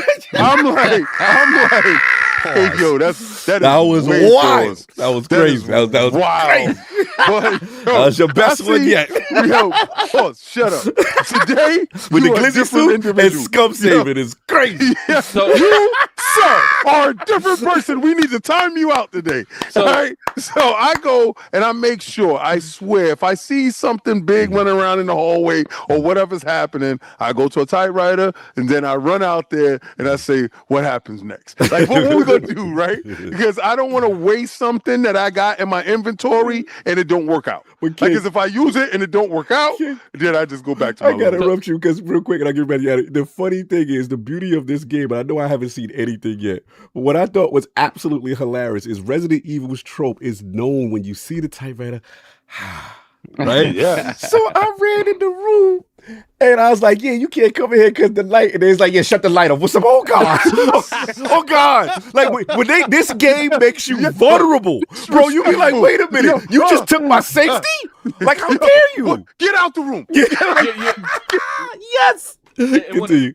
When it comes to the perspective, like there is companies that have a hard time just making gameplay half the time. I swear, these days I feel like if there's like two different ways people make a gameplay now, and if it's not either one, it's just like Capcom took a risk on this. They took a risk to make two different forms of gameplay in one game seamlessly. They kind of did what Halo 5 tried to do with Lock and Master Chief, but they did it right. Yeah. Where it's like both characters down to the inventory is different. Like these characters play entirely different ways. The inventory of Grace is like Resident Evil 7, where you got that 3x3, where and some spaces take more than one, and then Resident Evil 2 and the 3 remakes they do this as well. Leon's you got the case storage stuff back, where and they're completely different aspects in the way you do storage. They do customization, like where they're creating stuff differently. Leon uses the more traditional gunpowder stuff. Grace is doing everything with blood. That was wild. They did everything in this game to make them play and feel different. Leon has a consistent melee weapon, and Grace got to make that. She got a shiv. She got a shiv. She's straight from the hook. This game, the best case scenario I would say is Resident Evil Requiem is the first game I have felt where someone has entered Last of Us range. Because there's some time when I was rolling around with Leon, I felt like you was rolling around with Leon. You was rolling around with Leon. Yeah, I'll tight you out with that. It felt like Joel. He's scraping his scrambling. So wait, talking about you said so Leon felt like Joel. I've been interrupted like 5 different times. No, you was getting me too, but you felt like Leon felt like Joel. I just trying to be clear. Wow. So what I appreciate about this too is like, not only is there 2 different type of styles, and you feel very, very vulnerable when you're Grace. Like, it got to the point where I was helping Smooth because he was, and if you don't stand your ground and let that reticle like center in, you're not getting full shots. Like, you're kind of panicking. And Smooth is panicking, backing up while he's doing like, Smooth, stop moving. If you let that reticle go down all the way, he won't get to you. He will be on the ground. He'll get like right here and he'll just move back a little bit more. I'm like, there is plenty of time to make him go to the ground before he reaches you. That tension, brother. That tension. Real quick, I just want to ask, because y'all talking GOAT status type stuff, but I never got a chance to ask Insight. Prior to this, because I'm assuming you do have this as your best Resident Evil, right? Oh, now I do, yes. Okay, now you do. So prior to this, what was the GOAT Resident Evil before Requiem for you? Ah, man, dude, it's really hard for me to say because a lot of these games are divided by frog hairs for me, man. Yes. Like, they kind of bleed over. It depends on what I'm feeling, and I love different ones for different reasons. Because like I did a tier list on my platform the other day, and I put like Resident Evil 4 remake just because I really love Leon and I love what they did with that game. It was awesome. You know, it seems like a super based answer. You know, but it's funny because before that one, it's Resident Evil 1 remake remastered because classic. It's a goated game. You know, and I am sad that a lot of people can't. Like and I don't blame them. It's an outdated system, but tank controls are crazy, you know, like they're weird. But being able to see your character coming on an angle that's cocked and you see like a zombie foot and you're down the hall. That's a whole different kind of horror because you're coming in cocked. That was wild, but we're gonna let you go. That was one. That was one of those. We and Paul sent you today. We in a good place. Crazy, but God bless. I'm glad you're here. I had to do. I couldn't let it go. I was going like, damn, I want to let it go, but it was funny. Continue, sir. Continue. Should I have said pause? Yeah. I mean, you had to, but we threw it in there for you. You have to excuse the podcast Insight. They want to turn anything remotely into an inappropriate joke. It don't matter what it is. I literally can't say I'm rolling around with Leon and then make it into a pause worthy. No, moment. You said you was rolling around with Leon and he felt like Joe. Yeah. Like I don't care how you do that. That is even Simon. He's like, wait a second. Nah, that don't sound right. Like, your brain hear it and your brain knows. It was cool. I got good insight. Oh, my bad. I was messy. Continue the story. Continue. But it's just a different kind of horror, you know. So, but yeah, this one right here, like I said, it makes me feel a way that I haven't felt since probably original, you know, Resident Evil 4 on the GameCube and Resident Evil 1. Dude, when I played Resident Evil 1 on the GameCube, guys, and then Jill entered that dining hall, and the cinematics were the same as the graphics. I sat there and I was like, why isn't she moving anymore? And then I moved my little controller, you know, stick. And like, yes. Step forward. And I'm like, what? Bro, this is what the game looks like. Bro, you know, like, that was a 1 and 0 made me buy a GameCube.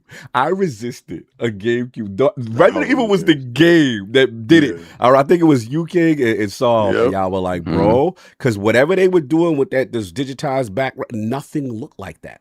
Now I'm just like, yeah, this is it. I gotta stop my BS and go get this right here. I always say that the hate for Zero is so forced. I love Zero. Me too. Yeah, dude, it was good. I mean, I got to play 1 remake and then I got to play 0 remake. The only thing I disliked was that bat fight because that was crazy. But the tyrant fights in that game were exquisite, and you got 2 of them, or 2 or 3. I can't remember. 2, and then the giant squid at the end. Yeah, once they did that train thing and it was on the train, I was like, I like this. Like, I like this. I like. They was walking to the train. I was like, yeah, this is kind of dope. This is happening here. That's why I scrutinize like Resident Evil so hard, you know. And a lot of people, I don't know why I hit the bee's nest. I don't know if you guys have done this before, and I don't know where you guys sit, but like I swat the bee's nest of all the people that love Resident Evil 6. And I'm like, the defenders are out there are like, this is a good game. Are we fighting, Cog? Are we fighting? No, I'm not fighting. No, I'm just saying they be fighting you. I'm with you. I don't think it's that. But okay, Six is more like it had good ideas that I think. You know, 6 should have been the best Resident Evil ever made because of its cast, and somehow they dropped the ball in almost every area. I think they were leaning on that too much. They wanted it to be the best because they're like, you know what? Let's just put everybody in the game, and then it'll be the perfect game.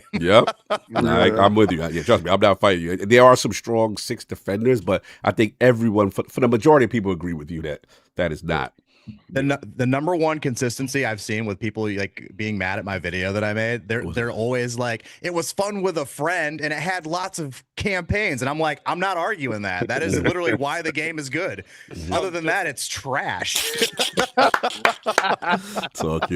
Get at it. I'm sorry, I let you finish. But it comes down to it. It's just like, bravo, Capcom. Like, and what I love about this the most is all these people that's like, oh, we can't do this, we can't do that, we can't make money without games as a service, we can't make money without this. Capcom has done nothing but the past decade show all of you, if you made games and you actually made games for the audience that you appeal to, you'll make money in the end. You don't got to be 100% in on one or the other. How many games does Capcom realistically have that's games as a service? I'm sure they have like mobile stuff and stuff that they make money off of. But the key point of their big titles have nothing to do with games as a service, and they all make money. Yeah. You know, Resident Evil Requiem is highly rated. It's definitely going to have a huge tell-in on it. I'm sure that this game's going to make money for the foreseeable future. And it's just like, look, like, sometimes you just make a good game, but the problem is a lot of these developers and publishers and stuff, they want to market their way out of a paper bag without the actual product. And it's just like, but when you come across games like, now look, there's going to be exceptions. Even if you make a good game, it still fails because we live in a very competitive world when it comes to gaming. But 9 times out of 10, if you make a really good game, the gamers are going to fund that game, like point blank period. And this is another prime example. And listening to your community, they could have easily, when Resident Evil 7 came out, said, this is our game. 8 comes out, this is our game. We decide what perspective it is. But they listen to the community. Okay, what is it going to take to bring third person into Resident Evil Village? Okay, this is what we need to. We'll do an expansion. And then when it comes to Requiem, they could have easily went back to the first person, but like, no, we're going to get both sets of Resident Evil fans. I think that expansion, once they figured out people actually purchased it based upon the third person being available there, they realized that the metrics show that a great majority of their fan base will actually purchase it. So I want to know what the numbers was on it, because it could have probably came back as like a 80%. If you said 80%, then you said, damn, that means that we can get them and then some. Let's go into it and let's give it as an option. Yeah, no, I think it's a good call out. Someone said Resident Evil's always been a legacy title. Yeah, it is, but it's not always been in a good mind place. During the Resident Evil 5 and 6 days specifically, I remember the internet flaming Resident Evil, especially during act like 6. Capcom was in a good place until there they was did a time the where remake. we didn't know if Capcom was going to be around. Well, they were actually out of this. Shout out to PlayStation for giving them the money for Street Fighter. I didn't like the tactic that they used. Remember Street Fighter 5 was exclusive at that time. They locked Street Fighter 5 down, but they gave them enough money. And with that money, they reinvested it back into the company, consolidated a lot of things, and gave us the Resident Evil 2 remake. And that was when I realized that they were on to something, because that Resident Evil 2 remake was insane. It was that's how you do remakes. Someone in the chat, Andy Cruz, said having Leon in there helped tremendously. It did, but they could have easily have put it to where we're not going to build up another character like Grace. We're just going to let you choose between what two you want to play, and it will keep it pushing. But they didn't do that. They could have easily went the easy way out at the beginning. What character you want to pick? We're all picking Leon. No one plays Grace. They found a good way to bring both into the game. Both feel efficiently. Both feel play differently, and both make sense to the story, plot, and everything. Yeah, you're right. And I'm going to be honest with you guys. Very few companies in this industry could have done that so flawlessly. Yeah, no, that's a fact. No, I agree.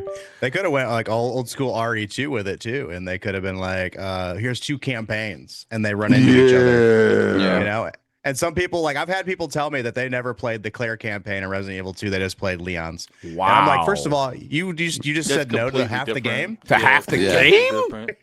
That's like, crazy. Yeah, that's you know what's funny? There was one of these media outlets that said that both campaigns are the same because they only play the parts that mimic each other a little bit from Resident Evil 2, because they get to the point where you go to like the orphanage and stuff with Claire, and they didn't get that far because you in the basement is when everything starts changing. You meet the daughter or you meet Ada, depending on who you play. And they didn't get that far, so they said, dude, they got roasted. I remember so many people making videos on it. Like, the problem was it was actually different in the OG. Like, it wasn't 100% different. It was more like a 70% difference between Leon and Claire and the OG tank control version. Yes. And they cut content in Resident Evil 2's remake. So like I stand by this, and I'm going to pitch it. I'm going to pitch it until it happens. They need to release definitive editions of Resident Evil 2 remake and Resident Evil 3 remake and flesh out those games the rest of the way, because that whole tower joint is gone out of 3. Yeah, entirely. Bro. No, you're right. And I didn't know it because that was awesome. I only played remake 2's remake, and I never played the original one. Yeah. And when I was going back and seeing playthroughs, I didn't realize how much more you played as Ada in the original game. Oh, yeah. There was a lot more Ada sections in the original game. You only played her once in the remake. Oh, yeah. Big Precisely. deal. No, 100%. I want to ask 2 final questions for both of y'all since y'all finished it. All right, now y'all talking. It's the word on the internet gaming streets. Game of the Year talk. And I got to ask, though, ending it based on how both of you, how much you love this series and the lore. Did the ending hit as far as the lore for you? And is this a game of the year type situation? So start with you, Inside. You could run with the Addict if you'd like to start. Okay, Addict, go for it. Yes, it's my game of the year currently. So currently game of the year right now. I mean, we're only in March, so I don't know. Yeah, Crimson Desert can come out and be like, hold my beer. I will say this, though. Talk to me. Fable better bring it, because I would hate in the end of the year waiting for this Fable game for a decade. And I have to be on this podcast at the end of the year saying that my game of the year was Resident Evil Requiem and not Fable. We also forget this. At least we know that's Play Anywhere. Oh my God! And then we know, yeah, he messy. And then we know, this is a year that Grand Theft Auto exists. And I will say, because you're talking about like, Lord, did the story? You're a big story. If a game could be fire, but the ending is not good. Resident Evil franchise for its lore, this game is going to do right by you. There are certain things that they reveal in this that will throw some of the other Resident Evils completely on its head on how you visualize those events happening. Insight. I need to know, man. Is game of the year talk? Where we at with it? Is it hyperbole? Are you there? And then second, for a Resident Evil fan, lore-wise, did that ending hit? So did that? I'm gonna answer that one right now. The ending to Resident Evil Requiem definitely hit for me. Okay. It was a really cool full circle moment. They had some really cool stuff with it. I ain't gonna say it. They slick with something at the end of that game. Most of the time I can predict how these things are gonna go, but they did something where I thought, yeah, we good. We ain't good. Okay. Yeah, I'll say that I fell trapped to what I thought was going to happen, and then once again my jaw hit the floor. I was just satisfied. Like, once I watched everything and then got the end credits, it's like, yes, this is exactly how I want a game to be wrapped up with a nice little bow on it. So as far as like game of the year, so like I never really, I root for game of the year, but I know it's like this taboo thing where it's like, Astrobot beating Black Myth, even though Black Myth ran numbers around the world. Like, what are we talking about? Talk it. But I'm rooting for my game of the year, right? And so here's my battle right now. I'll tell you. And then Lord King said, Crimson Desert can come out and run circles. And it's like, you know what? Respect on the game because it does look amazing. I really hope that it comes out and does what it's saying it's going to do. But for me personally, the only thing that's contending with game of the year for me is going to be Phantom Blade Zero because game looks tight. But I was talking to Plays Jacob. tight too, bro. Plays tight. Dude, it plays so amazing. Good. Yeah. So you got a chance to play it then. Oh, I've played it a few times. Yeah, yo, all right. So that marionette puppets. That boss fight is hot. Yes. It's got me hot, baby. Just like you. He was into that one. You busted the baby oil out on that one too. Listen. I ain't gonna lie. I waited for that game, and when they said when it was happening at the later half of the year, I got so mad. Because I thought I was going to play it sometime in April, March. I'm glad it's not because I got other stuff to play right now. That's lit. Nah, I feel my only thing is like I was like I don't know a Phantom Blade story too well. I know it is based off of like either comics or novels. I can't remember which one it is, but it's based off of something already. But I was like the only thing that'll hold this back because I'm surprised because I mean historically Resident Evil people don't play for the stories, they play for the gameplay. Right. And this one right here delivered just one of the cleanest, easiest to follow stories that still had you guessing to the very end. Seriously, I'm not even kidding. Like when you're like getting right to the end, you're just like, what's happening? You know what's funny? Inside, I want your yes or no. Don't go into it too much because I want to tease this to there's a specific person that shows up in this game that the Resident Evil franchise and all the fans are arguing whether or not this was that person.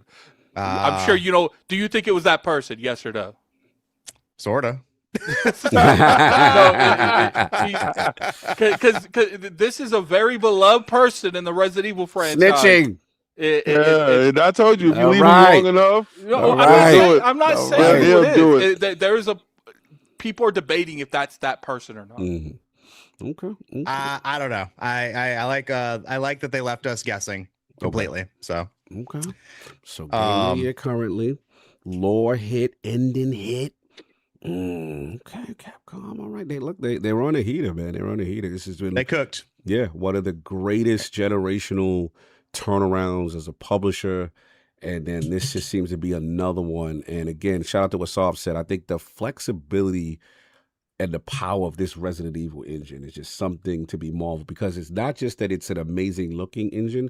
We didn't even talk about it because none of us, we being King worried about which version. We didn't even talk about the Switch version, which actually runs amazing from what I hear. I heard that the Switch because the upscaler. The DLSS. Whatever Capcom is doing, like they are killing it, man. But no, this is good to see, man. Any other? Can I echo one more thing? Please. What you're talking about, Cog? Please. And you guys mentioned it earlier too. I've also gotten to play Pragmata, and that's why I was gonna say like they're still playing.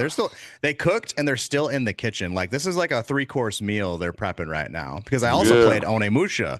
I didn't play that. I didn't play that. When I was in Gamescom, I got to play Resident Evil, I got to play Pragmata, and I got to play Onimusha. And it was funny because I was talking to the crew afterwards, and I'm chatting with them, and they were like, "So what do you like the most?" And I'm like, "Guys, that Pragmata game is kind of freaking addicting. Like, oh my god, I was like, go ahead.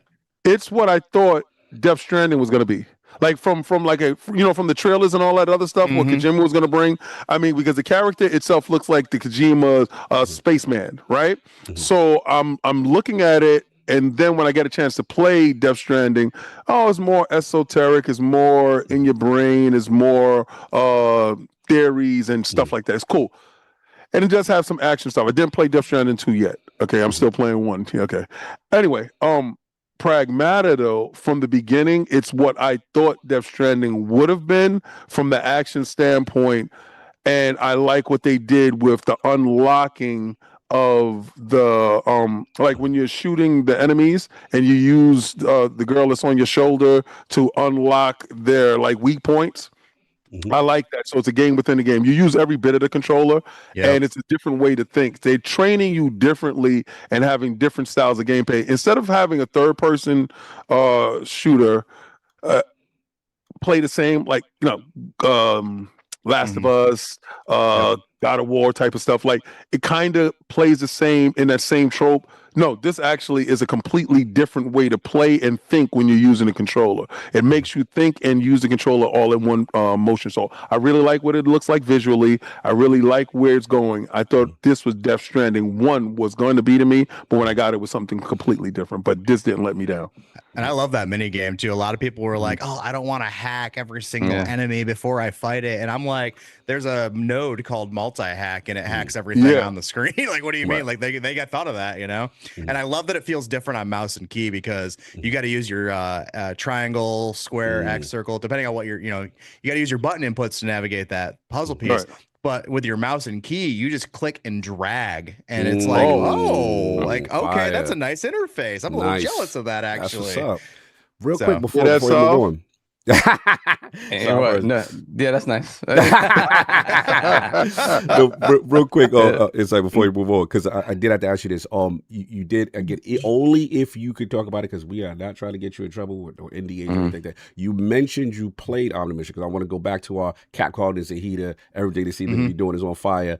Can you talk about that, your experience? Yeah. Right. Oh, yeah. I'm just nosy because you're the only one I know that actually played it. I had my eye on it. And that's another Capcom game. And apparently, I didn't record this off, which we learned with Lord Publisher this year. What was your feeling on that? It's clean, man. It's so like, I don't even know how to describe it, because there's so many sword games out there right now, right? And I was trying to figure, like, how does this feel? And I'll tell you one thing that stood out above all the other sword games is their parry system is disgusting. Like, it is so cool. Soft language. Now you speak soft language. Call of Duty out here with omnidirectional, jumping around. This guy has omnidirectional parry, where you're like, you'll parry this guy, and then this guy behind you will start swinging, and he'll just go like this, ching, and he'll just seamlessly. The Channel 5. It'll just go right behind, and then he'll finish with swipe on the person in front of him, and it's nasty. So how is it control wise though? Is it like an Arkham game parrying, or no, it feels like a Ghost of Tsushima as far as combat goes. Yep, so I don't like his. No, not at all. I mean, what I'm saying is that because when you're able, see, Arkham did it in such a way where it's like the game knows that enemies coming at you from all sides. So like, how are you able to parry that? Yes, and then make it cinematic, like the flow, right? Yep. Yeah, I have gameplay of it too. I haven't done a YouTube video on it. What channel is that on, sir? What's your channel? What's your information? I'd love to follow your content. Sounds awesome. I just was curious to know, where can I find such great content and insight? So my handle is Keep It Insight on YouTube. Wow, so you can. Insight. Wow, did you have a channel? I heard you're big on channel. I heard you're big on TikTok. Is that true? You're big on TikTok? Decently sized on TikTok. Our audience likes decently sized content creators. They would be into that. Above average. Above average. Above average. I'm done. Yes, all right, so Keep It Inside. Wow, this guy's all right. He's really huge, as he said he was. Average. Yo, What Away Dragon said super pause. I can't deliver on. Go subscribe to my man. Go Inside. You already know. And then we got what's the TikTok? What's that? Where you get that? Inside.gaming news on TikTok. Them TikToks be moving. So now what is you? Is it horror? Is it different games? What you do on these? Dude, I hard focus on games lately. That's why it's called Insight Gaming News. I used to just talk about everything gaming, to be honest. And then I got a full-time job. I think you guys also work jobs. Exactly. So like trying to cover everything is a daunting. You may say it's hard work. You may say it's hard work, and that you really put the work in to get the opportunities that you get. Oh, that's awesome. I like that. Yep. It's hard because I mean, I just edited a 2-hour podcast of me and my boys. And I Salute. was like, I'm tired, bro. Yeah. I always say, and I know you guys probably resonate with this one. I was like, I earned these bags under my eyes. You know, like, Facts. blue light poisoning. Facts. No doubt. Put your channel in there. Put the TikTok in there. I'll tell you what, though, guys, people are gonna eat with Onimusha, dude. It's so fun, and like what I got to play was not even. Oh my god, I got to fight a boss, and it was aura farming. He was aura farming on me, and I was like, "Hey, no way, dude! Just hit me so hard, I flew into the floorboards." Hey, yo! That's what's up, bro. People say subscribe. Yeah, man. Scott to the homie, man. Insight. Appreciate you coming through, man. Obviously, not kicking you out, but obviously, you know, we go long as far as shows. I just want to be respectful of your time. But nah, man, really cool to get your insight, obviously, on these games, especially Resident Evil. We talked in the background. You're like, bro, God, when y'all do that conversation, let me know I'm ready to pull up. We got more games. Yeah, to talk about, too. I'm gonna do a sign off. I'm gonna say bye because Thank I do you, have brother. to go. I know. Got stuff going on. Bless But us. everybody in chat, if you guys are saying you subscribed, I really appreciate it. Yeah. You guys are awesome, and I hope you guys enjoy the content. You know, asking people to subscribe, it's just like, nah. I want you to subscribe if you like the content. You don't have to just do it. Talk to me. Now, one last question. Now, you know, because you got your themes, you got your horror, you know, the Resident Evil. Now, when Gears come out, we bringing the vest back because what happened to the vest? We bring the vest no more? I feel away. My name is Cog, and you ain't wearing the Cog suit. So what's up? What's up? We'll see what happens. Maybe we'll bring out the whole persona again. That's when what the I'm Gears talking drops. about. I need the whole. It was fly when you did it too, man. Yo, inside you. Yo, know, man, I still got it. Yo, maybe you could wear the suit when Cog is wearing the suit. Like maybe I put you on the hot dog put on- suit before I put that on. So don't worry, Cog on the road to Cologne. This how your man gonna look. Real This talk, he's gonna look exactly- good. Yeah, He's gonna look yeah, I good. hate y'all. Yeah, I hate I y'all. heard he's decently sized in this. I hate y'all right now. At Gamescom this year, I'll double up with you. I'll wear that with you. All right, my man. We be in Germany together. We be in Germany together doing our We're gonna little. look so good that everyone's gonna wish they did. You know what I'm saying? Exactly. Two brolic dudes in that stupid outfit. I'm just gonna record it. I got you. Yo, brother, it's always a pleasure, man. Love talking games with you. Yo, this guy is a realist, official, real dude. And again, always good to have insight in the realm. One last thing, tell people where you can find you before you head out and enjoy your Sunday, man. Yeah, you can find me and Keep It Insight. Insight was taken. I got a couple handles. Unfortunately, like stuff keeps getting taken, so that's why I changed it. That's why I changed it to Insight is taken because it is. Hilarious, my man. Appreciate you, All brother. right, Hopefully, we guys. get to pull your Bless summer games for us. We get to see you. We'll pull up at Summer Games Fest. you We'll do pulling up? something fun. We'll make some Okay. content, and then Facts. when you guys want to do the non-spoiler version of Resident Evil, We're probably gonna Hit me up. we're gonna hit you with an after dark so we can get loose on that. You know what I'm Absolutely. saying? All right, no doubt. My man, it's like, All right, guys. appreciate you, brother. bye everybody. Nice No chat. doubt. Sav, how you man. feeling? Because I know you are a thing. Yeah, it's time to go. It's time. It's time to All go. right. So, bro, I got it. We'll put on the AI because The AI initiative. the AI initiative will go down. We will initiate this now. So, brother, Yeah. feel better. Don't brother. worry. I know No you doubt. do. Hopefully, Don't this worry, is- we'll get your Sarah hot dog replaced by soup. Asha. Fried chicken being replaced by Vindaloo chicken. Wow. Hey, yo. That's crazy. racist. That's crazy. That's crazy. Wow. That's crazy. That's Go ahead, brother. Yeah, We shout got out- this. No doubt. Shout out to Cerebral Paul. He reached out. Like, yeah, shout out to Paul. General Blizzy yeah. and I'll see you. THRL. Let's Hopefully- go. Hopefully, this is passed by next hot week. dog, We'll see. hot dog, hot dog, hot Blessings. dog, hot Blessings, dog, brother. hot dog, Peace. hot dog. Peace. No doubt. Yo, they messy. He said hot dog, hot dog, hot. I'm done. They are messy. What are you buying? Phil is rolling in his retirement king. Yeah, I remember that. That was funny. They ain't like that. The PS5 Pro talk. They ain't like that. Yeah, I don't care. Hey, you got the console. You gonna use it. I respect it. Listen, I don't care. Cog saluting face flexed biceps medium dark skin tone for hitting the Xbox version. Damn King person face palming medium dark skin tone. Medium dark skin I'm tone. supposed to make you feel better by not utilizing what I got. Get out of here. Shut up. King Glizzy we eat you on the front line. Hey, yo, he eating you on the front. That's nasty. That's nasty. I don't know what they into out here. Yeah, into some stuff, man. Shout out to my man Forza with the member chat. 74 months. Wow. He said, just showing love to the Lords. I'm heading back to San Diego for my mom's funeral service. Wow. It's been a sad week for me, but God got me through it. That's my brother. Man. Our condolences, man. Any laughter and joy we can bring. For Cogs Road to Germany Garb Law. Oh, yeah, stop. You got to hit $10, so that don't count. Sorry. $10 minimum for that stuff. Sorry. Stop. But that is true, though. That is kind of the thing. That is kind of the thing. I don't want to do it. MH Stories 3 is very promising. Fire. Oh, Monster Hunter Stories 3, RK. All right. Fire. No doubt. Oh, shut up. Put the $20 in there for my man Face. What Face about to say? Let's see what he about to say. What are you buying? At Lord Sov PS5 Pro is Jew graphics. PS5 Pro also has an exclusive 120 FPS mode, sir. Oh, he flexing. Hey, man, King is right there with you. He left Xbox behind for that. So, yeah, for sure. He's right there. That's your homie, Face. When she slipped on blood, I almost passed out. Yeah. Yes, but dudes are not understanding. This is the game. Like we are here now. The horror tropes, bro. Like, I couldn't believe they threw that in the video. I was like, this is fire. I can't front. Yeah, it adds to the tension. Hollywood rules again. City reminded in the beginning of Say 7N. The city was New York, Hollywood, right? When we came through out underneath the train station, bro. That's so New York. That's the way the game started. Shout out to Black though. His face textures was crazy, man. Everything looks good. Everything looks good. The inconsistency with Play Anywhere is an issue. Facts.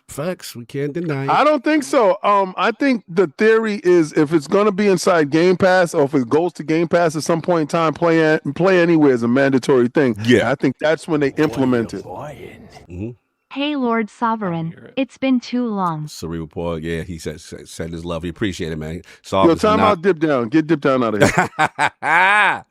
You appreciate it, man. Saul's not feeling what he's going through a lot. He already told you I can reveal it. You got to push your power stone. Yeah, he got a power stone. He got a kidney stone right now. He's not feeling What's the consensus on Mouse Pie for hire? Interesting you say that. Stay tuned to lordsofgaming.net. We will have coverage on that, right? Cerebral Paul. Yes, sir. No doubt. We got that, and then we got, what else we got? What are you buying? Great Mongoose. Just got here, King Glizzy. Why? Thinking face. He said, why, King? Why? Because I got it, and I want to use it. That's the same reason why I got a Switch. When they put out games, I can play it, so I can use it, because I'm a gamer. That's why. No doubt. Now, quickly, do you want me to just go through the Marathon Service Slam, because it'll be real quick, and then we know they got the heavyweight event with the Asha stuff, or how y'all want me to do it? No, let's get to that Marathon stuff, because the Marathon ain't going to be quick at all. Yeah, it's going to be quick. It's not going to be quick. Exactly. I don't think so. Oh, I think Marathon... His script, it's gonna be quick. His script, it's good. That's about it. Like, but we got stuff to talk about. No. So would y'all like me to get to that part now? No? Yes, sir. Let's all right. Let's do that. All right, let's do that. Let's get a little pause on the supers. I think I gotta take the suit off. I think I'll get my time. Pass out. You did your time, bro. Yeah, you actually gave them bonus content. This was like DLC. Nah, I was never supposed to put this on. This was a suggestion from an idiot from Patreon. Because this is Patreon, right? And then this is Patreon idiot stuff that's from Dip Down Idiotness, and I did this out of respect for their dollars. Facts. But I'm gonna let y'all know, if it ain't a poll up and it ain't nothing that was donated to the situation, I ain't doing this again. So understand that, right? So if somebody got a timeout. Oh, the timeout. Oh man, hold on one second. My little joint went out for some reason. Hold on, give me a second. My little headset went a little bugged out. Talk for a second at it. It's okay, and then. Oh, there you go. Back. Hello. Yeah, no, it's not you. It was me. Sorry. Okay, cool. So anyway, just gotta talk about it. Marathon, y'all. Server Slam this week. Should read a little excerpt from the I believe it's Vice in reference to this, and he talk about the Steam charts. Marathon player count drops after an early peak. So initially, the Server Slam, which I believe debuted on Thursday, reached a peak of 143,000 active players according to SteamDB. However, that number slowly started to descend around midday on February 26th, since the number has dropped as low as 43,000 players. So let me check now. As of now, It is up to 63,000 right now, so it's up from that. But it's definitely at their highest concurrent was 143,000 a couple days ago. So we got that.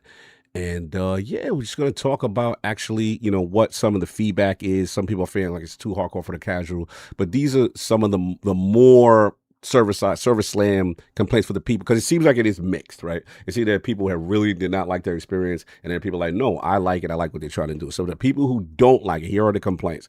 They said they said it's too confusing. New players say objectives and items feel overwhelming. Clunky UI. Many are calling Marathon's UI confusing and difficult to navigate.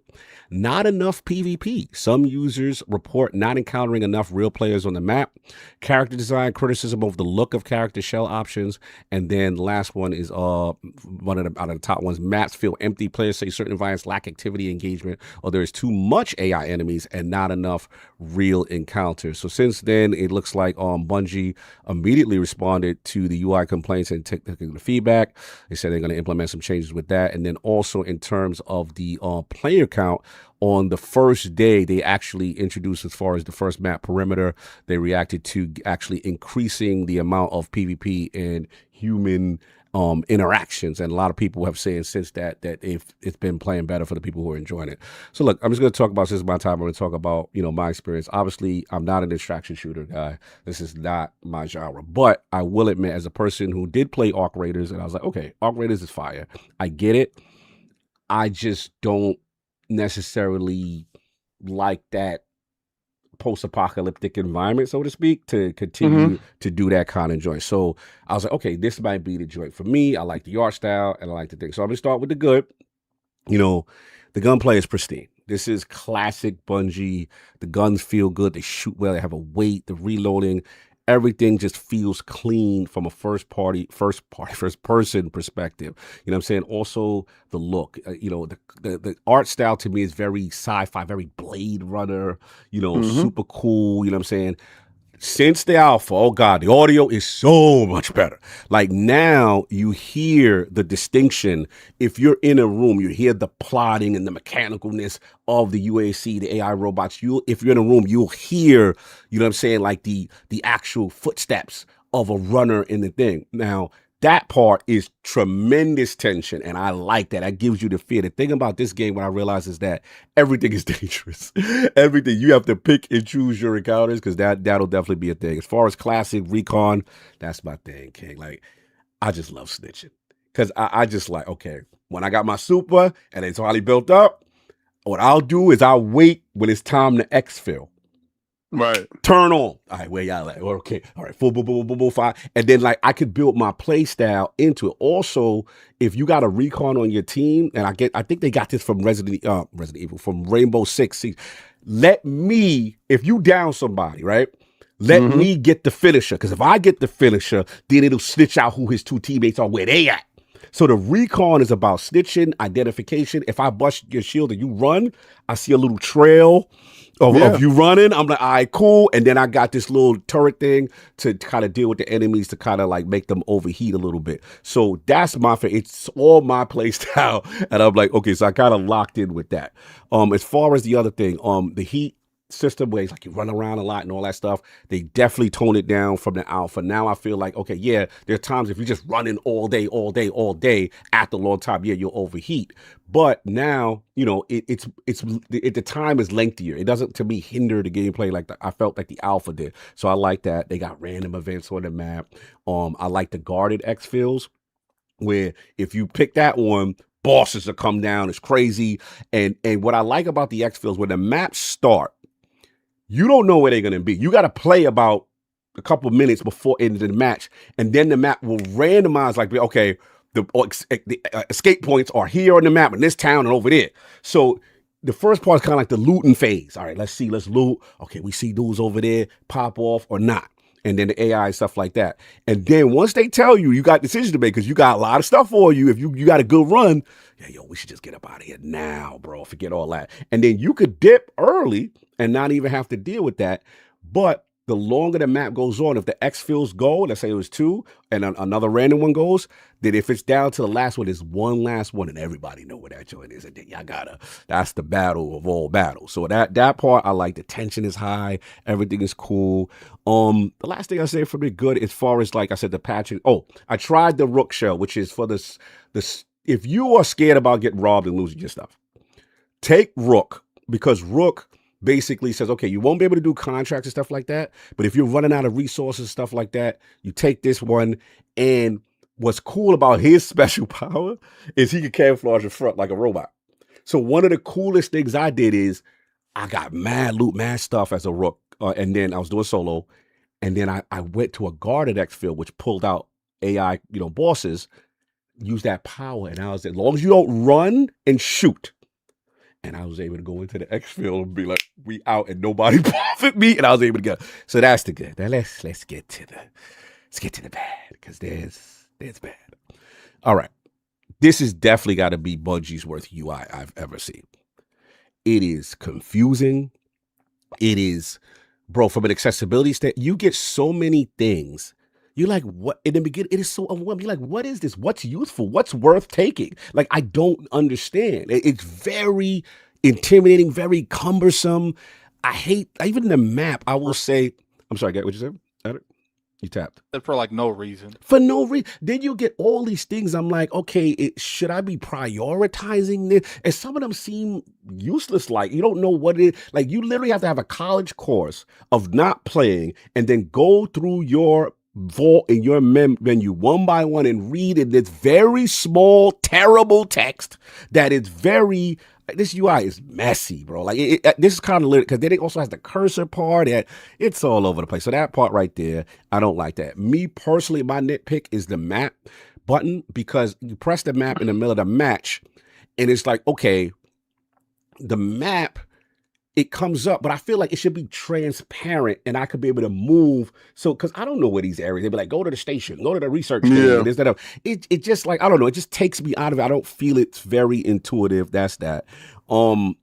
Healing, the control for healing feels a little weird to me. Like, I got press down on the thing, and then I press to the right trigger. It's like I got to do too many steps to do something like, easy. Healing needs to be. It's healing is supposed to be the most paramount thing in extraction shooter. You slide around the corner, do your under fire, let's quickly heal. You know, I mean, like pulling up menus and doing menus in the middle of the action don't feel good. Yeah, I agree. Yeah. That needs to be changed. I don't like the fact that the healing shield is already separate. Right now, they got this thing where you do. That pissed me off. Yes, because you got the shield part at the top, and then the healing part at the bottom. Should be one universal heal. Shield now, I will say body. How they try to alleviate this is if you press down on the D-pad, and then it's a thing called smart healing, right? And then that will kind of do what's best for you, kind of thing. And then shout out to my man Gator who's in there, who's a triage guy. He's nice, and thank God he be helping me out. And because of him, I learned how to look. Okay, yo, bro. Y'all joints is low before we go to the next building. Right. Yo, don't go up in there. Your shields are low. They could see you. Yeah. And this is what I like. The team part. The Rook stuff is separate. Yeah. Go by yourself type of thing. Team aspect of it. If they're looking at you, yo, listen, do this. Oh, I got this. I like. But I like this for extraction shooters. Yeah. The team aspect of it. Yes. I like. Okay. You touched on the audio. Yes. I love the audio of it. Now I didn't play the alpha.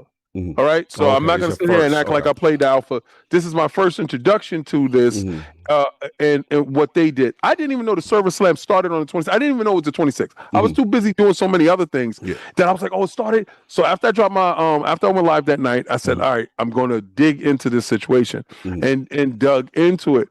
Art style I wasn't a fan of it, and I'm just jumping in because I didn't feel you should just be alone with it. Yeah.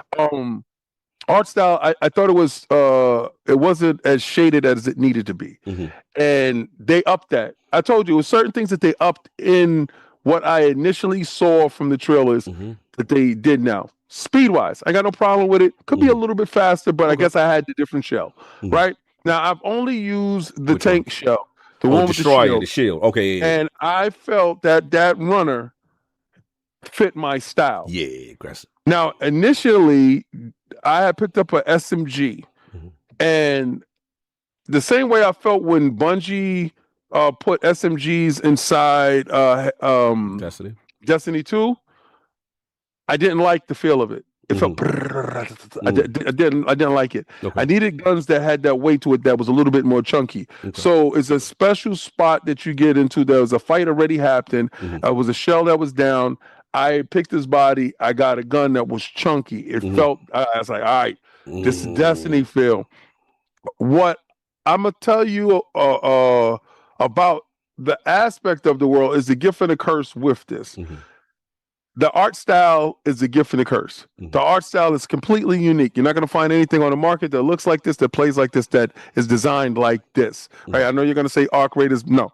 Arc Raiders is a 70s style if the world had went bad in the 70s, 80s. And they give you the depiction of what robots or what AI would look like then. And in an analog world. This is a digital world. Right, so it's completely digital. Even from all the stuff that's on the side, even from the storytelling that it's telling you in the background, they're giving you the morph, they're giving you the butterfly aspect of it because these are esoteric thoughts, and they want you to understand that your consciousness will always be uploaded to new runners. So don't be fearful in what you're doing. They're trying to give you the reassurance that a run will go bad, but your consciousness will be uploaded. Now you have corporations, and the corporations are broken up into different spots. You pick your corporation that you're going to go with. And I'm talking really fast based upon how the user interface looks like. The user interface throws so much at you at one time, it kind of looks like vomit. Now, I saw Reforge, because I put out the tweet, and Reforge said, yeah, the user interface feels like Hi-Fi Rush when all the ads hit you.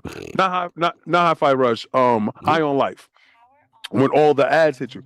And I completely agree. It gets overwhelming to a point where it's like, some people is going to disconnect. Oh, yeah. A lot of people will disconnect because of that. Like, bro, I not to interrupt you, but I had an issue with like a faction was like, yo, you just got a reward. I'm like, okay, where is it? Then I'm looking for it. I'm like, okay, I'm pressing it. Is it this I'm supposed to press to get the loot that I just did? Like, it was confusing, but continue. Yeah.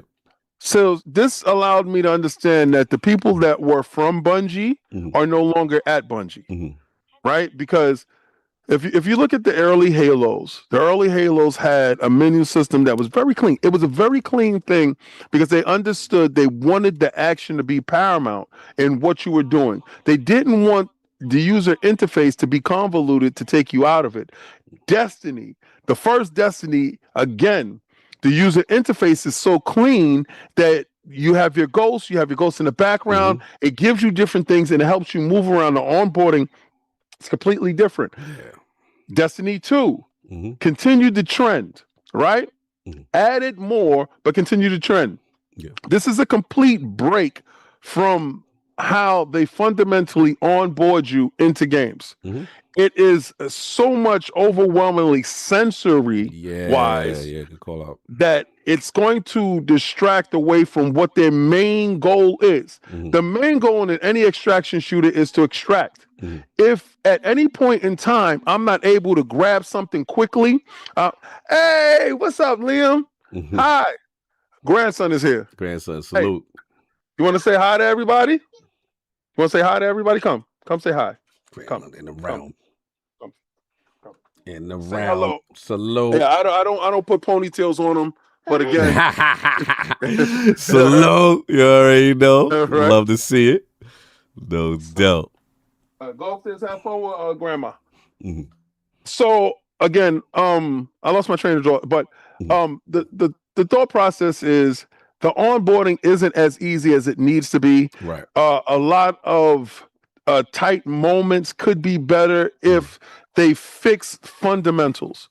Fundamentals. Okay, good. Have one universal unit that you're able to combine in a moment of tight anxiety. Healing, shield, and healing. Cool. When I'm looking through stuff, I know the tension part is you need your team looking out for you while you're looking through something. So good. I understand that part.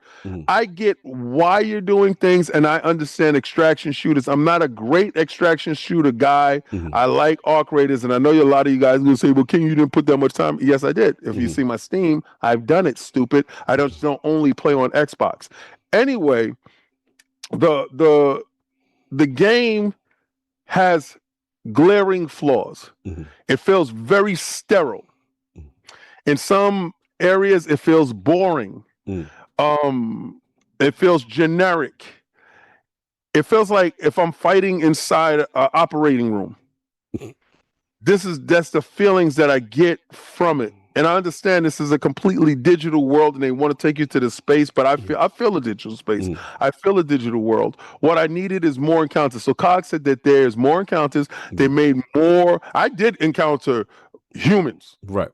Heard them. We was talking. The dude hit me up, grabbed my body, and did some stupid stuff and was talking while I was dying. I was like, I don't like this dude. And I talked right back to him. I gave it its best chance. It said they had pro enhancements. You was there. I played on Xbox and I played on my pro. I gave y'all your best shot. I went all out for you dudes.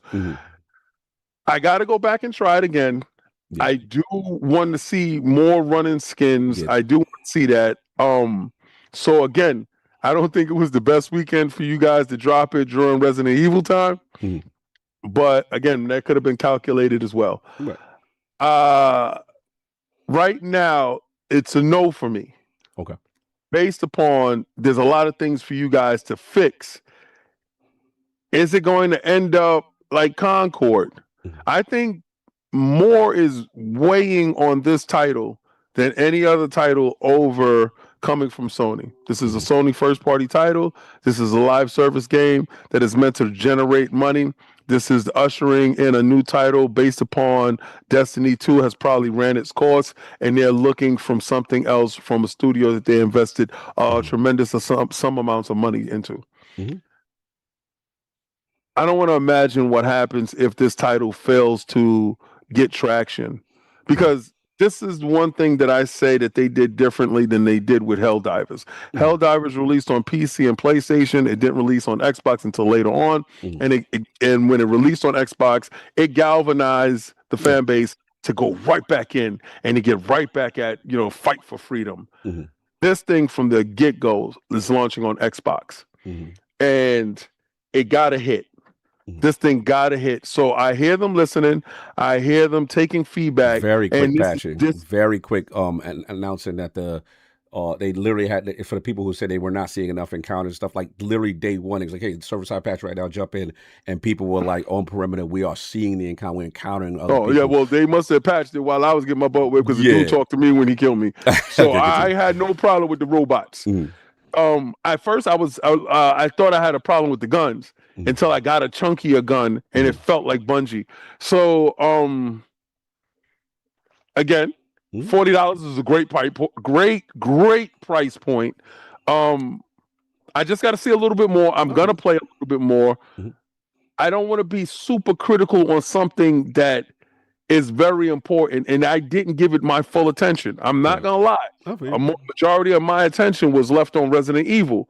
This happened to show up then, and I'm just like, damn, I would have loved it in a week. There's nothing. Then I can just focus completely on it and give it its best time. So and I was playing with randos. I didn't get a chance to play with a team. The team is different. I didn't get a chance to play with my friends. COG experience with it is going to be completely different because he got a chance to play with friends that he know.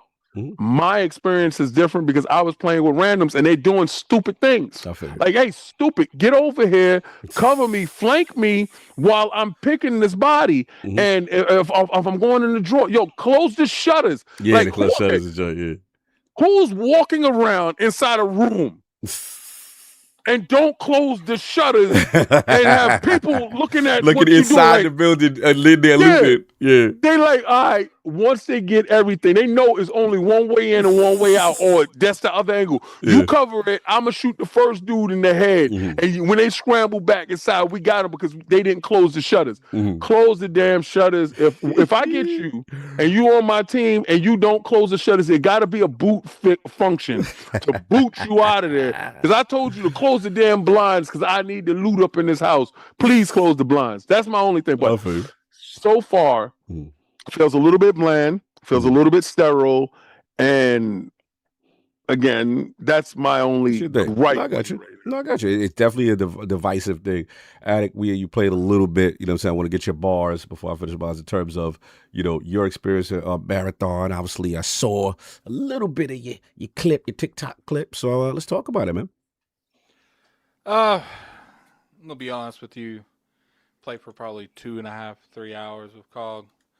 And I didn't enjoy a second of that. It's just like but the thing is that it's not like I don't play extraction shooters much, but when I play Arc Raiders, I felt like the world was more alive. Like there was actually stuff to lose. I don't know why. Half the stuff we begin, I don't care about. It's just it just be like King said. It just feels like throw up on the screen. What does this even mean? What does that even do with this? It's the whole point of the game is to go around the map, loot, take it back, rinse and repeat. And maybe it's because I haven't had enough time in the game to understand what half the stuff is. But I just be looking at it, I don't even know what. Do I sell this? It's just it's completely overwhelming. Yes, and then that's not my biggest critique of the game. It's the AI, the NPCs. I don't like them at all. I feel like they're very generic. You got robot A to robot B. Maybe robot C got a cape on. It's just like King. One of the reasons Arc Raiders did so well is because when you see certain AI, it's not even you run. There's no we could jump this thing. There is are you prepared to risk it all for the biscuit? There wasn't a whole lot of I felt like that. Now obviously I didn't play some of the boss things that COG played. But guess what? Those people are just walking around on Arc Raiders. And then they have the giant ones that look like walking spiders that go around. Big joints, was crazy. I remember the leapers in Arc Raider. The first time I came across one of them, crazy. I'm sitting here trying to convince Slow-Mo and Blaze to let me shoot it. And they're like, no, you do not shoot that. You will die. We will die if you shoot that. That's why I feel like I was so obsessed with finding players. Because half the time I'm just going around finding these random AI people that are just walking around not doing anything. And then when they did show up, they are deadly. But rarely did I feel like I was overmatched. Anything was up for grabs. We played probably 5-6 games. I think we ran into one team in those 5 or 6 games. That was day one before the patch, but yes, that is correct. Yeah, so it's just and a lot of the time people don't get no second go around. It's I played that and I'm just are there other people on the team? Because when people are evacuating, you're supposed to it's supposed to make noise. When you do that Arc Raiders, that siren you can hear everywhere. And I'm feeling people we'll be literally a click away on the map, King, from the marathon thing.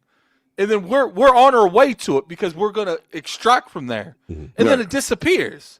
And keep in mind, it's not that far away. And I'm thinking, why didn't we see them leave? Yeah, why didn't we know? You want a more noticeable, you want to know, Man, in Arc Raiders, when you go to extract, everybody knows up. Everybody knows up. Yeah, kind of thing. Yeah, that's a good point. I will give you that. I feel like the exfils need to be a little bit more louder so that you know that someone took off. What I would want them to do, what I think would lead tremendous help with this game, is you don't even have to do all of them. Just they have their own little things where there are certain extraction zones. Let's say there's I would make like 3 or 4 different forms of extraction things where it's like you can escape, but there's a cost. Some of them will shoot flares in the air, and you know that they're going to be shooting flares in the air because that's showing the direct people around you, people trying to leave over here. But like, imagine like you at like one of the flare ones. It's like the moment I press this button, and then the flare ones, they're quicker. You know, instead of waiting a minute, you got to wait 45 seconds or something. But everybody know the trade is. Everybody in the whole building knows that you were there. Yeah. And then I felt like the buildings was like rinse and repeat. Like there wasn't really tall buildings really. Like it was just like a bunch of like one story. I did like that there was like ways you can get out of them with vents and stuff, but it felt very the world, and I only played on probably one world. I don't know if we played on multiple worlds. You played on Perimeter. There's 2 maps for it was very generic. Like the whole experience, from the AI to the way the map looked. And I'm not a big fan of the art style either. Like you guys might like that. I don't like that. Like that art style looks very weird to me. Now, does that mean I'm against it? No, but there's certain things you could look at like, I could play it. It's not a big deal. The art style is like, it's not disgusting to me. But there's nothing about Marathon that when I play that I'm like, this looks dope. Because it looks like, you remember in like the old Call of Duty games where you had like the paintball maps? Yeah. It looks like one of those. And it's just like these big giant red buildings and stuff. It's just like none of those are really hitting like that. Like No, fair. That's where you're at. I mean, look, there's a lot of people that agree with you. It's definitely a mixed bag. But I do think the game's got potential. Here's the thing. I do feel like the AI is like extremely working. Now, when you say you mean more enemy diversity? No, because the AI is difficult. Like but it's not about difficulty. It's what just do you want? Like they're difficult when they gang up on you. When there's like 5 or 6 of them on you, right? Like that. I think that's what make Arc Raiders so successful. Is like one AI. If you run into the wrong person in Arc Raiders, it's a wrap. Like they got that. You haven't seen a lot of some of the commanders in certain bosses yet. But to your point, but the way it's nothing. You have to spawn them with some type of ability. No, there was some type of item. No, that was the one time I did a guard at Exfil. But no, I saw the commanders and other joints, and I'm like, yo, that's crazy. But to your point, I think what you mean is like enemy diversity. You want to see like Arc Raiders. What makes it dope is you got this distinct big spider thing. Like the enemies are so distinct and different. Whereas what you call it USC is kind of samey, and then you'll have little random, creatures and stuff like that. And so I understand what you're saying. I think I know what you're saying. Here's the thing, like I feel like Arc Raiders, it's about PvP and PvE. Where it's like you feel both are equally as threatening depending on who you come across. There'll be certain aspects in PvP, in Arc Raiders, where you guys have to join forces to take out something on PvE. Like one team is not taking out one. Right, you want like that major level threat boss kind of thing that everybody has to make a decision. I felt like from what I played, there was more difficult things, but there was nothing I felt like 1 or 2 people couldn't handle. Right. Like it was always walking around, and sure you talk about like the deeper things, and I can argue I played the alpha. I played like 6-7 matches of this, and I never came across one of those. I played one game of Arc Raiders and came across a leaper, just one. Like, and that showed right there. That's like, this world's deadly, not from a PvP aspect, but also a PvP. And I think that's the key difference I'm having with the AI, where it's like 9 times out of 10, I haven't came across some of the things that Cog's talking about. But since I played 5, 6, 7 games and I didn't come across any of them, it makes me think it's not a huge big deal. You might come across them occasionally. On like Arc Raiders, you are coming across them almost every game that you play. Right. No, and that's fair. I mean, and obviously, to your experience, that's what you experience. No one's going to change that. And then also, in fairness to the game, obviously they did the patch, but also we're seeing 1 or 2 maps for the service land when obviously there's more stuff that they're supposed to show. So they got a lot to prove to get people. I think the biggest challenge that I'll wrap with this is that the problem for Marathon right now, as much as I like it, even with some of its flaws and warts, is what you and King said, it's almost like a college course, and it's not casual friendly. So the biggest challenge they're going to have is what's going to make a casual stick. To your point, Addict, people will play like, I don't know what's going on. I'm confused. I'm out. I ain't dealing with this. I'm not going to stick around. And you got to look at the PlayStation fan base is mainly casual. So you got to figure it out that it's not going to do well with them. You know, casual dudes don't really care about being overwhelmed in the beginning. Yeah. You know, we can laugh as much as we want. Casuals is the one that run it. Oh, they gonna run it. Yeah, they move the needle. Yeah, no, for sure. So, you know, hardcore, the hardcore gonna sit down and do it. The casual's gonna pull up that clip with Ninja saying, "This is trash." And that's it. He went in. No, he went in. And look, it's up to them. And obviously, I got other content creators. So, you know, Travis and other people like, yo, I love it.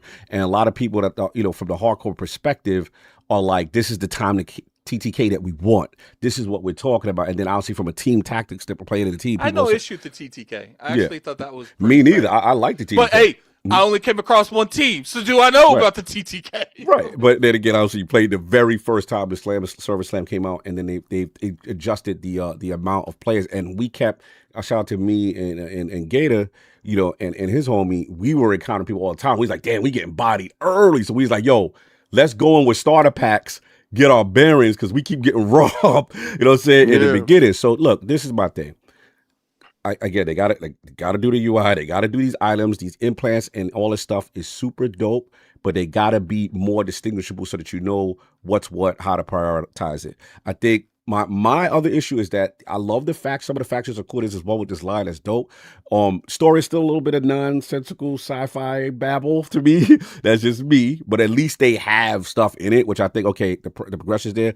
Where I like is the skill tree and the build crafting. If the more you play it, the more I understood it. And I'm like, okay, now it's clicking. But again, is a casual going to play, you know, for an hour to 2 hours to get to that point? And that's going to be the key for them to kind of turn this corner. Because I do think the quests are dope. I did learn silly things in the game. Like, okay, I got a faction quest. They want all these little materials. I didn't know you press in the menu the track. So now when I'm in the field, anytime I'm looking for this material, now I'm in a room and say a little eyeball like, yo, you need that. What I do like is the group quest. If me and you running the same contract or we running it together, I can find the things for you and help get you your contract done. So it's like, yo, all right, what contract you doing? Let's pick this. We're going to be on this map.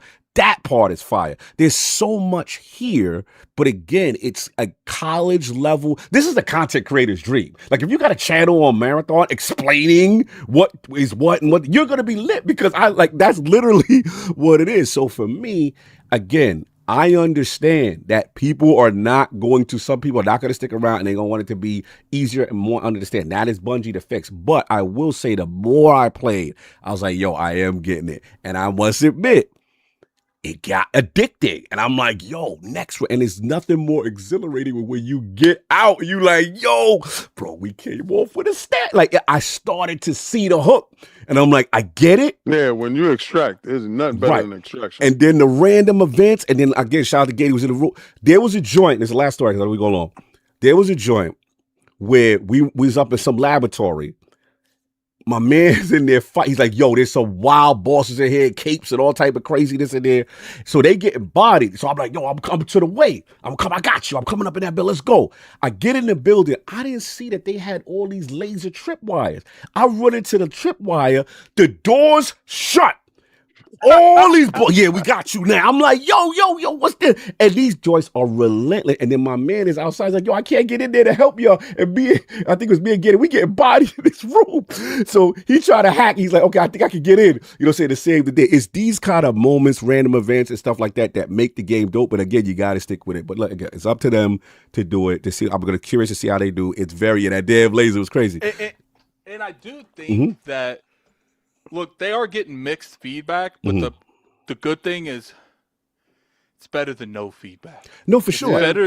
It's better than no one caring. Better than high guard in it. And shout out to Paris. He's like, it's like I do feel that this Marathon could easily be one of the best extraction shooters because you got to take into consideration from the source of the feedback.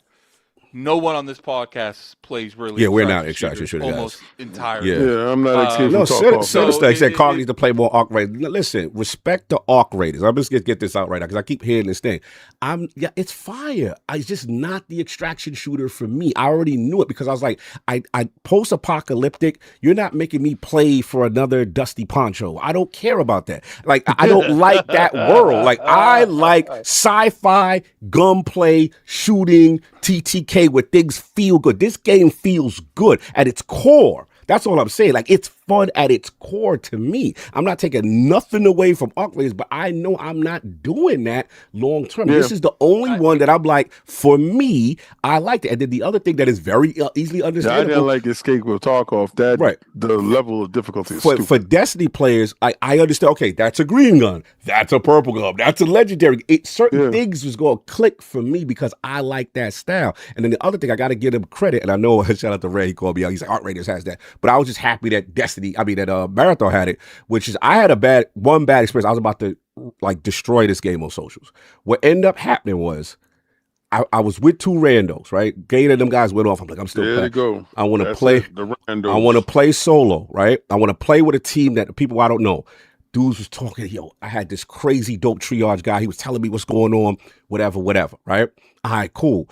He clearing them out. He's like, yo, leave that beef alone. Go around the south side. We gonna avoid this. We gonna get these supply drops. Bro, I was kitted out. Bro, I was like, yo, this dude is nice who I'm running with, right? So I'm lit. It's like, there's no more extract fields left. We down to the last maybe 7 minutes. Right? I'm listening to this dude. He's helping us. And I had another dude, you can tell he don't play the game that often too. So we listened to this dude intently.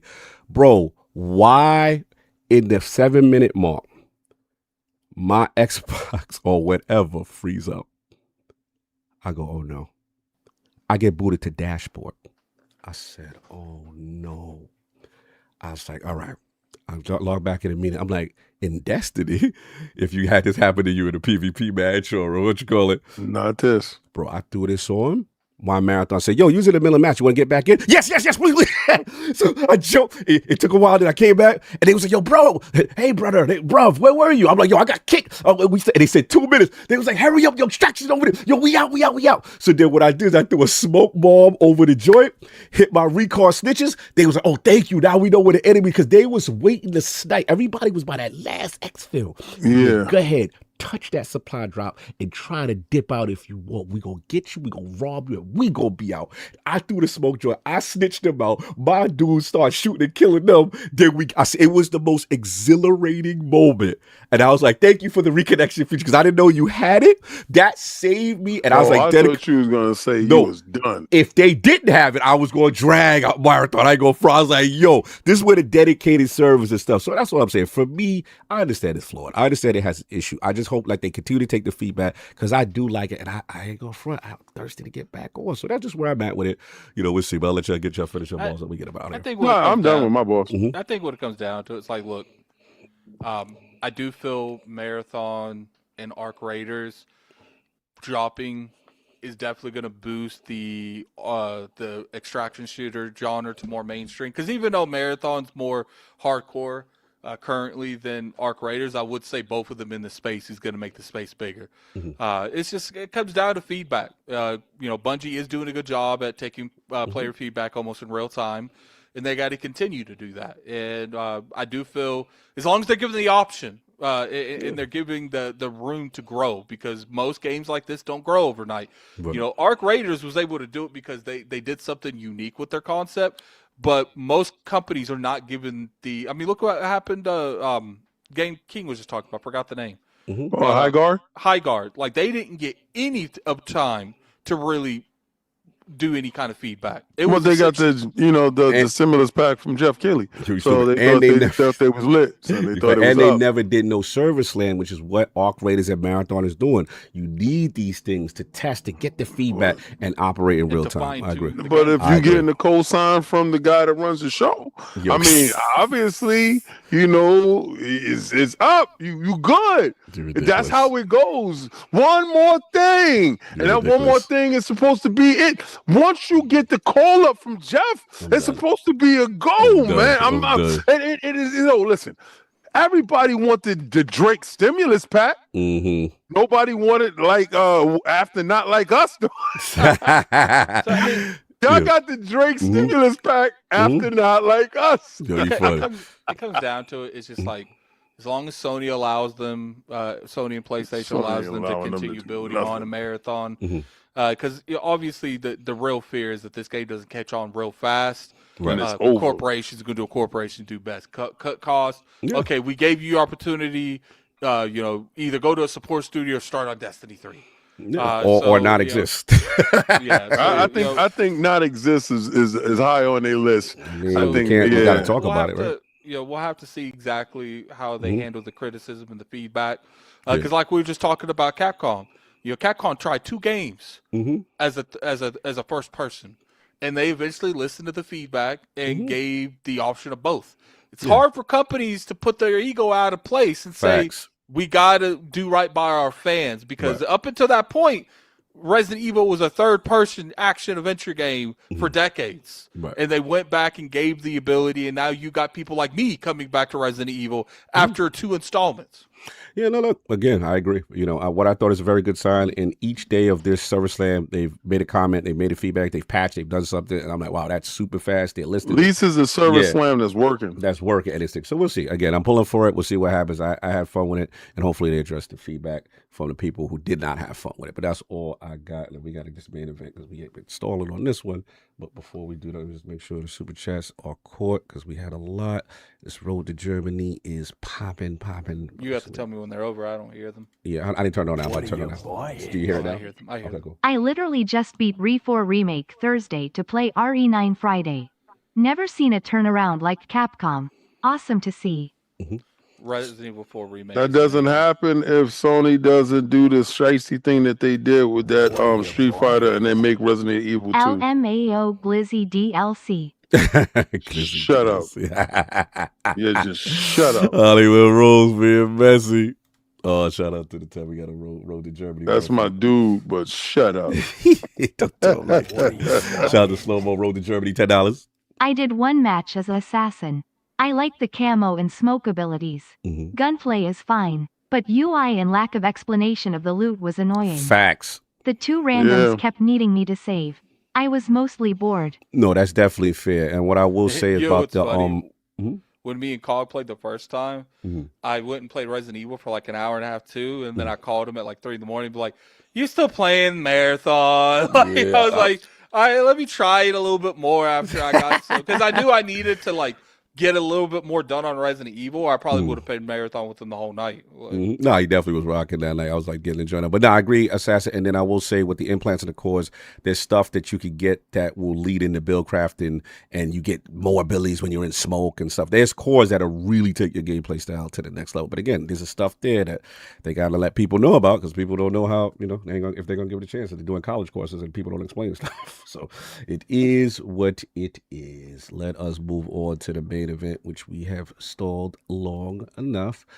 It's a big one. A lot of news this week. Shout out to Xbox and the leadership changes, but they have been talking a lot.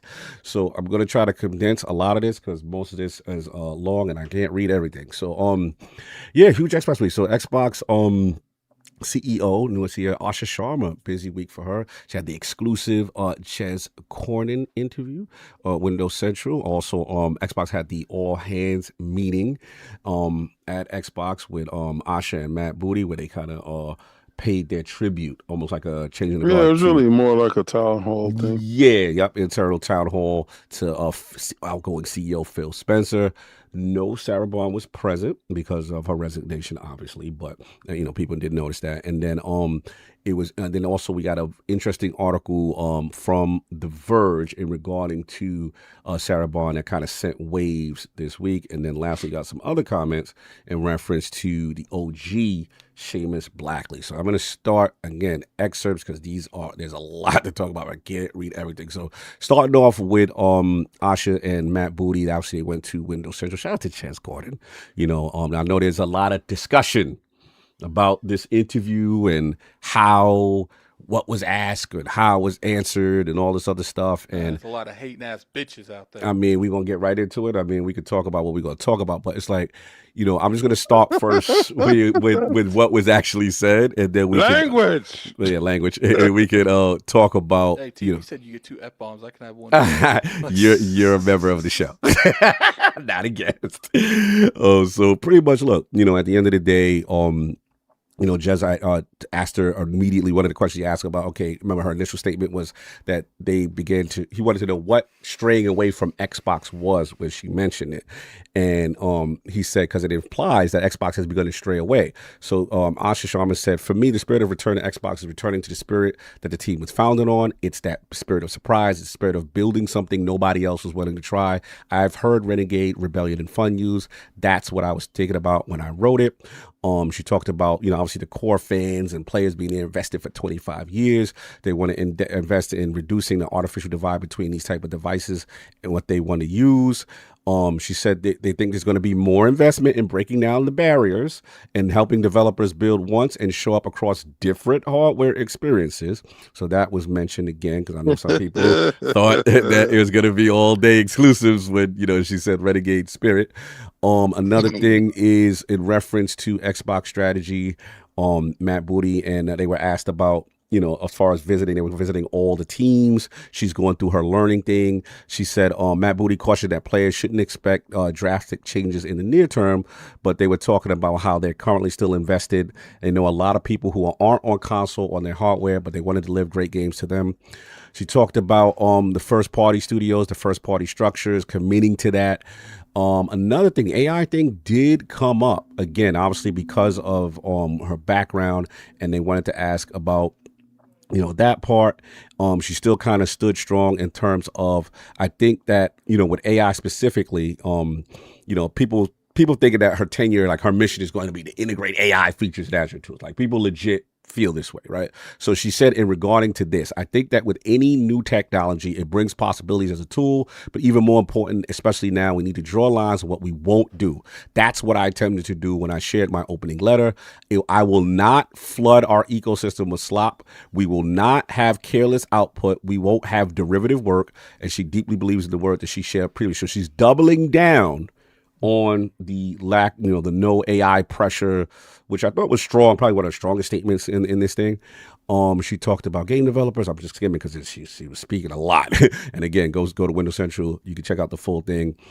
Basically, they're talking about, again, with the AI, she's saying again, no, she's got no pressure from Microsoft. There's no derivatives on AI coming down. Our teams are free to use any technology that it might be beneficial, whether it's helping writing code or check for bugs. Things more in production pipeline. At the end of the day, she said, we're committed to art made by people. So again, tripling down. Technology is only in support of that. I already talked about that. You talked about the game studios. Will there be some people like, hey, it's going to be just blockbusters now? And Matt kind of jumped in, you know, saying, nope, we're still going to do things like, you know, from Minecraft to South Little Games to South to Midnight. And he talked about when Keeper was made. So they kind of doubling down on the fact that, you know, this is not going to be some change as far as creativity. Again, proof will be in the pudding, but this is what was said. And he said, no, the business goes through some changes and stuff like that. So that was kind of my, you know, quick summary of what she said in the Windows Central interview. Then there was a few days later, the all hands meeting. That's when we saw her, Phil, and Matt Booty together, right? And then this was her statement. This was pretty short. She said, today, Matt and I had a chance to recognize Phil Spencer. Over the past couple of months, we talked to nearly every day about everything from hardware strategy to creators and coaches, and plenty about our kids and dogs. Conversations gave me a front row seat that many of you have known for decades. Phil is a remarkable leader, but even more than that, he's a deeply remarkable human being. When he took over Xbox in 2014, it was a pivotal moment. He pushed for backward compatibility because players asked for it. He helped bring Xbox One X to life. He created Game Pass.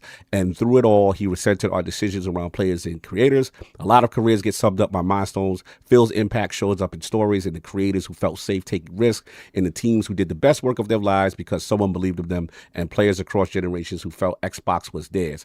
I'll always remember this day. I'm proud to be part of Team Xbox. Now our journey begins. So it was a really nice send-off. Obviously, Phil's there. It's a cool transfer of power, so to speak, from the optic standpoint. But there was one thing, and we can't avoid it, which is the fact, obviously, Sarah Bond was not there. Now, granted, she resigned, right?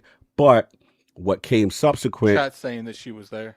Oh, she was there. Apologies if she was there. Okay, cool. Thank you, chat. Here's the thing. Mm-hmm. They could say what they want. She wasn't in the exactly. No that's what I'm saying. Tweet she was there. All right. Because apparently Jez said that he was told that she was there. That's what the chat's saying. Fair enough. But it's like the fact that even if she was there, but she was in no public pictures, speaks by itself. Even if she was there, right. So then, pretty much, this is what people were saying. Like, hey, if she was or wasn't there, there was no visible representation of her the way Phil was shown. Right. And then all three of them, didn't come out together, saying all four of them, excuse me. She was not in the video. And that's a good point. Because I was zooming in on all the people because I was looking for Sarah. I was curious who was there in that video. And I didn't see her anywhere in that. Right. There was a lot of people in that crowd and she was nowhere to be found there. Right. So again, the media's job is PR's job is to paint the pictures that they want to paint. So clearly she wasn't included in that. That's a fact.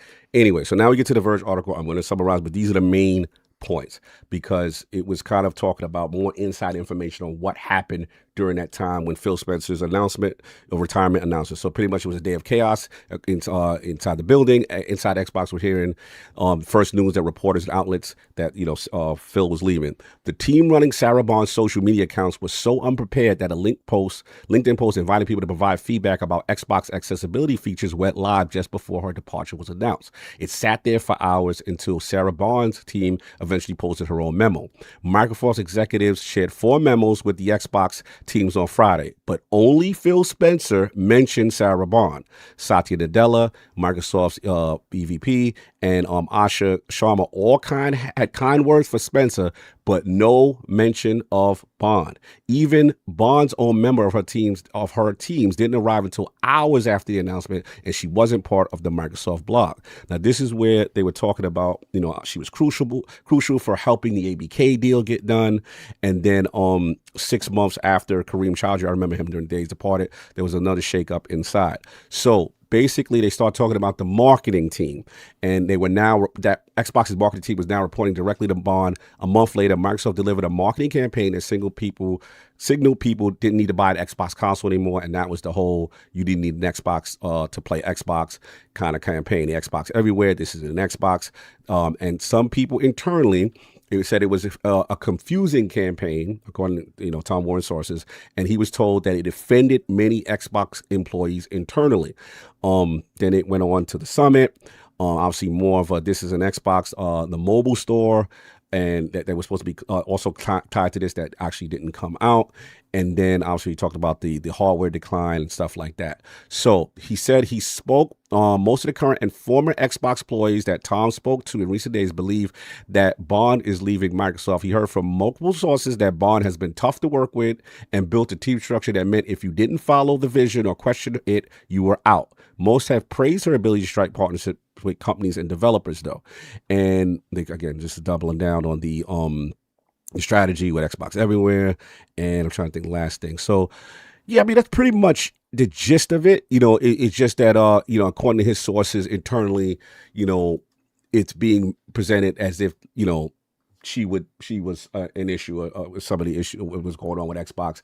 And some people, let's just be honest, were viewing this as a hit piece. I'm just repeating what people are saying. So we do have to talk about it. And the last thing, I know I'm talking long, is in reference to the OG, Seamus Blackley. He came out with a statement, and obviously once the Asha Sharma announcement, he didn't have anything personal against Asha, but he was just very concerned about the future of Xbox. He was like, he pulled back some of his statements that they're going to strip it, but he says he loves Xbox more than literally anyone. He said, this is killing me. I know a lot of organizations in business right now, and I'm being honest. He said, but he's really, for something that he built, he nearly died to bring into existence. He says seeing Xbox struggle and being unable to act is hard. And then he said he's talked about her statement in reference to how she figured out. Reminds me a lot of the time when he was in there with Bill Gates and Steven Spielberg. And he basically saying that Asha is coming into games because her boss believes that games are going to be driven by AI. It's very different approach. You could tell that they're really serious about games being fixed by AI because Madam doth protest so much about how much they're not going to make slop, and it's all human control. For anyone over a certain age with a certain amount of business experience, you recognize these words for what they are. So you have to imply that he is not necessarily sold on the AI portion of it based on, as he said, leadership above her and stuff like that.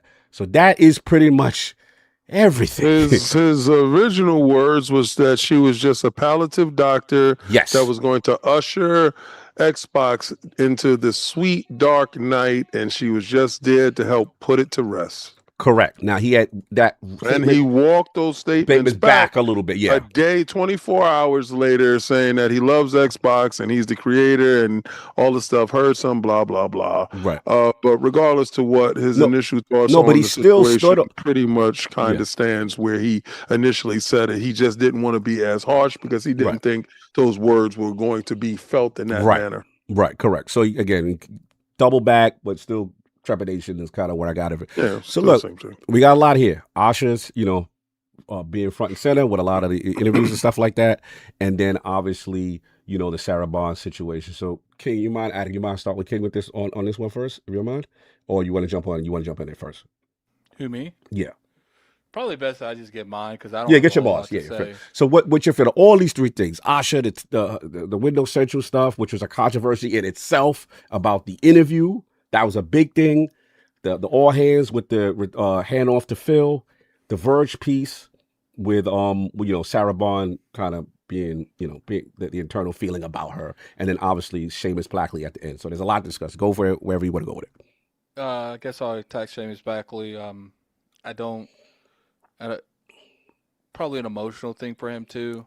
Mm-hmm. So if he's thinking because the AI background has a lot of people speculating in a lot of negative ways because it's AI. The moment AI is brought up in any way, shape, or form, it's automatically going to get spun in a negative way because of how the world in general feels about AI. There's definitely more people on this earth that hate AI than like it. But unfortunately, the people that like AI are trying to make money out of it. Mm-hmm. So there's that. I think that had a lot to do. It's like something that you built. You're looking at it from the perspective, and it's like, oh, this chick is taking over, and she's got a background in AI. What's she gonna do with my baby? Mm-hmm. Like, because he's definitely got an emotional attachments to the Xbox Prime, regardless. So, I don't know if that was the case or not. Worst case scenario, he just spoke out of term in terms of like what he actually thought. I don't know what it means in the end. Yeah, that's one thing I didn't like Maverick is they do act like the only thing she's ever done is AI. Sometimes people take a job because it's she did Home Depot. Yeah, sometimes she also did Instacart. Instacart, yeah. So sometimes people are willing to take jobs that they might necessarily care about in order to climb the corporation ladder. I don't know about that when it comes statistically to that. When it comes to the Sarah Bond stuff, she gone. I guess it doesn't matter what the reasoning is at this point. I will say that it is interesting that no one publicly talked about her, but the person that was also leaving. So I don't know if that speaks volume in itself. I don't know Sarah Bond like that. I've never really had conversations with her. I don't really have conversations with any of these executives, to be honest with you. So I don't know if she was easy to work with. I don't know any of that. If she was, it is what it is. She's gone. I guess you don't have to worry about it no more. Like, I can't really speak on something on to that degree on how people were personally treated when I didn't even know her personally. Because regardless, even if I knew her personally, there's a difference between dealing with someone in a personal matter and dealing with someone in a professional matter. I didn't even deal with her in a personal matter. So I definitely can't speak on a professional matter. Right. Comes to her, I'm just saying.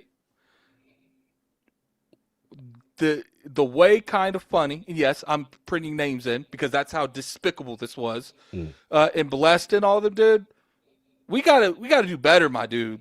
Like, it's just like, because you go sit here and tell me with a straight face that if she would have hit you guys up asking for an interview, you'd have turned it down? Are you going to tell me that for some reason you're going to tell me with a straight face you would have got more answers out of her? Jez asked them the questions that we asked. They didn't have the answers. What else are you supposed to do? Reword it in like 8 different ways? That Todd Howard interview you guys did you guys ask him a bunch of stuff? Because I watched that. Look, you didn't hit them pretty hard either. It's like, let's be honest. Stop acting like you don't know how interviews are conducted. When we do stuff, when ILP does stuff, our biggest thing is we have to at least ask. If you want to PR speak your way out of that, that's on you. Right. Whose fault is that for when you ask the question and they give you a PR answer? Right. Yeah, at the end of the day, that's their job is PR. Right. But what we shouldn't do is attack people for asking the question but didn't get the answer you wanted. Because what's he going to do? Is he going to be like, no, let's go back to that? She clearly didn't want to answer the question. And not only did she did not want to answer it, she even said in it, look, there was a lot of stuff that went down with the previous leadership, and I got to revisit why those things didn't work. Right. So how are you going to reward that to asking the question again when she kind of gave you the answer, that the only answer you can get through? Right. Yo, I got to look at their homework first. I don't feel comfortable talking about any kind of practice in the industry when I haven't done the research to talk about that practice. Right. What else are you supposed to say? No doubt. Now we have heard since then that Greg, Dick Jez mentioned on his podcast this week that Greg did reach out from Kind of Funny in reference to that whole situation, because that did go viral. We have to talk about it. It was that's why normally on ILP we try to keep the smoke and stuff out. Nah, what they did to Jez and what Bless did to Jez is you getting called out. I'm sorry, like that's not how we should treat other influencers, other media people. That's not cool. Because if people was doing that to me, I would want people to call people out too. It's like we ain't gonna sit here and act like, look, you can make the argument when it comes to like their first interview. It is what it is. They went to Windows Central, but we ain't gonna act like Jez did not ask them. What about the exclusives? What about the AI?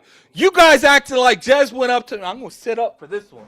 You guys are acting like Jez went up to them. You know, what's your favorite game? Oh, yeah, that's your game. Like super.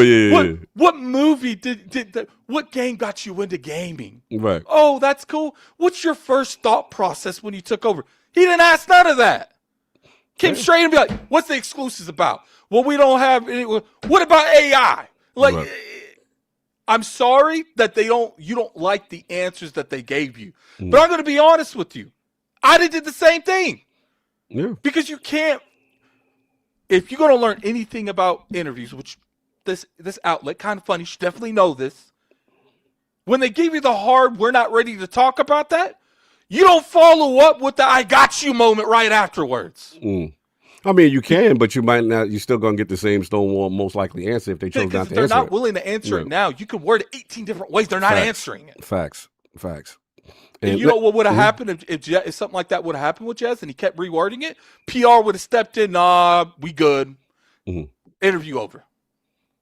And he got like 8 minutes to ask questions too. What the hell are you supposed to do with 8 minutes? You're going to keep answering the same question. So if Jez and Blessed, I guess in Blessed way, Jez would have wanted Jez to have restructured probably around exclusives 18 different ways, and that's the only question that was asked. Right. It makes no sense. So we got to do better on hating on people just because they didn't get the answers that you wanted. Knowing your dumb ass wouldn't have got that either. Language. Be nice. No, it's just I don't like that. I don't care. I like it be nice. No, I get it, but look, we gotta be respectful. We gotta be tactful when we have conversations revolving around volatile situations. Jealousy and envy is a green eye monster that actually goes through a lot of us, and sometimes we're not great at controlling our emotions. Right. Seeing somebody else get an interview that you felt that you could have got a better interview out of is a natural feeling when you're a journalist that shows the competitive nature in you. But what my problem was with the apology. All right, so initially and it sounds so disingenuous. Hold on. When you were talking, I didn't say anything. Well, technically, you interrupted me, but tell me we interrupted Attic. Well, again, get your balls off. No, you go. So I can wait. No, please. So what I'm saying with my only problem with anything, because everybody's has the opportunity to make the mistake, is how you recover from your mistake that you made. Did you actually reflect on what you did? Were you actually remorseful for what you said, for what you did? Or was it something that somebody told you that you had to say based upon being dragged in the street? A lot of times people of this generation is concerned with image. Was you afraid about the image and what was talked about you on Twitter? Is it something that is truly in your heart? I don't think so. I don't think your response to what you did or what you said was remorseful. I could be absolutely wrong, but it came across, again, aloof, arrogant, and disingenuous. Maybe you feel that Jez isn't a credible outlet. Maybe you feel that your outlet is a better outlet. I feel that our outlet is a better outlet, but never do I ever look at your content and say that your content isn't worthy of the interviews that you that's receive. The problem I had. So I think it has to do a lot with your youth. And I said, again, the tweet that I put out was based upon a proverb. You know, pride before the fall, envy is inside all of us, but envy is a sin that will show up. Is how you recover. You're young enough to recover. I said, stay blessed. I think that now you made the road harder for yourself. That's it. I think that you are a good person to have in this space, but I also feel that your youth didn't show you wisdom. Jez got what he got based upon his hard work. He didn't get it because he was going to give you softball questions. He didn't get it based upon they felt that because Windows Central, and you did allude to this, window is in the name, gave him that opportunity. Quite possibly could be. But at the end of the day, he asked the hard questions. They gave him what they gave him. You should have said good on you, or you should have said nothing at all. And the part that irritates me is like, if you don't like Jess, just say it. It's just I like mean, he did. He did say he didn't like him. No, but my point is I don't apologize for everything. It's just like, if you don't like the outlet, this anger, I guess, should have been directed towards Microsoft, the people that allowed the interview to happen, right? Not the person that accepted it. I agree. I'm gonna say, you're gonna sit here and tell me that if ILP wasn't hit up tomorrow, we saying yes. Yeah, and we gonna anybody ask the is same going to say yes for opportunity, unless there's some moral thing that you have against the person that you're about to interview. Every outlet, from a high-profile executive, from one of the hottest developers in the game, if their PR company hits you and says, hey, we would like to give you a 10-minute exclusive interview with the developer from Crimson Desert. If we want to give you a 10-minute with an executive from, PlayStation, the issue comes down that as an outlet, it is beneficial, and you do it. The issue that I have is just what you guys said, which is like, look, we know how hard this stuff is. It's a small space from content creators and journalists. Not everyone's a journalist and not everyone's a content creator, but we get these opportunities. If this was a regular fan saying this, then that's different. They don't understand the protocol, right? I'm not going to get mad if someone's like, yo, that was softball. You don't understand the protocol. If you are in this space, you should know better. You should know better, because at the end of the day, that's where I'm putting it. It's not about the interview. It's about not liking Jez. And if that's the just say that. Don't sit here and hide behind what Jez did. You just don't like Jez, and that's cool. But don't sit here and act like it's because of his work. All I'm saying is, because of this, the way I look at it is all of us are in the same space. And look, do I have moments? I'm human. Do you have moments like, damn, I wish I would have got that one, man? Yeah. That would have been fire. You know what I'm saying? I've had those, but I'm a human. From the mouth over review code. I'm not gonna lie. Like, I remember when, look, we've been blessed. We had, Peter Moore. We've had, Cliffy Blazinski, and people hit me immediately in the DM like, yo, bro, how you got that? Like, can I get the contact? And I did feel away, but at the end of the day, I understood that look, they looked at that as a big accomplishment, and most of them think they say, yo, y'all did that. That was a dope interview, and that's what we need to promote in the space. You know what I'm saying? At the end of the day, that's my issue. My issue is a lot of jealousy and slander was unnecessary, in my opinion, because we should be bigging each other up based on opportunities. Now, if you want to say, "Cog, yo, they ain't answer no hard-hitting questions," okay, fair. But if you got 10 minutes and you hit a question and you get a BS or a weak corporate answer, right? And you know, in the back of your mind, the moment you answer it and they answer, okay, you're not answering that, I'm moving on. Right, and you keep pushing the issue. No, but what about this? You ask the same question multiple ways, separate times. You are not going to get the answer, and now you've wasted your time. You've literally wasted your time. So when you're in there, did you want Jez to just ask one question 8 different ways, or ask 8 questions that you can get actual content from? Right. So that's why he did a fantastic job based on the circus. See, most of y'all don't understand how this go. Some of the time, let's read that super chat. We're gonna get it. The questions are vetted, right? Some of the time, you know what I'm saying, you've got a limited time. Some of the time, PR is right in there. You know what I'm saying?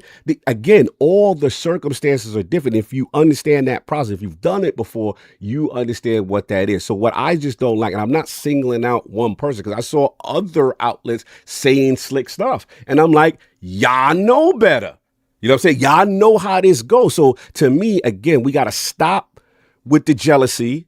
We got to stop with the gatekeeping, as if only certain people could do certain things. You know what I'm saying? And we got alluded to the people that he wanted to do the interview. Yeah. And to me, that's unfair, because that's slick shots. Yeah, that's slick shots. It's like, at the end of the day, like Addict said, and I'm not going to go into too long, but it's just like, if that interview is presented to you, you're taking it. Let's stop the cap.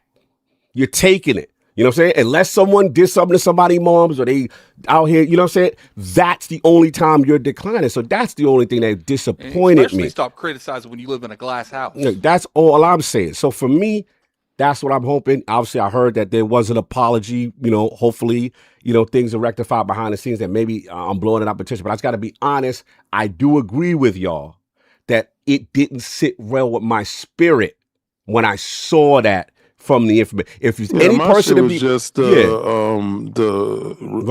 apology. That was it, because you had the opportunity to make your wrong right. I'm gonna be real with you. You just doubled down on apologize. My issue is, if you're going to be upset with the company and the corporation who didn't answer the question that was answered. You cannot be mad at the interviewer for asking it. You don't get the answer. You can't be mad at the interviewer. That has nothing to do with it. Like they would have got different results. That's what blew my exactly, because if a company wants to stonewall you, they will stonewall you with a non-answer and a corporate word salad, and that's pretty much where I'm at with it. It comes down to just like, this whole content creation, this whole media thing is not an easy thing. We are constantly subjected to the internet in their almighty force at every 5 seconds. Constantly being attacked on every corner. The least we could do is not have each other attack each other. Right. That's what I know. I don't like us attacking each other. I agree. But look, we beat that to death. We just got our balls off for that. I do want to talk about, which is the more controversial part, which is obviously the Verge article and your point with that. Like, what did you feel, if you want to touch that, as far as, you know, people saying that, hey, you know, Sarah Bond's leadership, or, you know, and placing blame there. Some people saying internally, you know, they did not like that this is an Xbox campaign. I mean, look, at the end of the day, it's like I said, I kind of already answered this. Okay. I don't know the behind the scenes stuff, because like, I would feel more comfortable, like, you guys could answer this more, because I'm gonna be real with you. When we go to these events, essentially, and COD gets on to me every time. After all the work business stuff is in, and like there's the social networking stuff and the schmoozing and the drinking, I'm back at the hotel. I ain't socializing with no one. I don't do that. Most of the time I'm working on videos or something. I don't gotta sit there. I don't drink alcohol either, so I always feel out of place being the only sober person in the room. So I just go back to the hotel. I don't really socialize with these people outside of the interactions that we have during the day. So I can't really speak on how someone is on a business aspect. Well, I don't even know them on a personal. I couldn't even tell you a time I've actually had a conversation with Sarah Bond. So I can't speak on who she is. Because if I can get like a little bit of the energy you give out, I could decipher whether or not, these reports are full of it or not. I don't know. And we could speak on subjective and he say, she say stuff, but at the end of the day, I don't know enough about the individual person that we're talking about on a personal level to give anything in front of the back end of it. Right. No, fair enough. King, your thoughts on the actual, I think we got super chats that's probably pertinent to this stuff. All right, cool. Let me let the super chats fly then. All right, because they are starting to fly in. What are you buying? Blessings take on Jez and Windows Central was poop, poop, poop, poop, poop. Well, a lot of people did not like it. That is for sure. They went kind of viral. What else we got? Oh, yeah, we got a few. Yeah. Right. Yeah. Sorry, thank you for that. I didn't realize that we got He couldn't even reach out to Jez himself. If that is confirmed, that would be disappointing. Because I do know I think from my understanding, I got confirmation that Greg, at least what Jez said, but maybe Jez, he did reach out. I don't know. I would hope so. That's all I would hope. I hate that Sarah Bond is getting flamed on her way out. Sadly, that's how the exec level functions in this country. To the Microsoft silence, they are trying to avoid litigation at all costs. Sarah was high profile. Interesting. Thanks for the 20 on that for the road to Germany. Yeah, I mean, look, again, optics, I'm going to get into that, is interesting on that one. Shout out to David. Hartright looks like he's going to have 5 memberships that's going to go off in a minute. So we're going to let that rock for a little bit. But, yeah, that's going to be about 5. So we're going to see how that goes. And then we got like 3 more, but I'll let them go. But yeah, we got to talk about it, right? As far as the whole thing, Virgil, you want to still wait, King, until that I'll wait. They're almost finished. I mean, these guys pay good money. Okay. I'm just gonna let them get their balls off because it might. I might have something to add to it when I'm talking. So. No, fair enough. And again, appreciate y'all up in there, chat. Hit the like button. A lot of love for the road to Germany. We appreciate y'all. And again, we're just having real discussions, you know what I'm saying, as far as what's going on and stuff like that and catching up on the news and stuff. What I appreciate that is try to keep it disrespectful. I think that's the reason it bothered me so much over like the Kind of Funny and Blessed thing. It's like, it'd be different if it was like a small outlet that doesn't really gotten these type of interviews before and they've never interacted with. It's like, but Kind of Funny and everyone that works there down to the editor should know how this process is. And to know this process, but like let your personal vendettas against people get to that point is just disappointing. The only person I respect on Kind of Funny is Paris. Everyone else is a PS pole polisher. Current PS execs will never be on these PS fanboy podcasts.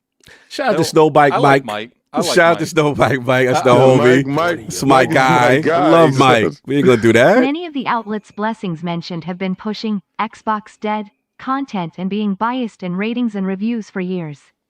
Jez's interview was fan service. They will go to someone who advocates for Xbox fans. That's another thing. We're talking about something they don't care about the brand. Next show. This is an Xbox. Drops the N. 3 minutes trailer on Ash's Vision. Play anywhere. PC stores. Cloud and quick resume. End with the Magnus reveal. Asha and team need to tell the Xbox story. Hey, that's I won't be mad. Even though I don't play on the Xbox platform as much as I used to, yeah, I generally still care what happens to the brand. There'd be people that be commenting on stuff that like any kind of type of Xbox interview that I know for a fact does not care if this brand lives or dies. So they're just speaking into the air and that's it. They don't have no genuine behind it whatsoever. I agree. There's a lot of people who don't even play on the platform, have no knowledge of the platform, and got all these type of stuff stay, which I find is quite interesting. But anyway, King, you said you was gonna jump in or because okay, it's finished. Yeah, I'm gonna pause it. Okay, cool. So as far as the Sarah Bond thing go, so I guess it started off first with the Asha, because you started off with Asha and then we went into Sarah Bond. Okay. The Asha commentary, as far as same as Blackley, I just feel that he loves this baby. Yeah. And seeing something that you created, he has to have a form of separation from it because he's no longer in control of it.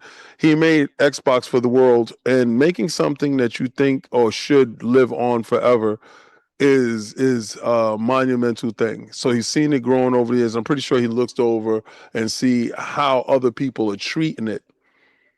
With all the language around Asha's hiring, you see, I'm pretty sure that he felt that Xbox was in a great place as long as Phil Dominus Maximus Aurelius Spencer, first of his name, Respect. was in charge. Because from everybody's conversation around him, it has been positive, completely positive. He is a positive individual that has impacted the brand positively. And his heir apparent was Sarah Bond. And knowing that who you had in charge, if that is his Padawan, that is his protege, that is the person that he's grooming to take over, then if you have faith in him, you have faith in his teachings, and she should be a protege of those teachings. So you have to just be cognizant in the process, let the process play out. In seeing the disruption in that process, in seeing the disruption in the passing of the baton, and Asha's in place, now you're automatically going to scrutinize her background because you don't know her from a can of paint.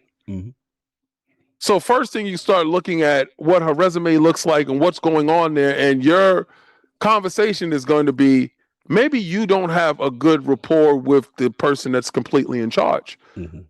His rise to fame has been taking Windows, making it a service to get residual cash, and his new expedition has been AI. Now, if you're from the outside looking in, you see a bunch of turnover and layoffs based upon the AI initiative. In this, you see a bunch of culling of brands that aren't associated to AI. And you say to yourself, well, my brand is a closed ecosystem when I made it. And it's not associated to AI. Initially, what you're going to say is that she is just a palliative care doctor that is going to usher the brand that I brought into this world, that I labored over, that I toiled over into this dark night. This could be the final nail. She could be the one who has the hammer that can actually kill off my baby. I can see that. And I can also see a phone call going out right after, yo, my guy. Yeah, people are nervous. Wait a second here. Can't lie about that. That's not what she's there for. Right. I can see a call from somebody that of some importance to have him say, because again, he's not a broke dude. Yeah. He's not an individual that is going to walk back any statements to the measure of, oh, my bad, I misspoke. No, it's like, all right, Xbox is alive, but I still have reservations. Right. You see, that's how individuals talk with some type of pride, respect, and cachet. He's going to stand on his business. Yeah, he's the father of Xbox. So again, he's a co-father of Xbox, and he's going to stand on his business. I still reserve the right to say, let her work. Right. Let's see. Now, as far as all the conversations, because I've seen a lot of people saying that Xbox execs is talking a lot. I would rather them to shut up and just play ball. Okay. When that reporter said that about basketball players, she was excoriated. I'm here to excoriate you. I'm here to be the judgment moment for you. Every last one of you guys that was on that said that were PlayStation flag bearers. You're used to being handled and treated a certain way. You're used to shut up. We'll talk to you when we want to. We'll contact you when we feel that we want to say something, and you will be our mouthpiece, and you will take whatever slot we slide your way. That's how you're used to being treated. And I can understand from a person that is used to being bashed in that fashion that you will have that level of y'all talk too much. Because the person that you want to talk to you is not saying a word. They're not saying nothing to you. That part. Yeah. Don't talk to them because they're not talking. Shut up. That's not how we work over here. They understand the damage that is done to the Xbox brand, and they are here to talk to the people that matter, us, the consumers, the individuals that are going to buy, going to try, and also talk to the fans and the content creators and the journalists that care about the brand. So it didn't matter to me that they went somewhere. It mattered to me that they went to the people that we trust. We trust Jez. We care about what Jez has to say. I source Windows Central and Jez damn near at least 5 to 20 times a week based upon I understand what my crowd wants to hear, and I understand that he's going to get it directly from the horse's mouth. But also, just to interrupt you, because you are correct. The only thing I want to point out is that people have this misconception that just because you get access that you can't be objective or critical, and he has been both. Oh, that's all he is. And that he has been one of the he actually gets attacked a lot by Xbox fans about how much they may overreact to something. So that's the thing. And that's why I said it goes back to the other thing, which is kind of like we have to stop with this because, again, it comes off as jealous of someone's opportunity versus what it actually is. Because if you've been following that person, you know this person rakes Xbox over the coals when they do stupid stuff, and he holds them accountable when it's stuff. So that's the thing people have to understand. Just because you get access to something, that's up to you now to be objective. And the people we're talking about are still objective and still critical. That's the key. I'm sorry. I just had to get that off because I've been seeing these narratives. I'm not even talking about Kind of Funny. I'm talking about another video. I know you're not. I'm just talking in general. Yeah, got it. Yeah. But as far as the jealousy stuff, I understand the jealousy stuff. We identify it. We're cool with it. Jez was the perfect place for it to go. He was going to ask those questions that if you watch Lords After Dark, if they would have came here, those same questions would have been asked. If they would have went over there, those same, because we're part of this community. A lot of people don't understand. If you're not part of this community, our frustrations is real. Yeah. And when she says something, we're going to hold her accountable to that. So again, I can see where Seamus is at. I can see why Peter Moore actually said, hey, give her a shot, because he understands the level of pressure that goes on into this level of CEO type of stuff. But I can also get why she's talking now. She's trying to give assurances to you guys that she's going to listen, she's going to try, and she's going to work. As far as AI being in the next console, it's going to be there. So this is what I'm talking about when she says AI slop. She's not going to have developers and replace developers with AI. That part. We have phones that have AI chips inside of them.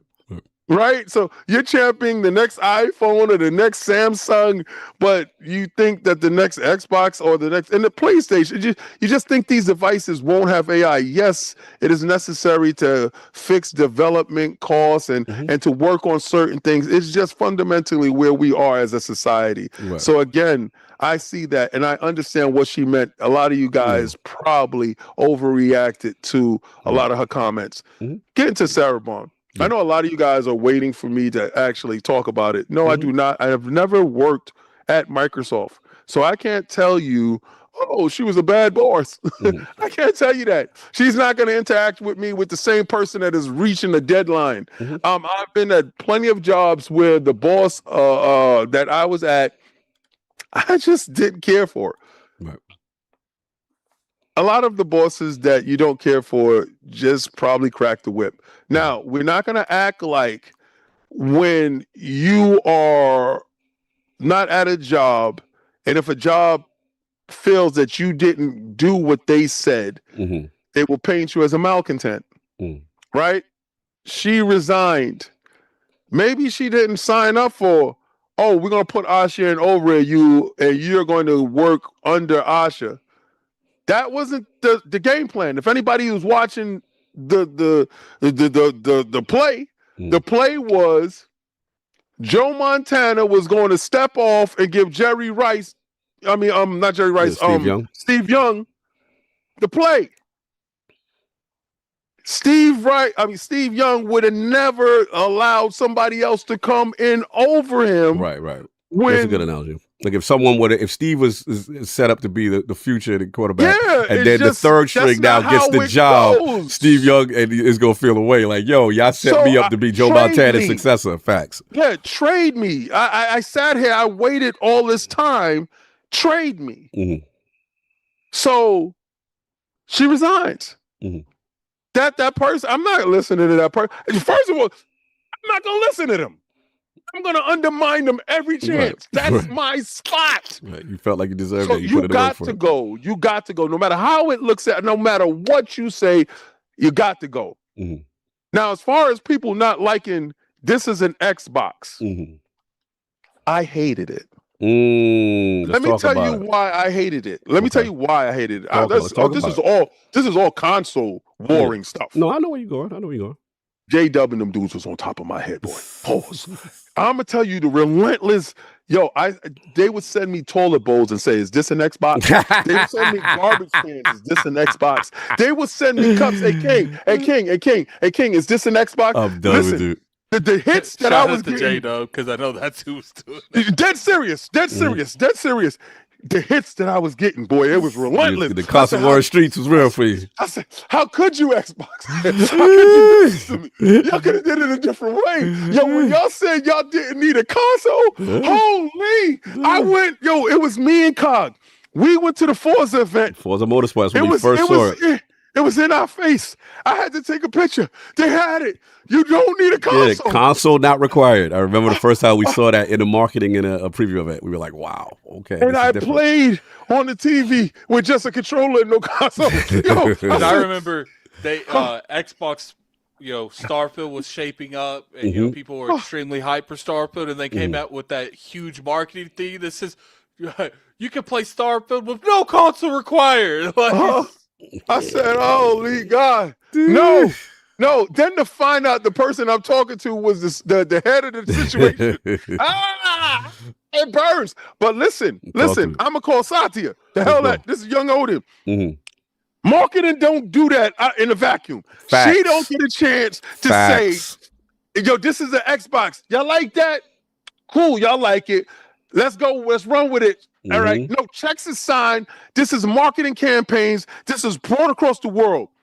To try to put it on one person's back is insane to me. Like she was able to she was that ruthless that she told Satya, this is an Xbox and we're going to run with it like someone had to sign off on that, right? Hell no. Checks is cash. Nah, B, we ain't going to do that. We are not going to sit here and act like that is that. If I got to take the heat in these streets for this is an Xbox, I see how y'all do, so y'all not gonna throw under the bus like that. What dudes was telling me was not on Black History Month. King, what y'all wanted to wait till March? I mean, but King, we can't as black men, we have to admit from a PR and an optic standpoint, it looks horrible. I'ma say this for it to happen during that month. Say this, y'all smart. Y'all smart, Xbox. Y'all smart. You smart.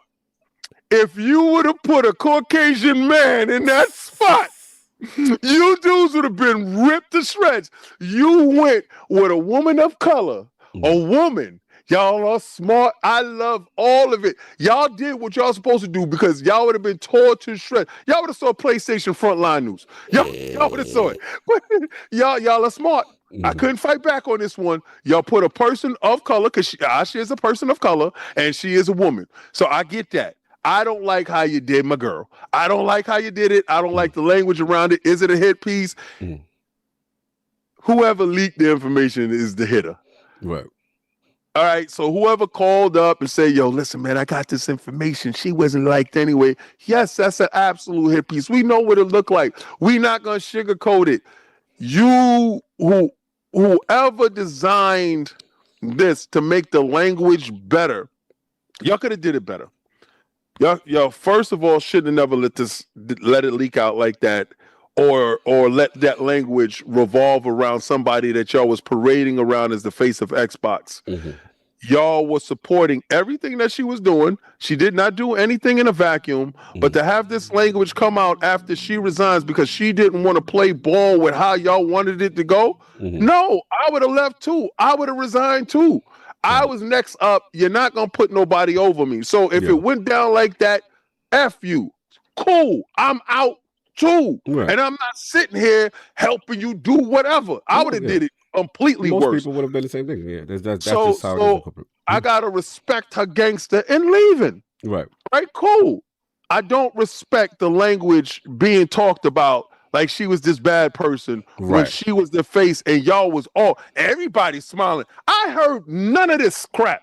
Not one. But then the moment she's not in the building, once Debo is gone, this, that, and the third. Right. No, we're not gonna do that. We're not gonna act like that's the wave. I'm disappointed in any leaker. I'm disappointed in. I gotta say it differently. I'm disappointed in you. It's not Tom. It's not The Verge. I'm disappointed in somebody that brought that story to him. He can only print what you bring. Right. But I mean, in fairness, there have to be people in the building that are feeling this way. We can't ignore the fact that there are sources that feel it. But all right, let's just be objective. There's a lot of sources that didn't like a lot of other people too. True. Right. And listen, one of my favorite color is gray in the world, right? That's my favorite color. The reason why gray is my favorite color is because it's not black, it's not white. It's something in the middle. Actually, my favorite color is really silver, which is like a platinum version of gray. Right? That's why you like silver. That's not silver surfer. You know what I'm saying? But here's the thing. My thing is the truth usually lies somewhere in the middle, right? Most likely, she did come up with a lot of the concepts, but and I think that's fair criticism. But to put all of that responsibility on one I person agree is because where that's where it goes left because. At the end of the day, like you said, King, someone has to sign off on it. She can't go completely willy-nilly that no one from a top level agree with because we know that, stakeholders, leadership, Satya has been on the record, don't care for exclusives, spreading this thing, trying to make money. And the vision, let's be honest. Get people in the building agreeing with them on the Xbox portion. It probably made Satya be like, see, I like that person. Right. So again, for me, I know her background. If I could jump in right now, because you go ahead. I'm done. Yeah. My thing is that I know from her background, she came from T-Mobile. That's mobile, right? That's more users. And now you promote mobile, you're promoting cloud. That part I agree with the Verge article in the sense that she's looking at it from an outsider in. Not saying that she wasn't. I heard she played games. They brought her in to do what she did. To do what she did. Fair. And her background is that, right? Let's expand global. Let's expand cloud, mobile, expand cloud. This is her strength. And she killed it on the ABK deal. She was responsible for getting that thing across the thing. I know she did her work. Me personally, I got my bars for her as far as Japanese games and what we've seen that every time we's in Tokyo, she's outside. She gave me personally her word about Square Enix and Sega stuff, bro. So she's always going to have a soft spot for me in that. But I do got to be fair in the sense of this is what you alluded to in reference to the This Is an Xbox campaign. I can speak for myself. When I saw that campaign, as effective as it was, and everybody was talking about it, to me, it felt disrespectful to core console guys. Who literally put this brand on their back, chose this brand as a last place, third place brand, and made it their de facto console to now tell that audience, we don't need you no more. We over here. That's what the optics and the perception is going to be. And there are going to be people, right, who are in the building who are like, yo, I don't think that's the way to go. I could see that situation where people like, look. But we got to place the blame on the real individuals that actually had the power. Right. And who enabled that. Right. Yes, because somebody said yes. Someone said yes. And that's, at the end of the day, in those kind of situations, you definitely put blame on the people that approved it. But if the person that approved it and it didn't work out, they get the blame too. That's how it starts from the top. Yeah. It starts from the top. So I think it's the dude that lost all that money. Right. So again, whether it's Phil, Sarah, Phil, Amy, Hood, Satya. I think there's enough blame I think it's Satya. Whoever it is. More than enough blame to go around the room. They like this plan. She cannot go completely willy-nilly off the plan. So I get it. And to your point, King, if I'm her and I'm like, I did all these things in favor for the vision, and then when it's time, I don't get called and you bring someone else in, right? It's just like anything else. If I felt I was qualified for the job, now you get, I'm out. Like it ain't no, I get, that's corporate one-on-one. My thing is this though, like internally, right? Because there's going to be two camps. There's going to be Camp Sarah that feels, y'all did her dirty internally, right? And that at the end of the day, another thing people are going to say is, there's going to be people in the building that says, hey, we've got corporate games industry experience. Why didn't you take someone from internally within the Xbox division or someone that has a plethora of shit? Because no disrespect to Asha, she does not have that either. I think that's why Mikey Barrow felt away. Well, maybe the OGs felt the way, right? Because they're going to sit there and then we're not going to sugarcoat the background. When you see Core AI, even though, you know what I'm saying, I get it. She's jumping in front of him. She's saying all the right things. Right, Asha said all the right thing, but we have to be clear that is going to be the trepidation. Oh, y'all guys gonna strip this down for parts. Y'all have no, you know what I'm saying? There's no resistance, because you got to say this about Phil's regime, whether you love him or hate him. He has gamer sensibilities, and he would make certain decisions that a corporate stakeholder will never understand, because it's important to the gamer and all those initiatives. Now that's out the way, no resistance. Of course, a person like Seamus or someone's going to say, look like this is going to be a ticking time bomb. So it's on Asha and this regime and Mad Booty to show that that's going to be their hardest fight. Because if you got Seamus saying these things, you don't think core Xbox guys didn't feel that way? You don't think core Xbox guys, are like, are we going to be the AI? You know what I'm saying? That's the first thing we said. Yeah. I told you I felt that literally Satya put her in place because she's more AI palatable. And I don't care what nobody says. You got to show me something different. That's why I can't get mad at no one say, because we're from the era. You know how I go, King. Don't talk about it. Be about it. We're gonna be respectful to you. Yeah. But we want you to prove through your actions. You know what I'm saying? What it's going to be. That's going to be the key. This new regime, that's their hardest shot, because you know what? Xbox fans have been betrayed before. We've heard all of this. God forbid she stumbles exactly. Out the gate, boy. Proof is in the pudding, bro. Because here's the thing, when you say something, they going to pull your receipts up in 4K like they did with the initial. They going to pull them up. You know what I'm saying? That's what Asha has to understand. She's going to have to understand that and get, look, I'm going to speak for myself. And this is no disrespect to Microsoft. You know what I'm saying? It's cool. I remember when Microsoft got into it. I was like, yeah, what y'all doing getting into the game? I don't know about this, right? Then they got Xbox. I necessarily is selfish. All I care about is this one child that Microsoft has. Respectfully, right? I understand. I'm not a Microsoft fan. I am an Xbox fan. Yeah, that's the platform I selfishly care about. So I want to make sure my baby is good, it is funded, and I am here to talk to the new regime selfishly, because what I would like is the games to continue, first party console. Now that was the strongest thing when she said, saying that, we're going to talk more about hardware.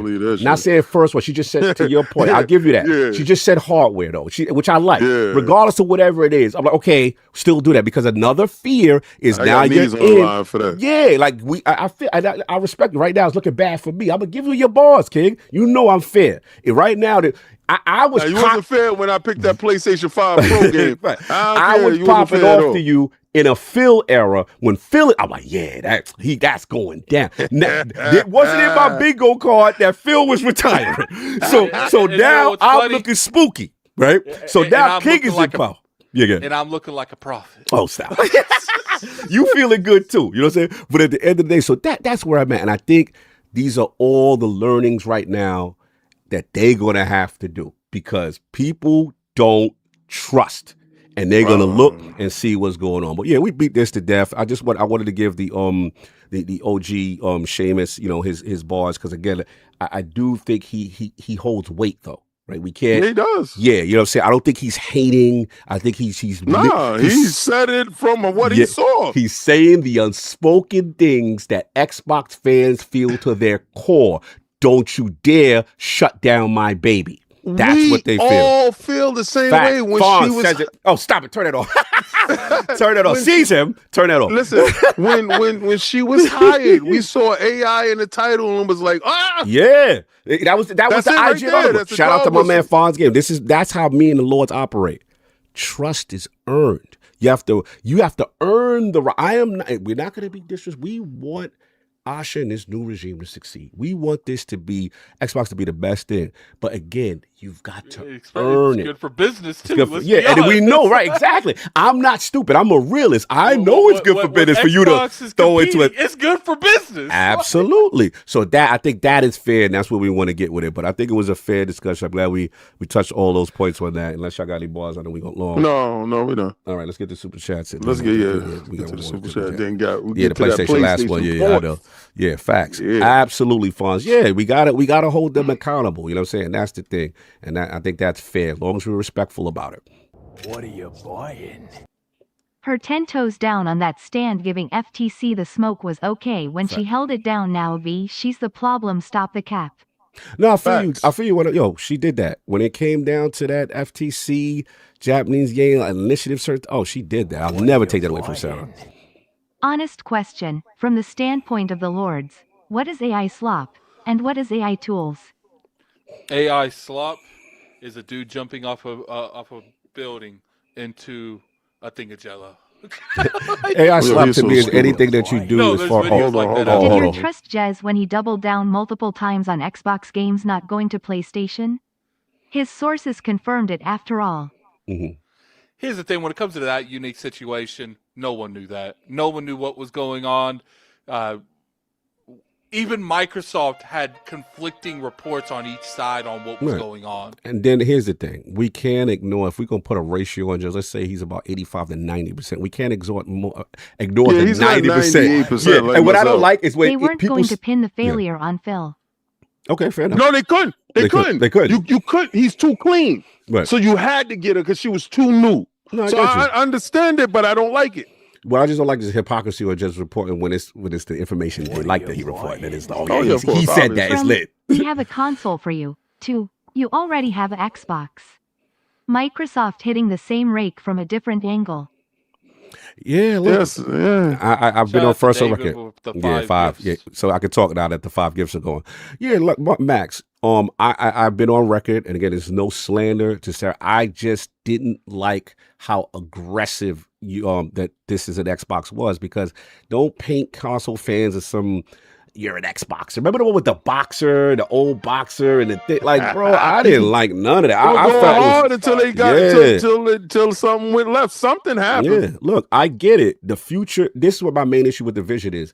That is the future, but your current present isn't realized, because even with the ROG Ally, which I love, I can't play all my games, so thus it's not 100% what it is. I can't do all this stuff on the phone. I can't do every single thing. So you're promoting something that's where you want it to go, but you're not 100% there. You're not there yet. Right. And don't ever backhand slap the people who built you there, who made you poppin'. That's how people felt. It felt like a betrayal. Like, yo, we rocked with you and no one else rocked with you, and now you telling me you don't need me? You know what I'm saying? Like, that's what the thought is. Tweets were relentless, boy. I get it. And it's not console war. It's just someone who For me, it was all about console war. I respect your honesty. But for people who put blood, sweat, and tears, the Seamuses, the people been there for the beginning, who love the concept of the brand, I can understand how they felt that way. Hawkeye needs to hear you and Cobra Commander discuss the brand. Facts. Me and Cobra Commander, we just missed an appointment on that. I was supposed to be on Sacred Symbols versus Duke, but as y'all can saw on my socials, I had an MRI, and it had to get done, and I couldn't get out of it. And unfortunately, I was like, yo, can we reschedule this day, that day? So y'all won't see me on that crossover, unfortunately. But if you want to hear my thoughts also on that, you got, here, and you got Duke, and then obviously you got Lords After Dark. But I always do the crossovers. And Colin actually hit me up like, yo, I feel you, man. I hope you're okay. Because it was a rough week for me, as Addict knows. I have claustrophobic issues. I have a lot of issues, but I had to get it done, conquer my fears, to get this health as well, forget the answer, because the big C is a big thing in my family, and all the men have passed in it, and they never do early detection, so I got to do it. Anyway, we all caught with the memberships. Oh, no, we got a game about choice. Hold on, we didn't read them. Shout out to Sir Duckin, member for 67 months. Salute. Shame on Microsoft for making her the singular fall guy. Did there need to be a patsy in this situation? Yeah, that sucks so bad, bro. Corporate, man. Corporate's going corporate. Shout out to the Gamer by Choice member for 75 months. I just want Xbox and gaming to be healthy. I hated to see Sarah go, but I want MS to want Xbox to do well and benefit the gamers that supported them. Facts. And last thing I'll say, which I didn't mention on the whole situation with Asha. I know this Team Sarah for sure. There are people, I got to be honest, that I could speak to this part, that are saying, look, we are willing to see what she has to say. But as far as Asha, we are willing to give this fresh blood because we do know, and there are examples of people who are not gamer executives that come in with fresh, even our beloved Peter Moore. Yep. When we had him on, he said, bro, I came from trainers, sneakers, and the demographic of like 18 to 34, understanding what they know, and then had to learn gaming. So we could give her that grace as well. And sometimes when you're outside of it, you may be able to make a non-emotional decision with something that should have been removed a long time ago or changed a long time ago. You know what I'm saying? So there's a plus and minus to it. You know what I'm saying? We'll give her that grace, you know what I'm saying, kind of thing. But yes, I'm biased. I'm on a you got to prove to me. And look, I felt my man got Game of Thrones. That's just how I felt. I felt the whole regime got Game of Thrones. That's just me. But so they got, man, now they dragging them up under the horse. I don't like none of that. So this current regime has a lot to prove to me. And then once they earn their trust, then obviously I'll give them their props. That's it. All right, this is the last one. Boom, let's shut this joint over here on mute because, PlayStation, we got stuff to talk about. This is an interesting one. Shout out to, this is an article I'm actually going to read from Vice specifically in reference to, Insider confirmed Sony ditching PC ports. You will see fewer single-player games arrive on PC. So there was recently reported, Jason Schreier, that was the one initially, said that they may all but stop releasing PC ports. But now we got some more corroboration. You know what I'm saying? Shout out to Nate the Hate. Sony made the decision. She laughed at that. The name is hilarious. Nate the Hate as well. So Sony made the decision in 2025 to shift its release strategy with the result of launching fewer first-party single-player games on PC. He adds that this means there will be fewer single-player games on PC from Sony, implying both that Sony may still port single-player games to PC, the only significantly fewer of them, and that this new policy is not going to apply to live service and multiplayer games. He also mentioned that there are still single-player PC ports in development at Sony, which may eventually launch, depending on how far they're in development, but those ports are no longer a priority for the Japanese gaming giant. Addressing questions regarding the justification of the shift, Nate the Hate commented that while there have been a few commercially successful PC ports, they haven't been a huge revenue driver for Sony.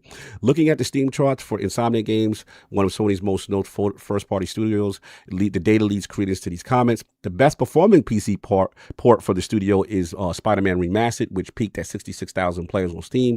Meanwhile, the next one and best performing is Spider-Man 2, which only peaked at 28,000. Nixis Software, we know them, the studio responsible for many PC sports, have seen similar success with the likes of Ghost of Tsushima, which did well at 77,000 peak concurrent, ahead of Spider-Man Remastered, and while Horizon Forbidden West and Last of Us Part 2 Remastered, bringing in peaks of 40,000 and 30,000 respectively. They said part of this commercial success may be because they delay the console and PC launches, which would stem from Sony attempting to protect its hardware sales and ecosystem, which is the opposite, obviously, the strategy that Xbox took with the multi-platform approach. And they said, let's see, did they talk about Death Stranding 2 on the beach? Did they say about the sales? Oh, yeah, they said Death Stranding 2 on the beach, according to SteamDB, is currently in 10th position on Steam wishlist activity rankings for 23,000, whatever. So, look, it's more rambling about that, but that's basically the gist of it. King, this is your topic. It looks like this wasn't my topic. I'm sorry, this wasn't your topic. You're right. This is just topic we just brought to the realm. I was like, yo! My bad. I was listen. like, yo! Usually, where Forte come from? No, he tried to Sarah-bond me. You saw that?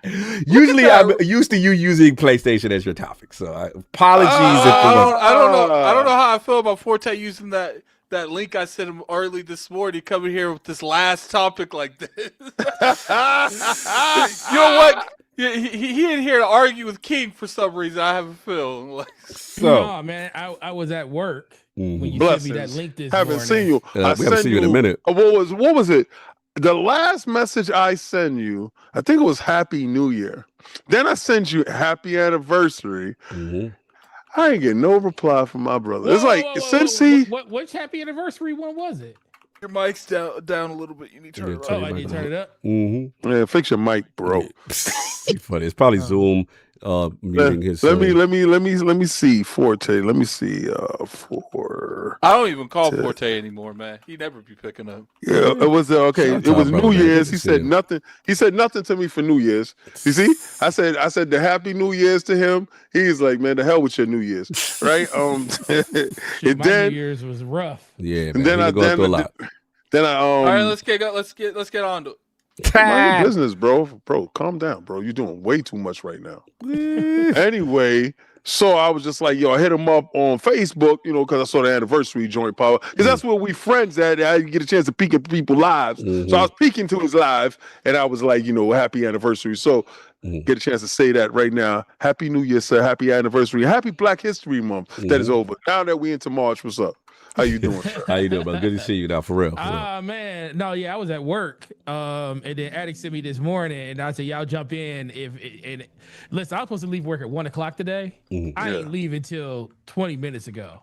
Oh, must be all those new PlayStations that they got in.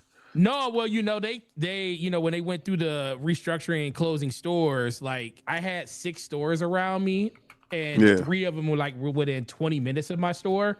Now that they're not there no more, everybody comes to me, and it's just been wild over the course of the last month. So Sundays is just kind of like, ooh, if I even knew I probably wasn't going to get out of there. But then when I got home, I was like, y'all still live? Yeah, it's one of those. Yeah, it's one of those. So I was sitting there like, man, I ain't going to jump in there unless I have my camera on. So, like, perfect example, this camera. I appreciate you. This I'm all about camera. You gonna show up, you got to be on camera. Hear that slow-mo? Hear that, Red? But this camera hasn't been hooked up to this PC in almost a month and a half. To be fair, slow-mo doesn't have a camera for like legit. Well, he legit can't have a camera because he's a spy. I get it. He needs to start using the deep fakes. I'm done. The deep fake, but no, everything's been good, man. He needs the deep fake Forte and say they're twin brothers. That's it. Continue. Yeah, no, I said everything's been good. Going to the gym 3 times a week, man. We helped this wealthy. Oh man, I love that. I love it. Where the pictures? I don't see no pictures on the socials. I need to be tagged in this. You know how I get. Why do you want to see nipple man? What's up with you? Stop worrying about what I like. Stop worrying about what I like. All day today, he been trying to make sure that hot dogs was out and nipples was shown. What's going on? Hey, you jumped in the hot dog suit today. Willingly. We have officially started the road to Germany. Yes, today's road to Germany started today. Yeah. So I was in a hot dog suit messing with these dudes. They drop a 50. King has to be in a hot dog suit for the next. Yeah, he gets $100 for his pepperonis. Yeah, that's the addict. Messing with dip down. We gotta put a ban on that guy. I actually like why that. Y'all we might keep need letting to him put in. that on the banner. You drop a 50, you get a pick of lore to get in the hot dog suit. Yes. That's it. Not enough. That's what it is. It gotta be. You gotta be. You drop a 50, and the Lord. You gotta pick the Lord to dress up. So we all gotta have a costume on ready. I don't think we should all be hot dogs, though. I think we You gonna be something else. We should be a choice of meat. Yeah. Yo, we can have Todd dress up like a big beef steak. Hey, with his arms out. Like, here's T-bone steak with his little arms out. Neither that we do the hot dog, burger, and fries and shake. Well, that's Xbox. We can have you dress up as a big ass hamburger. Yes, I'm down with this. It sounds good. So what? So we got you a T-bone steak with your arms sticking out, right? Addict's a hamburger. I'm a hot dog. I want to be a chocolate shake. No, you want men to drink you? Hey, that was You want men to get a taste? I don't know, man. Is it You want to do that for other men? With that? You want other men to He could be a giant boba. You put $100 in there for addict. With little balls just floating around in his water. You know how you like that. How does it sound now that I good, turned it up good, more? for sure, Yo, for sure. and we can have Sovereign as a taco. Hey, man, that's mad ethnic. Yo, What we doing here? HR, Turning people- please. Hey man, HR Get don't. this Hey, you guy. gotta remember, HR ain't Why for the you, Latin it's for the guy gotta company. be that? Yo, como? Como? Got my man as a gordita and a chalupo. A hardcore taco with a hat that said como. How you throw the Puerto Rican as a taco though? That's Yo, crazy. relax, man. It's gonna be what it's gonna be. I'm going to HR. Mira ese, como? Come on, calm You trying down. to group all my Yo, Latino Holmes, calm down, Holmes. This man said a taco. Anyway, Yeah. Forte, how Yo, we doing, sir? Vato, calms down, Vato. Don't do that. No Vatos Locos sound forever. La onda. That's Vato. That's a different culture, sir. Let's not group our Latino brothers into one box, please. Espérate, Holmes. You know what I remember? Remember that joke we had? Permiso cog. Remember we had that Black Panther joke that time, and it went viral, and it was like the Black. What we call it? What we call it? Gato. What was that joke? It was something about Black I'm not Panther. trying to reenact. We ain't gonna reenact it, but it was a funny ILP moment. It was hilarious. Anyway, Forte, my brother, what's going on? How we feeling about the PlayStation port strategy? Listen, man. Tell us, essay. Tell us, essay. Well, Pop it. a lot of stuff has. Why you look like that? I know, right? Looking at him like that with the wig. I like that. I mean, that's what happens. You turn chocolate shake energy. That's what happens. He does that. I'm washing my glass. I'm cleaning my glass. Nah, you see how he looked at him? You see how he looked at you? I was like, whoa, Chocolate shake energy. I can't see anything right now. Yeah, that's how it be when he do that. So he see right there. Look at that. Shake in his eyes. When he got that chocolate shake energy. Chill, don't smile like that. I got to take the camera off you. I got to take the camera off you. I don't like you without the glasses. I don't like that. I was like, whoa, wait a minute. It made me and Forte uncomfortable for a second. I was like, wait a minute, hold on. I'm in the wrong building. I'm in the wrong building. Continue, Not even. No, so in my belly. my belly. Guess what it was? Me hungry. Platano Panther. It was Platano Panther. Sorry, they said it now. Okay, I remember that joke. It was hilarious. That's an ILP man. listener. Shout out to my man, Dark Rift. That's our ILP listener. Salute. No, yeah. So the strategy, I don't think it's really changing. I just think in general, they had to make moves early in the, well, not gonna say early in the generation, midway through the generation. I mean, those games were kind of scarce, so they had to make that revenue up somewhere.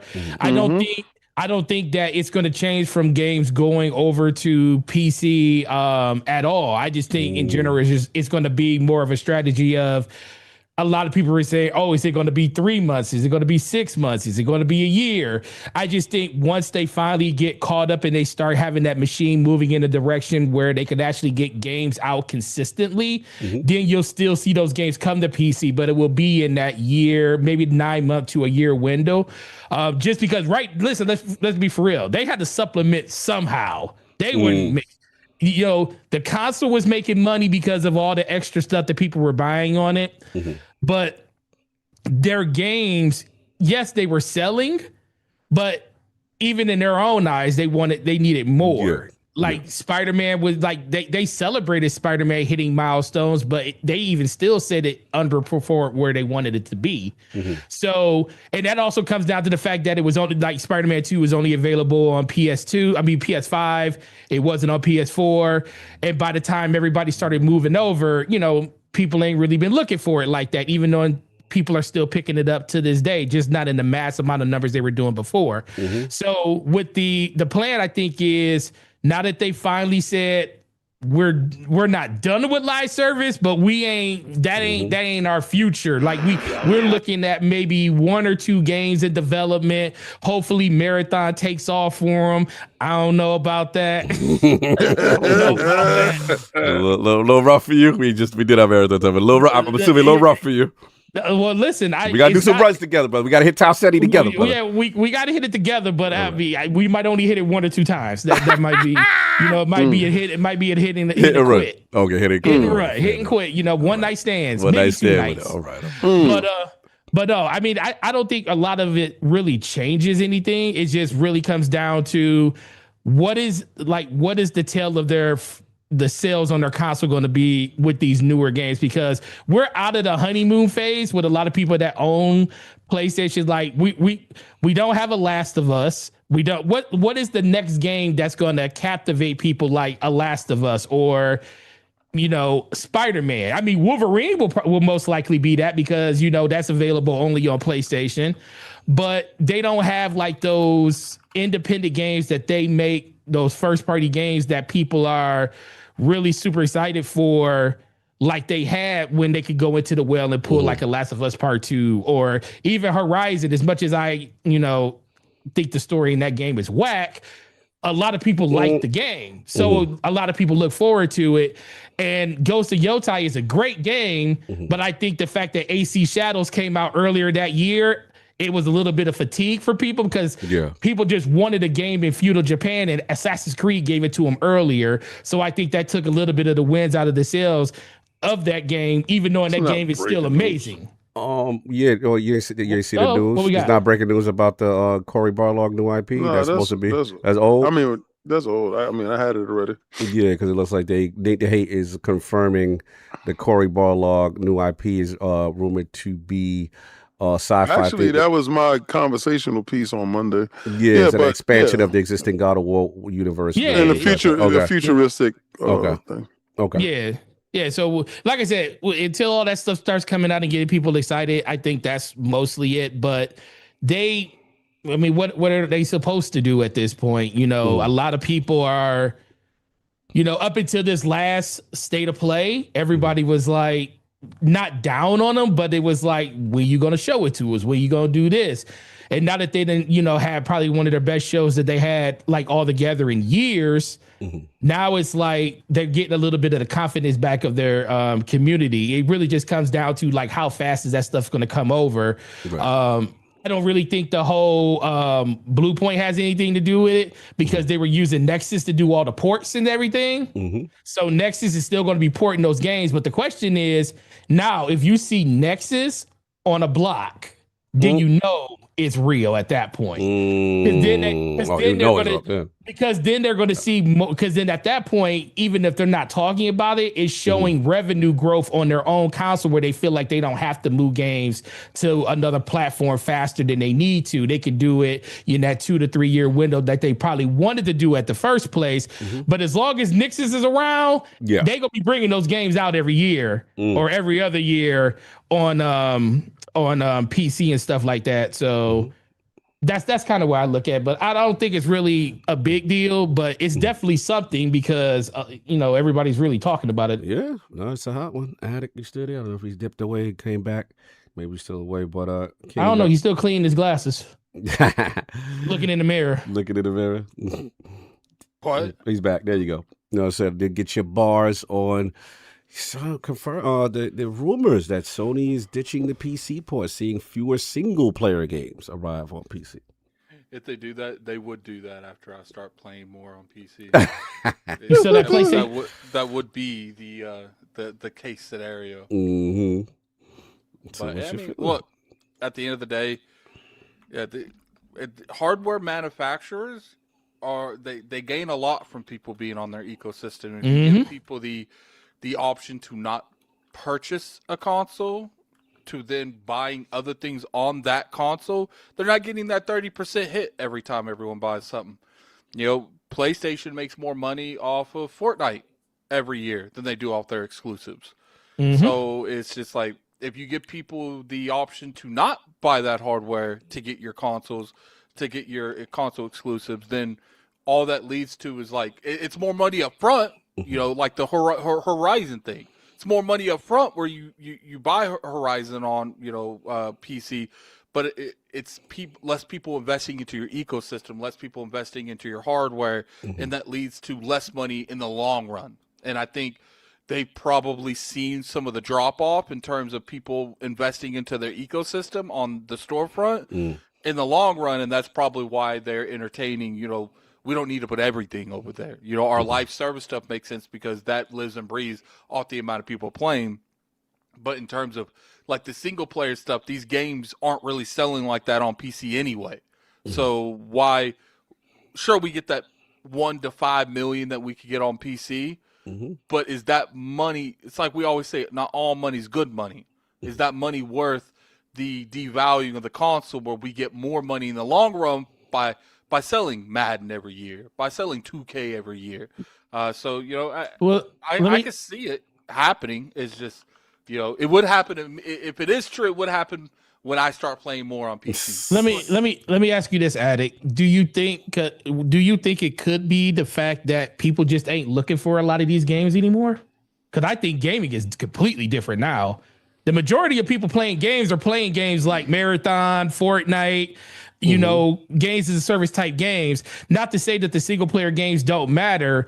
I'm just saying, for me, what you mean? Phil Dominus Maximus Aurelius Spencer, first of his name, was telling the truth when first party games was an endangered species? I don't know if he said all that. I know what he's talking about. Player games don't. No, I remember when he's. I always believed in that because I feel like when it comes to those type of games, it's like out the gate. It has to. If it's doing well out the gate, that's when you're going to hit. Single player games, everybody like BioShock Infinite is one of the best single player games I've ever played in my life. How many people after the first year that it came out were really going out and buying BioShock Infinite to go? We could talk about how great the game was. Most people say, "Oh, it's really good." Oh, I'll go look at YouTube videos, or if somebody's streaming it, I'll go watch somebody stream it. That's kind of the world we live in now. But the thing is that's the thing about a single player game, though, because single player games, it's like you wanna be there while everybody's talking about it, like the zeitgeist. Like Claire Obscure.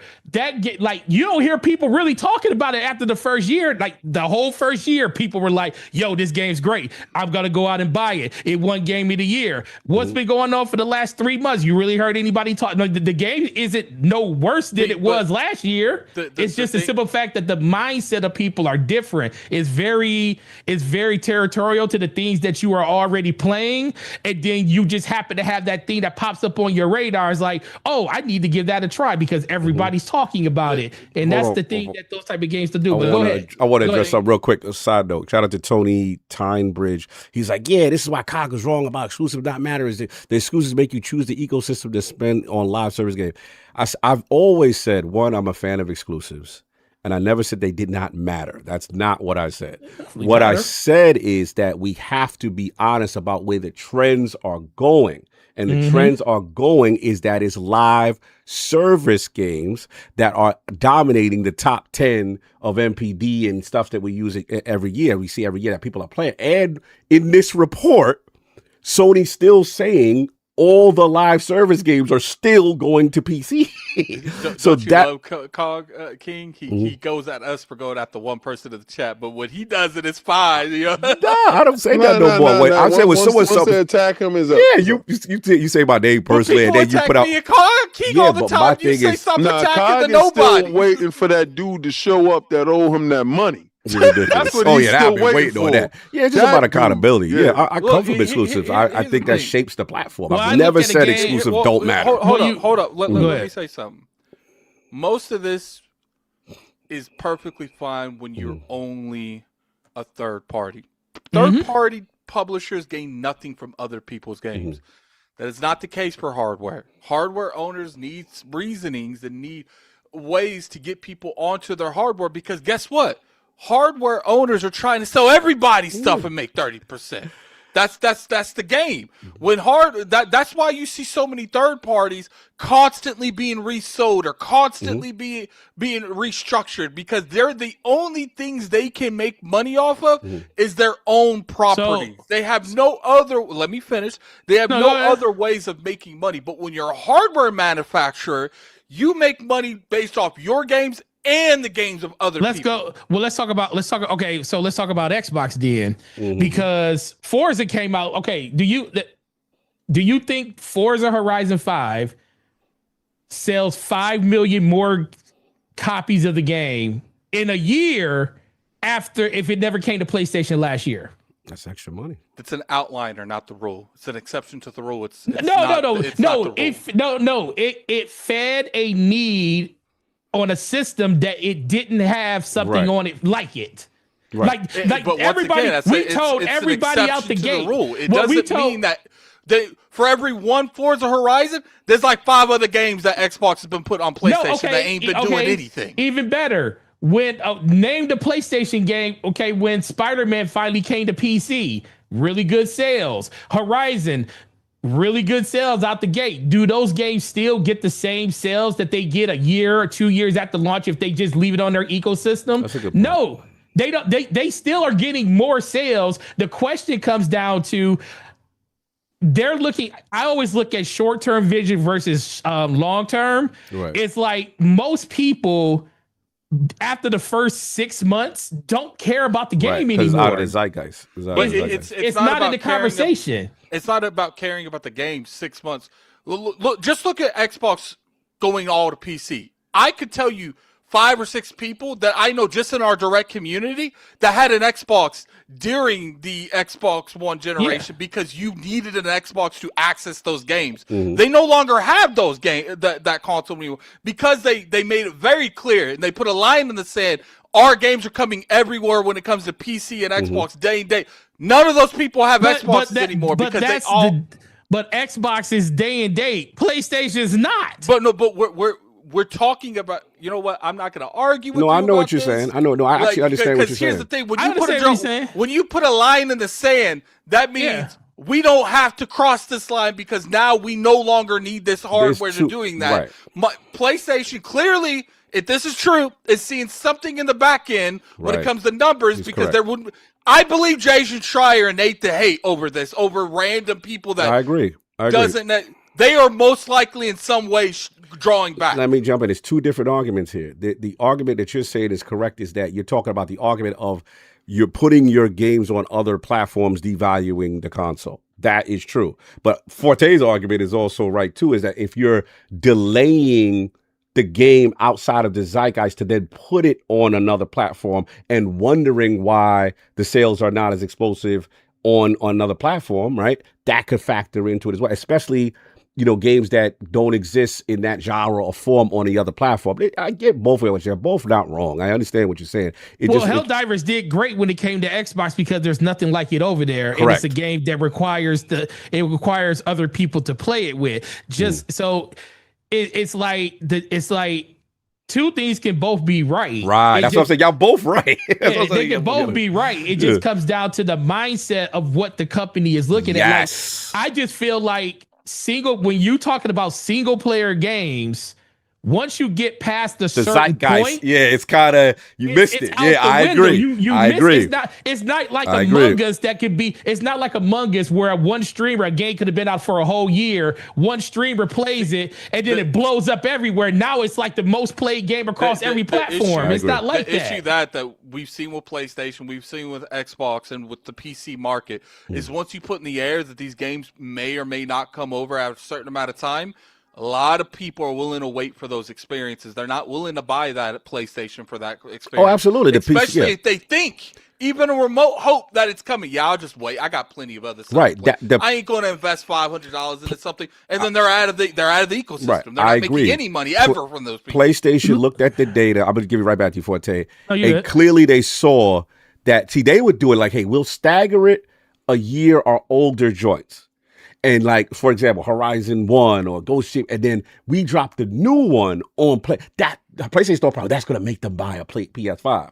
Attic is right. A lot of people are like, no, you going to eventually put this joint over here. So the novelty wore off. At first, it was like, the money they're making, from a in PC my sale. opinion, they're seeing is not worth making that money on what it's doing to the behind the scenes in the ecosystem on a long-term scale. Yeah. No, that's what I'm saying. But finish your boss. I'm sorry. No, but the funny thing is, and you're right about it, but the funny thing is,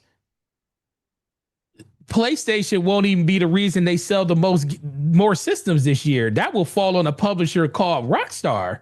Right. They're going to sell more PlayStations for PlayStation than PlayStation can sell themselves. Facts. So when that game comes out, like that whole thing you talk about PC gamers, like, listen, the only reason I still have a PlayStation 5 in my house, because I don't know when the next God of War is coming, but the only reason I have one is because I ain't waiting a whole year for Grand Theft Auto to come to PC. And there's going to be a lot of people that are on PC that's going to buy a console if they don't have one because they want to play that game. But that is the outlier in the whole thing, because there's not many games that will move people to want to spend money like that, $500, $600, $700 to play one game. Last one was college football, probably.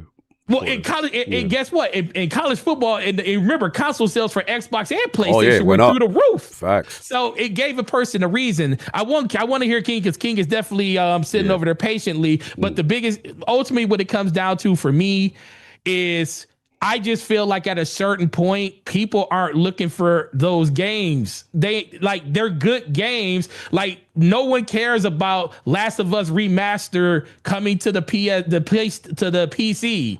No one, like, Spider-Man came, Spider-Man 2, not Spider-Man 2, but all the games that they released on there came so late. It was like, yeah, they got a nice little surge, but after that surge is over, what are you doing? You're not doing frequent updates to the game. You're not changing anything in the game. You know, the fact that Resident Evil, we got to talk about Resident Evil. Good God, that game we talked about it. So many people. Stay on track. So many people. I had to tell, we didn't have copies of this game since 12:30 in the afternoon yesterday. It's moving like that. Wow. Oh no, bro, moving? Wow. Yeah, people got that Goldie talk. No, that's what's up. Oh, bro, I bought it digitally on PC because I wasn't waiting. So you got the superior version, but you got a PC, right? Cool. Oh, absolutely. Just want to make sure.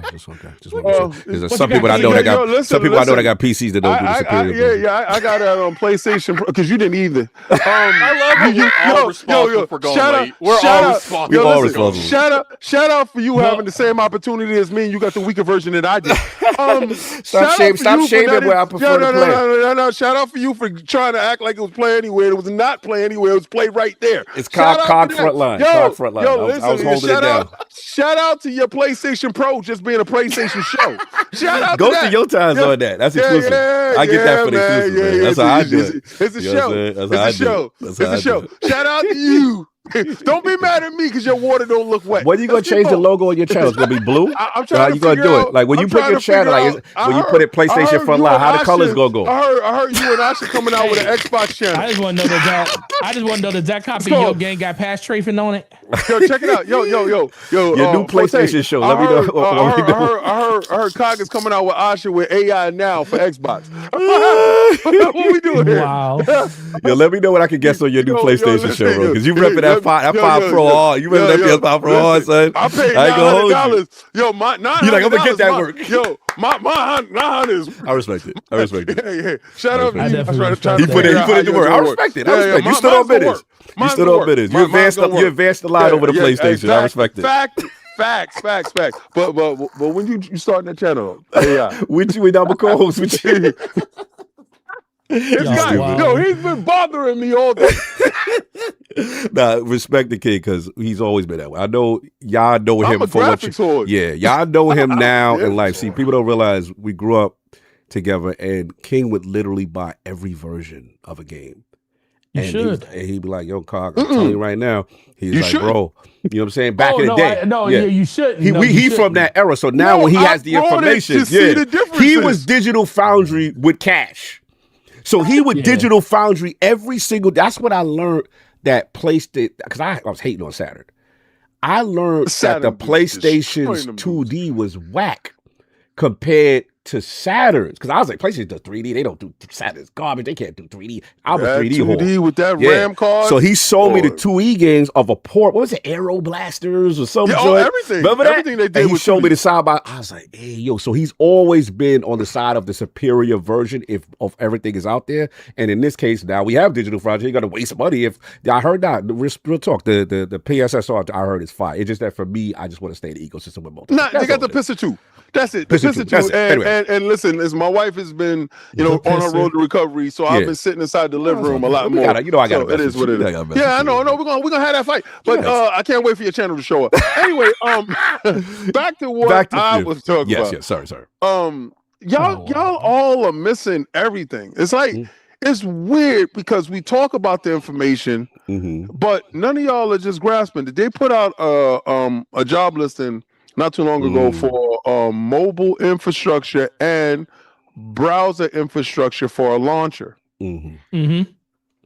So them pulling back from Steam, because Steam is being heavily aggressive in our space. Our space is consoles. So that is a mini PC, but everybody in the ecosystem is talking about the game machine and all that other stuff. So y'all trying to make it console-like. I hear what y'all talking about. The bigger thing is what's happening with NVIDIA and Proton, right? And what's the underlining of Proton? Linux, right? Linux. So they signed a big deal with them. NVIDIA is making CPUs and stuff like that now, right? Now, that's going to bolster and strengthen everything that's going on over there with Steam. So with bolstering everything that's going on with Steam is going to be a bigger factor. Now, if Steam has all of your games, and this is the bigger problem, right? Everybody thinks it's really attacking Xbox and Magnus. Magnus is a different beast. Is a console hybrid. It's going to be a PC and it's going to be a console. It's going to have a system on chip. It's going to have a SoC that's inside. It's going to be able to run your games natively. Great. But it's also going to be able to play PlayStation games.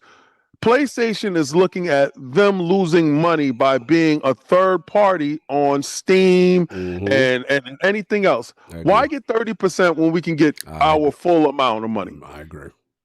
Have our own launcher. I was saying, you took right? Balls, Because you know it. It's like it's just common sense. We're gonna have our own launcher. We're moving this way. When I tell you that PlayStation is gonna become an app, Xbox is an app already.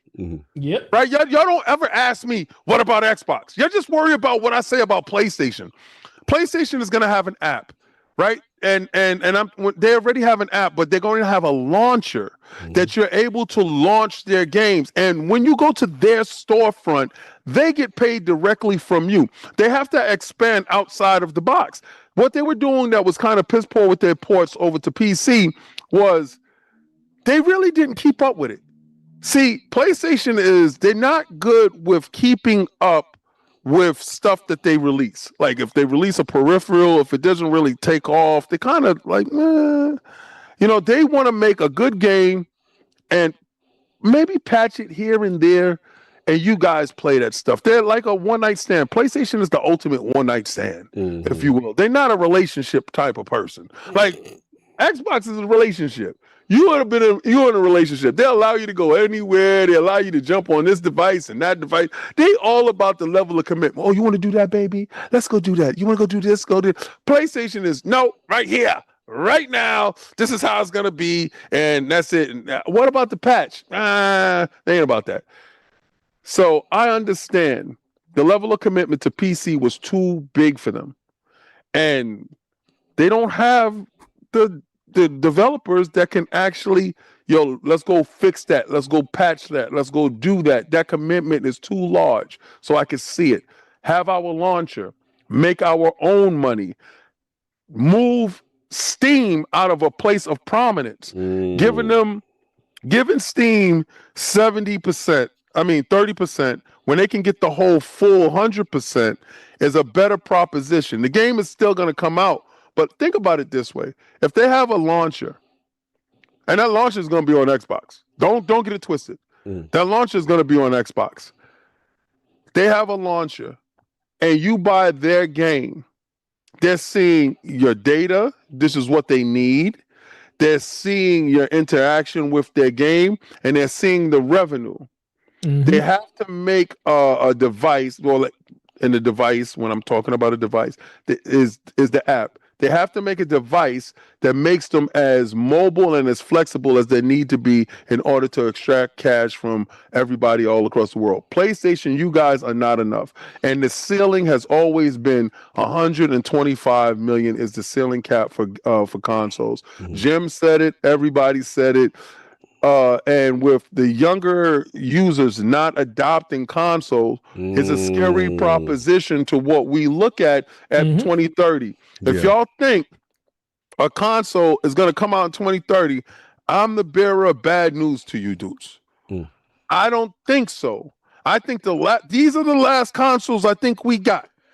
I think the Xbox is going to meet it right at the threshold of the cutoff, right?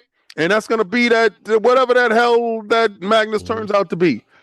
I think PlayStation going to put out a handheld that's going to facilitate that, but it's going to be the App Store, your servers. You're going to have servers that's going to give you the horsepower you need for your games. When they're making development kits that are software through servers that developers can use to make games, what makes you think hardware is really where they're at? So I understand that they're going to have a launcher. I understand the pullback off of PC right now as far as single-player games while they work on getting their launcher to have you go to their bread and butter. I get it. Does this stuff make sense?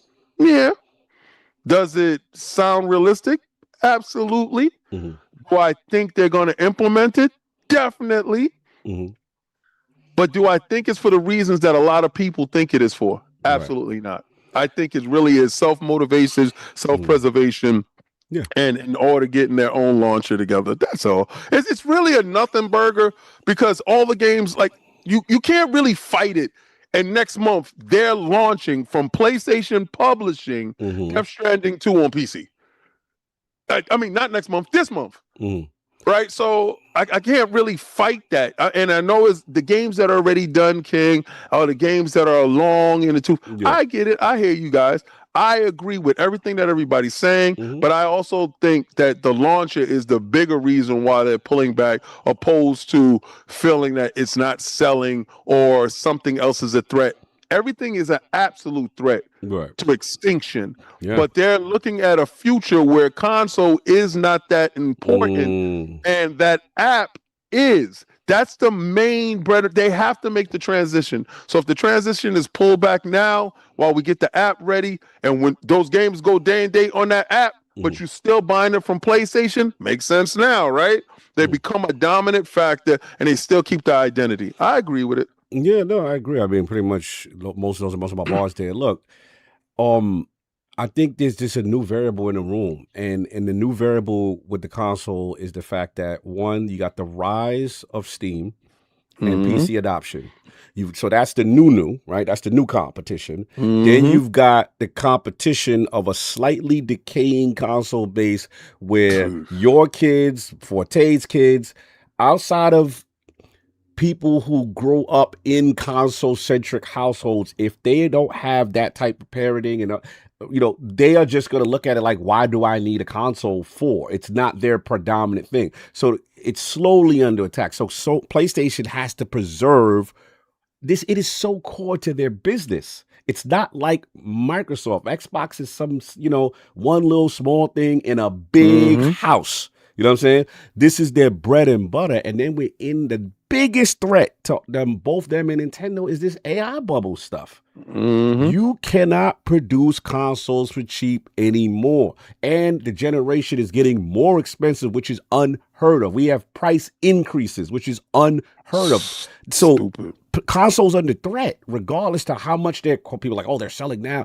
It's still under threat, and they recognize that. Now, with this joint, I agree with the single player stuff in the sense that I think in a perfect world they would have continued it. But they saw the data. They like, wait a minute, we have to protect the base. Also, the novelty is wearing off after we saw the initial thing. And I agree with Forte. Part of it is their own fault because they're staggering it, right? So with a single player game, when you stagger it, if you're not in, like right now, could you imagine if Resident Evil was a exclusive thing to just one platform?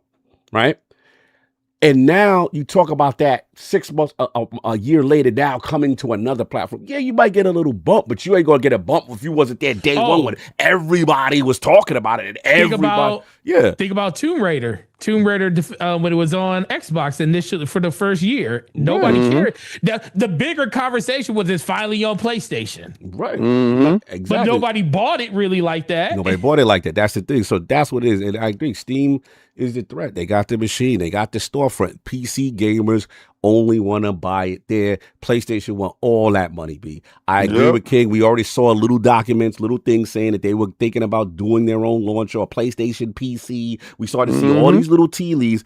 I wouldn't be surprised if they say, F it, we go an Epic Game Store kind of route with our games. And if you want PC, you want it, you gonna have to open it on that launcher here. Now we know PC those guys, they stand strong. They 10 toes down. They don't like other launchers. They don't do that other launcher talk. You know what I'm saying? So it's gonna be interesting there. But I think PlayStation don't care because they like, yo, we gotta protect the console business. This is all we do, and we're under threat. So, yeah, this is something. I was surprised a little bit because I felt they were trending this way, but it's just too many variables right now. But at the end of the day, what I still think is smart is they ain't applying that theory to live service. They like, no. We know those games got to be everywhere. I just don't. I just don't think consoles. The only console that's going to survive this is Nintendo. Yeah, for some wild reason. Nintendo is the one. It's not for no wild reason. It makes sense because guess what? Every day a person comes in. Nothing they do, but they have stuff. They have never. Well, I will never say never because they did it twice with mobile. They did mobile versions of their games, but they will not put their games.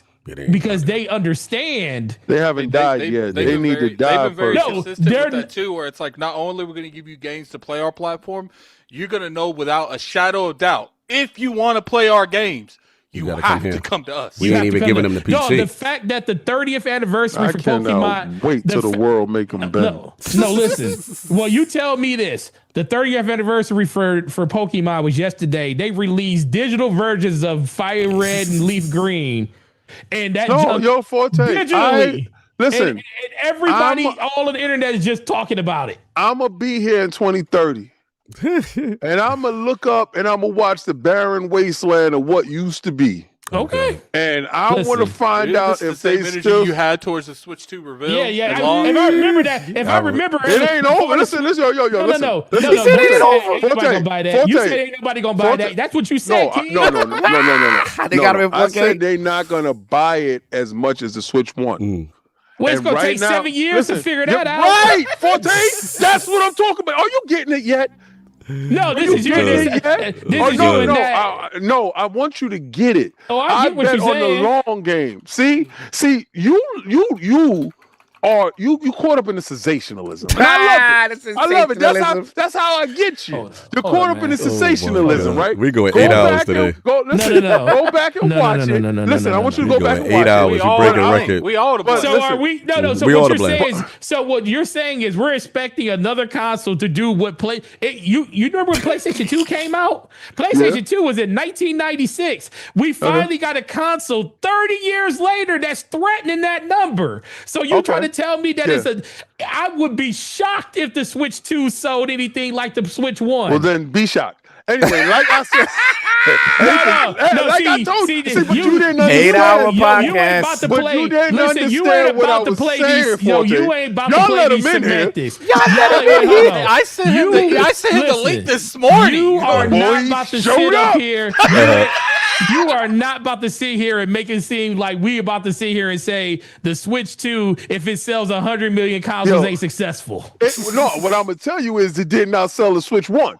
Get out of here. That's what I'm gonna tell you. Forte, stop falling for it. Forte, stop falling for it. It's not gonna outsell it. But anyway, I just want this on. Just let tape. King talk in a dark room. You don't have to engage with him. No, he needs to. He needs to. He needs to. I got him. We got to talk. I got him. Let me reel him in. Now here we go. Reel him in. Here we go. Yo, Forte, check it out. So in 2030, when all the consoles have ascended to apps, right? You think these dudes is gonna still be successful? Yes. No, those kids want to play that. Okay.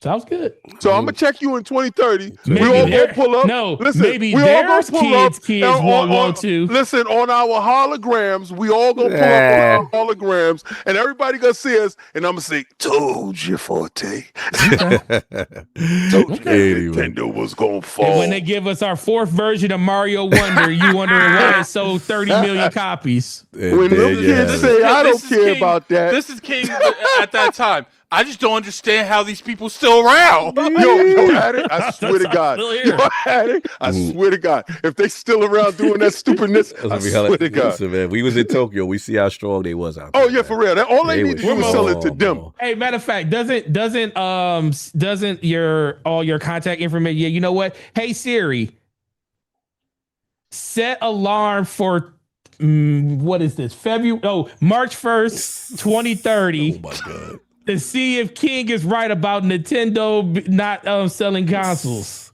This is a future better. Yeah. I'm gonna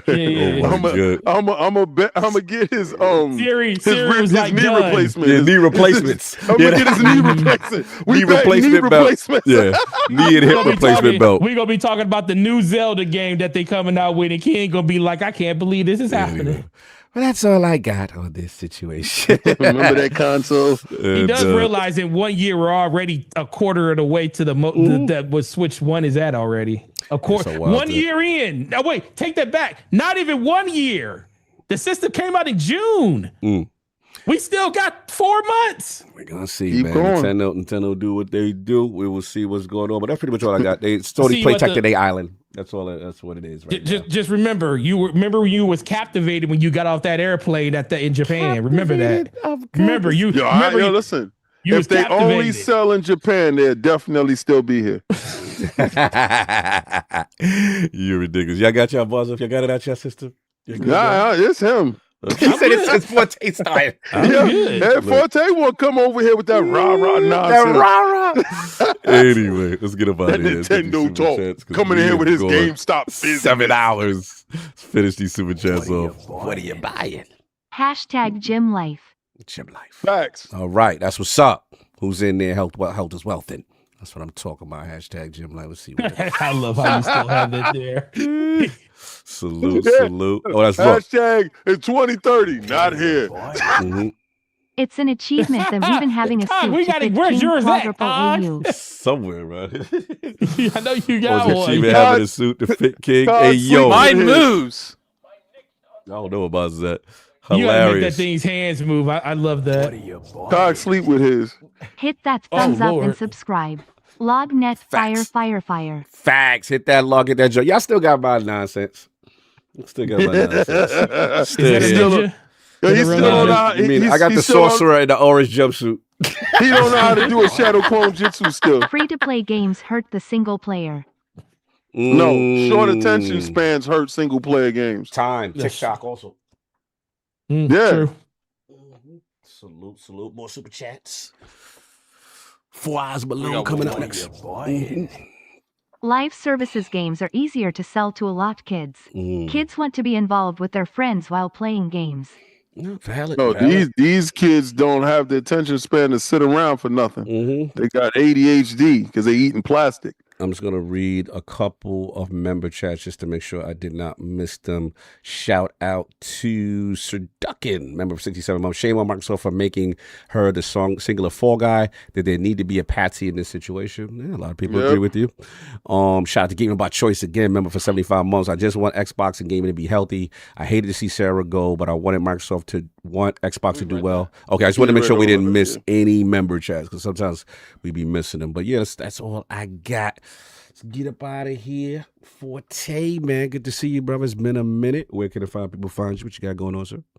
No, man. It's always great to be here, man. Like I said, I wanted to get in here earlier, but I was like, Jesus. But then I was just happy to see you guys still on. I know. Still on. I called Attic was like, y'all still on?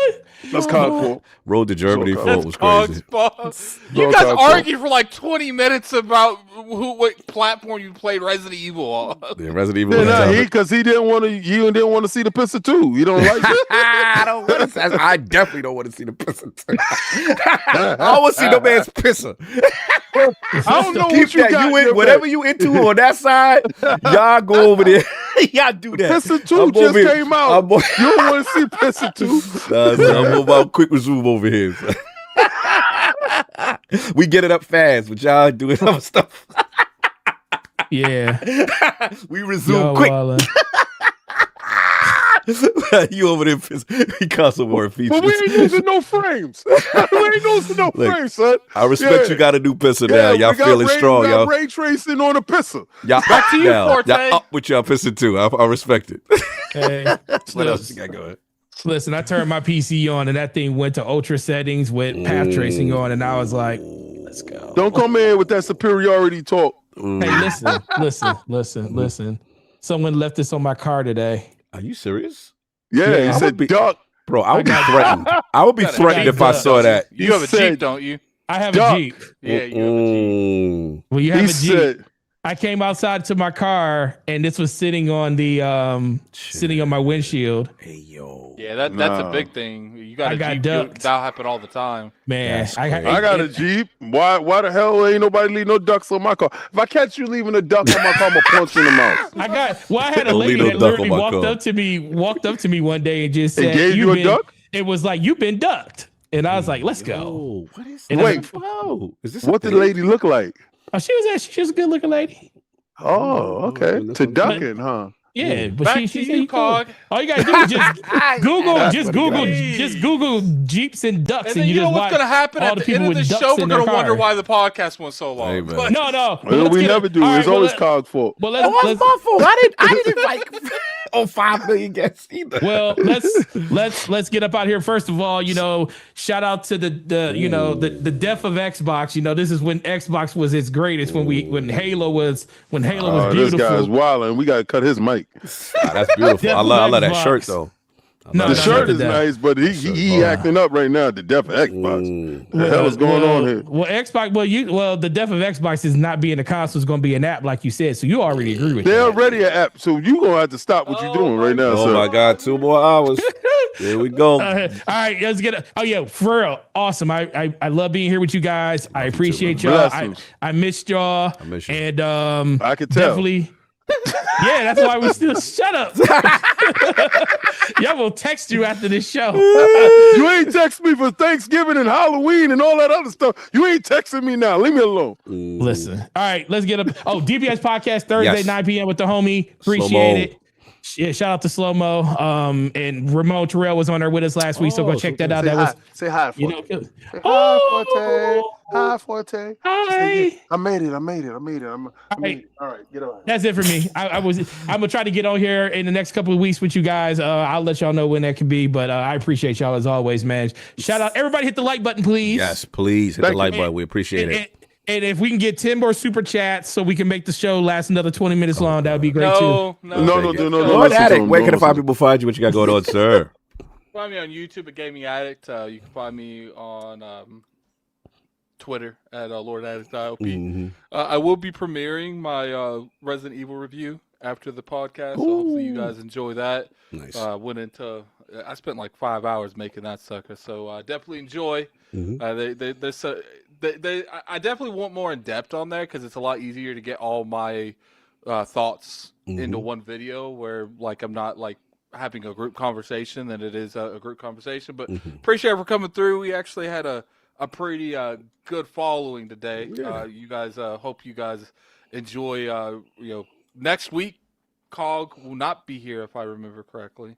Technically, so when he's not here, we gonna make sure what we gonna get him to wear. Don't worry about that, y'all. Yes, that's not how it goes. Well, y'all did it to me. That's how I got my Unless if we miss a week, he did win the poll. His would be next week. That's right. His join us next week, so we're gonna figure out what we gonna get him in next week. And y'all go super chat it, and don't worry, Solve is gonna get that. The pins. Yeah, y'all. Yeah. Forte, you can get out the podcast right now. You ain't have to throw all that in there, bro. Like, you could have left all that out. We get a little binky. This guy here. We already got the suit for him, Forte. You want to see what it look like? Get the little bib that you put on your head. This guy here. All right. So that's it. All right. Thank you. Lord King. Over there. Where can the five people find you, sir? Oh man, you can catch me on Xbox Frontline News. I drop videos on the weekend, and during the week I go live. New video just dropped at 6. We were still here, and my video went up. I thought my video was gonna go up after we done being gone. My video went up at 6 p.m. On the weekend, I drop videos at 6 p.m. And during the week, I go live every day. So you can come over there. We can have fun. On Fridays, we have Fight Night Fridays. If you saw, I got to give a shout out to RAZER again. I'm going to learn how to play without a joystick on this fight pad. So y'all saw me put the Wolverine in its paces. We'll be at the gym during ILP next week. No, we will not. We will be at GDC doing work. But you can be there. Continue, Brooke. You give a shout out to RAZER. You saw me on Fight Night Friday playing with the Wolverine version 3 Pro controller in a Synergy green color. It's a fantastic device. But also, I got to give a shout out to RAZER for giving me that dock for my Xbox ROG Ally X, and I'm waiting right now for my 3070 Ti to show up so I can show you how that thing can actually go incredibly crazy. Is that the remake? Oh, what? Is that the remake of is that the rebranded 3070 they're coming out with, or is that the older? No, the older, the original. I know they're redoing a 3070. No, I didn't buy that thing new. No, I got it off of Mercury, and I made a trade with somebody off of some stuff. So, nice. Let's go. So they wanted a statue that I had, and I was like, all right, cool, we can work on that. So it works like that. Videos is up. We're having fun. I am so happy to see Forte show up today. Kind of missed his voice. I grown accustomed to it, and it's good that he shows up right now while we're on the road to Cologne, getting out there to Germany. You dudes definitely showed up and showed out today. Yes. I had to put the costume on for you because, listen, I know today we were supposed to start setting up parameters. We're going to start getting the overlay and all that other stuff up, but you guys support so much, I had to put it on. And I got no problem with actually doing that stuff because, again, I can't ask for a better community than you dudes. Best. Yeah, and next week you guys will be able to vote on COG's guys. Yeah. So COG is going. We saw what was it? Addict. I was trying to be. Everyone's dressing up as a meat. What? So I do want him to be a T-bone steak though. We gonna make Cognito be a meatball. So this is the one I want him to come off the plane with when we go to Cologne. Like, I want him to wear this coming off the plane.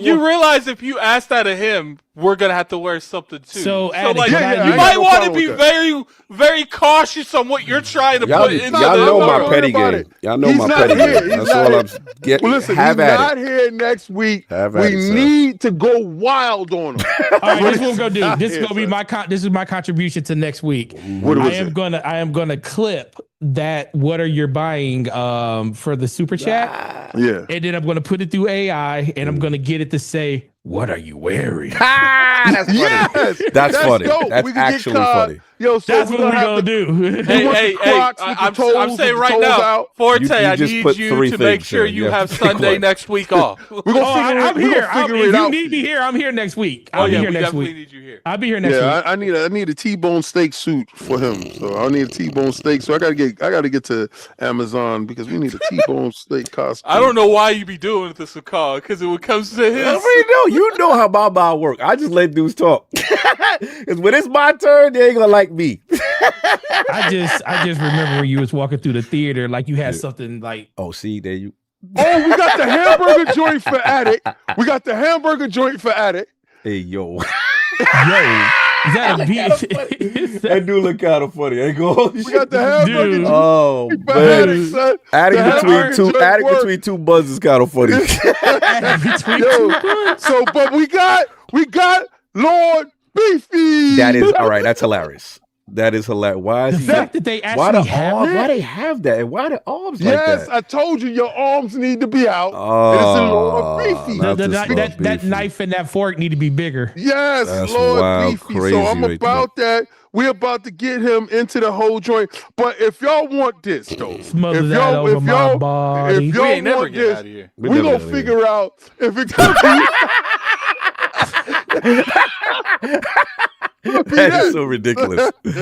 So yeah, health is wealth. Road to Germany. I see it's about beef and meat this year. I see what's going on. Beef But and meat. if y'all want the breakfast portion of COG, we can have them as a piece of bacon. Everybody love bacon. Anyway, are you done, sir? Are you done? Yeah, I'm good. Are That's you all done? I got. That's my time. Yes, thank you. Again, salute to the realm for pulling up. Salute to my man, Insight Gaming, man. That's the homie pulled up for that Resident Evil conversation. Go check that out earlier, about 7 hours ago. And yeah, it was good, man. Salute to everybody supporting our It was a really good show. Yeah, man. Yeah, salute. So we joking, but y'all really came out, supported Road to Cologne. We're gonna get the artwork. We're gonna do a lot of fun stuff, and yeah, man, we're gonna get going. And again, for those next week, if you're in the Bay Area, the boy will be out there with lordsofgaming.net for GDC. So hit me up, holler at me. The Rook is coming through. Subag is coming through. We got a lot of fun content planned for you guys. I can't wait. I can't talk about some of the stuff, but it's gonna be super exciting. And yeah, they're gonna be plotting on my demise when I'm gone, so I gotta watch them. So it's gonna be interesting. But Got your back, bro. I appreciate you. I appreciate you. That's all I got. Way Forte. Much love, brothers. Good to see you, man. Good to see you. Good to see your spirit. Now, Forte gonna be with us at Summer Games Fest, right? I don't know this year because he got he's things not going going on. this Yeah, he year. got things going on. Okay, Yeah, he got okay. things going on. All right, yeah. But We're it's talking. all good, and that's all I Because got. I'm Addict. definitely getting him in the Yeah, costume. that's all. All right, let's get up out of here. Everybody enjoy your Sunday. Later, Stay Puft.